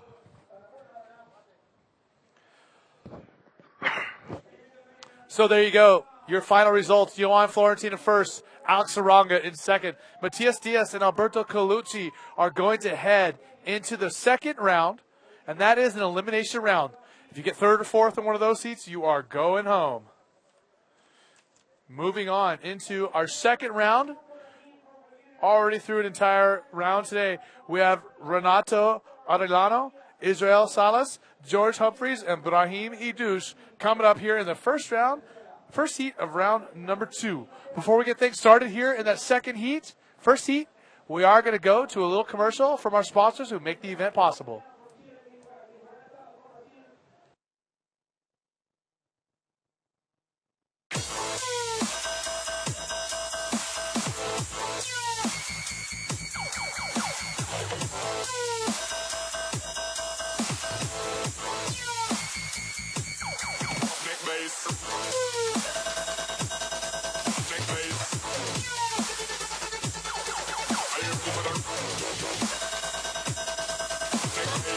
Tomate Surf Shop, presentador oficial Arica Chilean Challenge 2013.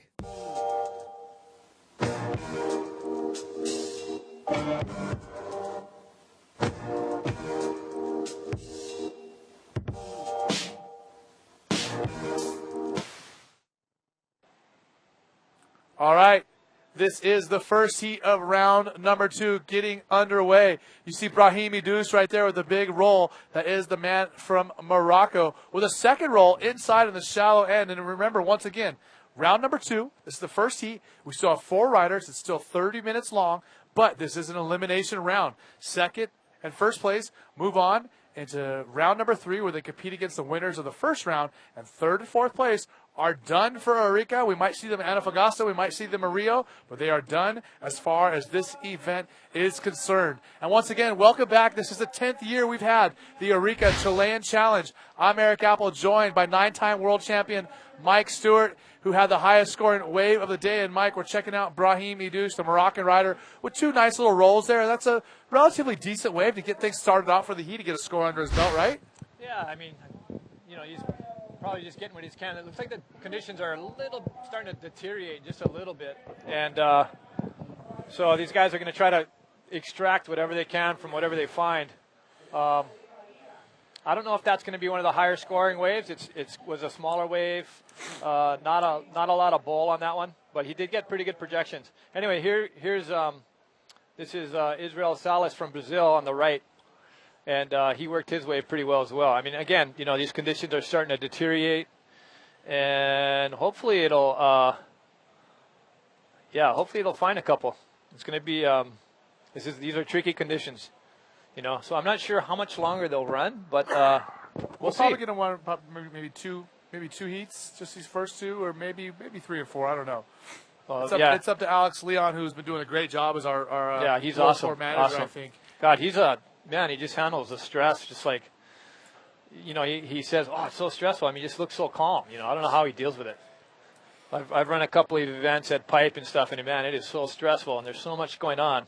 Yeah, I spent the entire 2 weeks in Australia with him for the event, and I was with him every day and saw what he had to put together and how hard he had to work. And he's a much more patient guy than I am. I'll tell you that. Yeah, for sure. Same. I know. I wanted to scream at people for him. I see the way things are going. I was like, Alex, can I yell at him for you? So we probably put him in a chokehold. We have a couple scores coming through in our first heat of round number 2. Israel Salas, the Brazilian rider, with a 5.75. Yes. Brahim Idous with a 4.45 to open things up. Renato Adriano still yet to get a wave, as well as George Humphreys, the Australian, still yet to get a wave. And like I said, mentioned it already before, third and fourth place, they're going home. You know, Israel Salas is at 5.75. That's going to probably be a keeper out here. You know, if it continues to diminish in conditions here. We'll see, you know. I mean, you know how this break is. You take off on the right wave, you get a 10. Well, look at those guys on the screen. I'm Eric Apple, your host for the IBA World Tour, joined by 9-time world champion and 50-year-old ripper, of course, my childhood and my adult hero, Mike Stewart. I'm kind of nervous with you up here, buddy. I'm a little nervous. I don't know what to say. I don't know what to ask. That's because you know I'm gonna choke you out or something. Now, I've been telling everyone, I got my laptop set up over here. Everyone from the IBA World Tour Facebook page has been sending in questions for all the riders, for Kingy, for Ryan Hardy, for Jeff Hubbard. You guys send in your questions to Mike Stewart. Don't send too many because I still have a lot of questions I want to ask. Yeah, so go I'm for take it, man. a little bit of the Q&A, but you guys can send him some stuff, and we'll get him to answer some of your questions. If you guys don't know, this is Eric Apple. He's been around the bodyboard scene forever. Used to compete back in the day, top competitor, and then he went to mixed martial arts and just puts a fear of God in people. Anyway, nice flip. Oh, gosh, he almost reconnected. Brahim. Oh, he looked like he might come through the whitewater. Oh, nice. Man.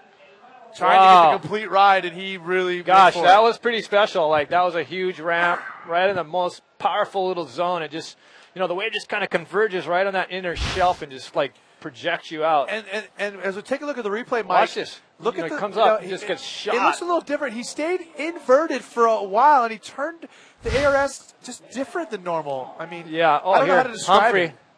Rolls off that section. The Australian rider ducking out there last second. Yeah, back to, we'll probably get a replay of. Tell me, how was Brahim's? I'm trying to figure out what he did differently. Well, okay, so a lot of times when you'll see guys flip, Well, what he did is he kind of got off of his board to try to make sure he could get the landing. Anyway, here's George's last wave. Yeah, kind of a low roll. Yeah, right low there. roll. Not probably what he was looking for as far as the projection, but still a pretty decent wave. Mike, tell me this. You're as good of a person to ask about, the best person to ask about this question. I see riders here who are world-class riders who have a lot of trouble getting to the top of that wave and getting to where the lip is on their rolls. And they're doing those kind of manual, like contest-style rolls. Okay, yeah. Like so they're using their own body weight and they're torquing it with their core strength. Why are they not getting it through to the top of the lip like? Yeah. So what ends up happening out here a lot of times is you get the wave is very powerful. Like it really when it moves into that inside, it just stacks up right on the reef, has a lot of power, and so if you end up pulling into the barrel or you start going, man, it's just going to try to squirt you out. Like it's just so much pressure and so much speed you get. And that speed is hard to translate to vertical movement. So you've got all this inertia moving forward. You got to really be on your rail and be ready to just immediately turn up into it and hit it. If you don't do that, you're probably going to outrun the lip and you're not going to be able to do a roll good. You know, you end up on your back or so it comes off kind of awkward. So what you're saying is these guys are projecting up towards that lip, but the forward momentum of the wave is pushing them out instead of up. Yeah, are you referring to a lot of guys like kind of just rolling on yeah, that's usually because they're going so fast forward, you know. And this wave will do that. It's got that much power and that much speed. So you're just saying like a lot of these guys, even though they're some of the best in the world, they still just have yet to adjust. Yeah, to the power exactly. of this wave. Yeah, and just kind of figuring it out, you know. I mean, it every wave in the world has its nuances, and this wave's no different. What I like about this wave is it's just got so much juice. Yeah, 100%. You know, here we go. Here's George on the inside. George Humphreys, the Australian, So driving he's looking to for that the barrel lip. section. So there he waited. Now he made it up top there, but loses his board in a section you don't want to have nothing but water between you and the rocks. It'd be nice to have your board between you and the rocks. Yeah, but he'd be frustrated on that one. we do have on the beach. Yo-Yo has caught up with Johan Florentine, our winner from the final heat of round number 1. Yo-Yo, take it away for us.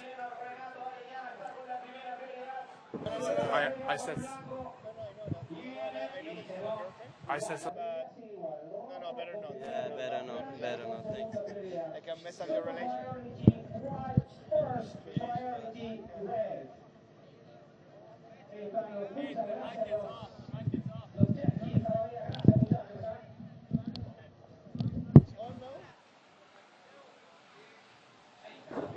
They're still interviewing Johan.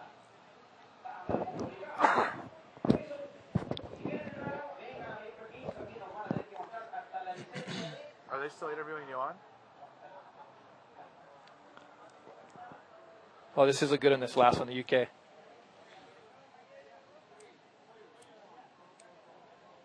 And here we are with the winner of the last hit, and this is Mr. Johan Florentine. Johan Florentine, just please tell us about the last hit. Yeah, I'm really happy to make first in this first hit. The first hit is, I feel it's never easy. You feel lots of stressful, and I was looking all the hit before, and the wave looks bigger and bigger. So yeah, I'm really happy to make through this hit. It was an strategy from Johan, like to find the good waves. Yeah, I know just they put good scores for maneuvers, so I tried to take like middle waves and make maneuvers, and I landed. It's really hard to land good maneuvers here, so yeah, I'm really happy. It's good. It's good for the next hit. Johan, I have a question from the boys here. You are from a place that is warm water. How do you feel surfing with cold water here in Arica? Yeah, and with wetsuit is never easy, but now I surf in France. I surf a lot in France, hard beach break, and I feel better now with wetsuit. And yeah, it's all right. This could be worse. Okay, Johan, we desire you the best for the next hit, and I hope to see you here again, you know, with me. And I don't know if you'd like to tell something to back home. Yeah, but just thanks my sponsor, ID, INT from Reunion Island, all my friends who support me, my family, my girlfriend. Thanks a lot. Okay, thank you, Johan. And back to you guys. Thank you very much. Ew. Yeah, cool. Johan Florentine and Yo-Yo down on the beach. Remember, Johan Florentine was your winner from the final heat of round number 1, and we are into round number 2. This is the elimination round, and Eric Apple, your host for the IBA World Tour, joined by 9-time world champion Mike Stewart. As we look, taking off on the right, that's George Humphreys, the Australian, Mike. George Humphrey looking for a section over there. Here's the replay of that last wave he got. Nice extended roll. Boom. Big. You can see him kick his leg out. Try to get like a little bit more control on the landing. Yeah, he's looking for another section here. Oh, just kind of gets crumbled. Yeah, but that first roll was a winner. That was a really good projected roll. So George getting a 5.4 on that score, which is that'll be a good backup wave or a good secondary scoring wave if you can top that. So to give you a lay of the land, Israel Salas, the Brazilian rider, with a 10.78. Brahim Idouche with 9.78, and very close behind him is George Humphreys with a 9.53, and George only needs a 4.38 to move into advancing position. And Renato Arellano still yet to get a wave. That is the Chilean rider in red. And we're going to take some questions from Mike. And we see some guys taking off. So Renato up and riding. Finally getting away. On the left. Yeah, the good section. Oh, get hollowed out. Good line. Yeah, good barrel. We see a roll right here to finish things off. That's going to be a right onto the score on the rocks. Yeah, right onto the reef. Right onto the, well, it's not really reef. It's kind of volcanic basalt. Wasn't there a bodyboard video, something on the rocks or on the rocks? Oh, winter on the rocks. Yeah. Sean Boyle. Yeah, this would be cold water on the rocks. Well, on the rocks, it means it's cold anyways on the ice. Yeah, that's right. Nice little barrel ride, clean exit. Smaller wave, but a clean barrel and a clean roll nonetheless. So I'm imagining it's going to be a decent score for Renato. Renato on the board. So, Mike, James Lake has a question for you. He asks about, have you had much of a chance to ride any waves in the UK? And what waves have they been? I mean, I know you've been everywhere in the world. Yeah, I've been to UK, but it was so long ago. And I am planning a big trip there this year. So I look forward to meeting everyone in UK again. So I'll be going to England and hopefully that's some of the other United Kingdom states. It'd be great to get over to Ireland, and I'd love to get to Scotland. I'm not sure if I'll make it, but that would be awesome. But definitely going to go to England again this year. I got a big trip planning. We're starting to plan right now. So yeah, it seems like surfing and bodyboarding. I mean, there's always been people who surf and bodyboard in England and Ireland, but man. With toe ends growing so much, I mean, you've seen a lot of some big waves in Ireland. Yeah, Ireland's looking mean waves. Yeah, there's some incredible surf up there, and even England's got some surf too on its day. So that whole UK area, it's holding for surf. Yeah, and it's cold. Yeah, it's pretty cold. It's pretty cold. Now to change gears, Renato with a 7.38, which is a high score. That's great. We have an international panel of judges, but I mean, if I didn't know any better, I would say they're all Chilean judges with that score. Yeah, no, he did that. He rode that wave really well. He rode it deep. It was a deep barrel. He did everything. He milked it. He did everything possible on the wave for sure. Yeah, and the wave, the perspective that the viewers had and we had was it kind of looking into the tube, so you couldn't really tell how deep he was. Probably a view from the side. Looking where the judge's perspective was, you'd probably see him pretty deep. I mean, it looked like that first section folded over pretty well. So he got a deep barrel and did a move. So, you gotta grant him a good score for that. So anyway, he's sitting actually in a pretty good spot. I mean, he's got a 7. He only needs a 2 now, 2.4. So 2.5 points will get him to second place. Will knock out, from there he only needs. Gosh, let's see. Well, it just depends how the rest of his thing is, but he doesn't need much more, He probably needs another 4 or something to get into the lead. You fell apart there for a second. I'm always falling apart. I'm just glued. We're going to take a look at, we have a nice little GoPro segment, some onboard riding from our sponsor GoPro. Let's check it out. This is you, Mike. Yeah, this is the last. I want to see your big. Yeah, so this is it. I thought it was a closeout, and I just pulled in with his. I loaded up and just tried to project as fast as I could right here, thinking, oh gosh. So then this next section over here started to come down. I tried a doggy door, and I think the lip just kind of clipped me. And it really did close, and I saw you with your posture, and you're projecting your weight out and your chest out in front of the nose of the board perfectly, ducking out below at the last second, absolutely perfect. And I'm actually kind of surprised. Did the lip land like right on the back of your feet or your legs? I must have. I think it twisted the camera around a little bit because when I felt for the GoPro on the back, it wasn't there. I'm like, oh no, did I lose this thing? And then it was on the side of me, so it kind of rotated around. Yeah. So yeah, I was stoked. A little drainer there. That's what Gringo offers when the conditions are cooperating.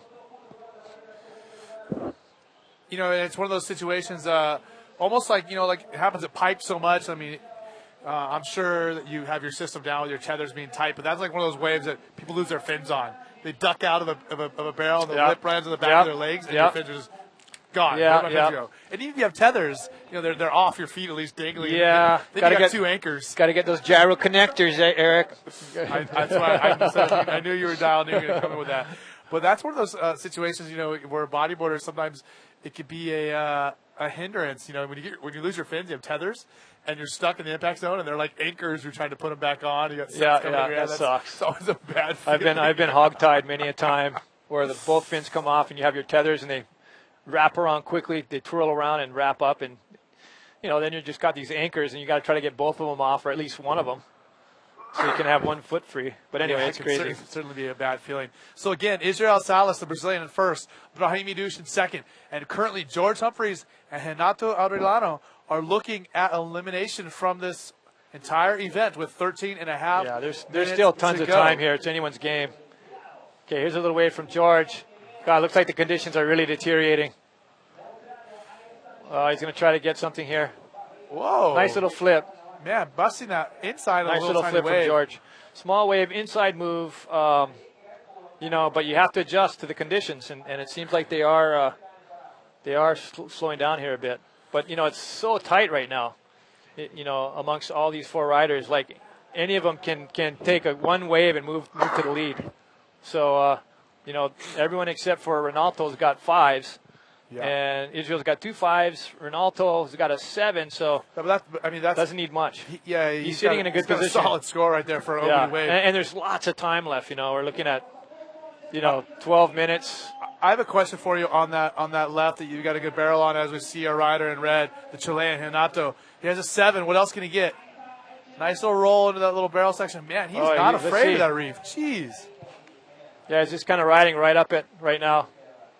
Kind of hectic. He is not afraid of that reef whatsoever. He must have a Kevlar lined full suit. Okay, little change in the standings here. George Humphrey just moved up to second with a 4.73, so he's got a 5.4 and a 4.73. Now Brahim needs a 4.81, and Ronaldo needs not much. Ronaldo could just jump right ahead if he's got one decent wave. For sure. Well, he just had the other wave with that roll on the inside, okay. So he's going to move up into second or first place 100%. Yeah. Mike, I wanted to ask you another question. On the lefts here, it really does remind me a little bit of pipeline. The way the barrel sets up, and I see you ducking out under the lip at the last minute. How similar do you think it is on some of the, maybe not as far as length of ride, but as far as the way the barrel's breaking and the way it lines up? Well, a hollow wave's a hollow wave, and you can apply a lot of your skills. You can apply a lot of your skills you learn at pipe, that I've learned over the years to this wave as well.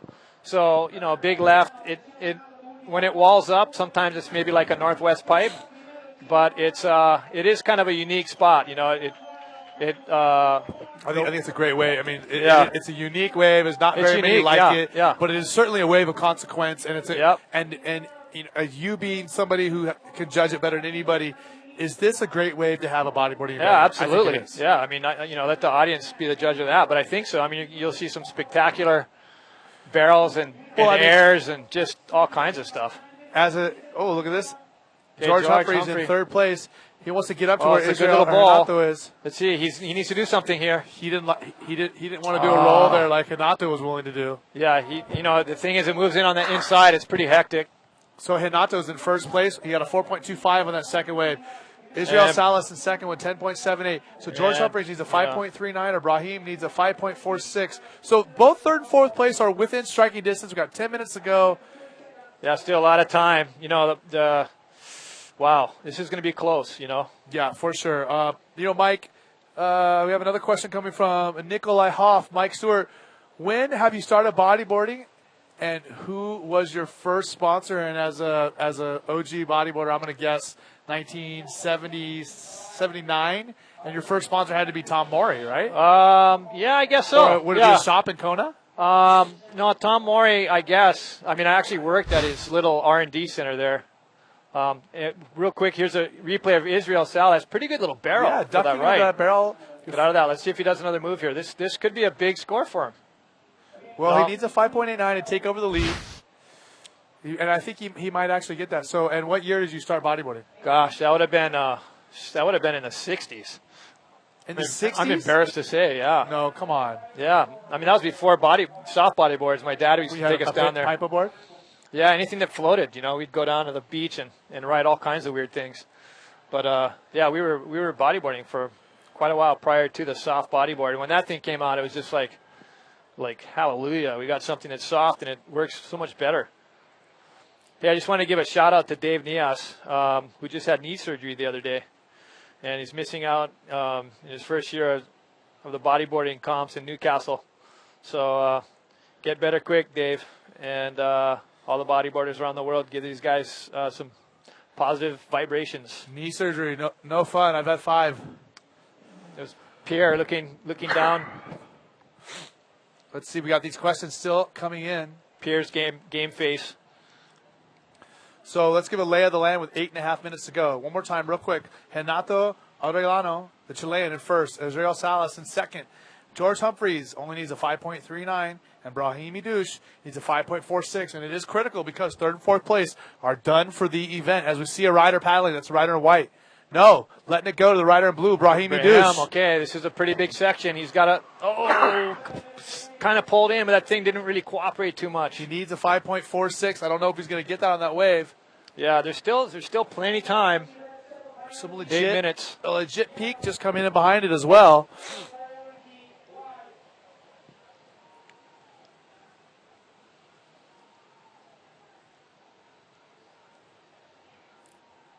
Okay, we got a little lull in the action here.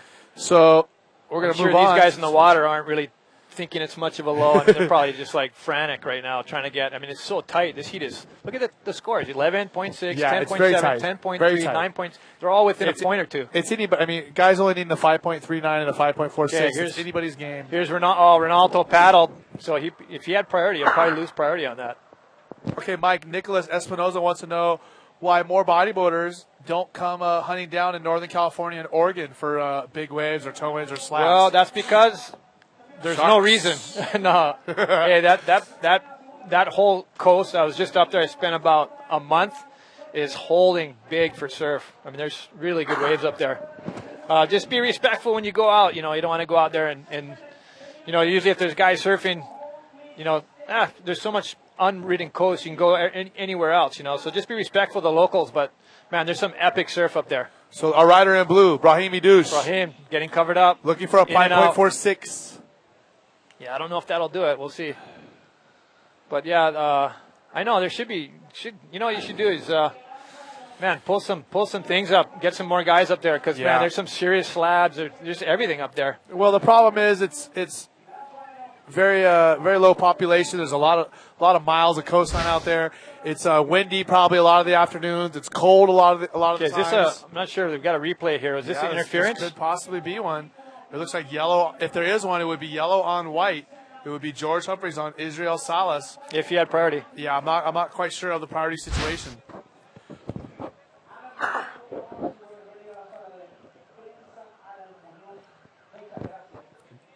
The judges are going to let us know in a moment about the priority situation. For some reason, I almost don't think it is because if Israel would have had priority, he would have kept going. He would have ducked out. Oh, yeah, maybe. He would have kept going. Watch him duck out right away. Yeah. If he had priority, he would have kept going, and George Humphreys would have for sure had a interference. So I'm guessing that he didn't have priority. We'll see. That's my guess.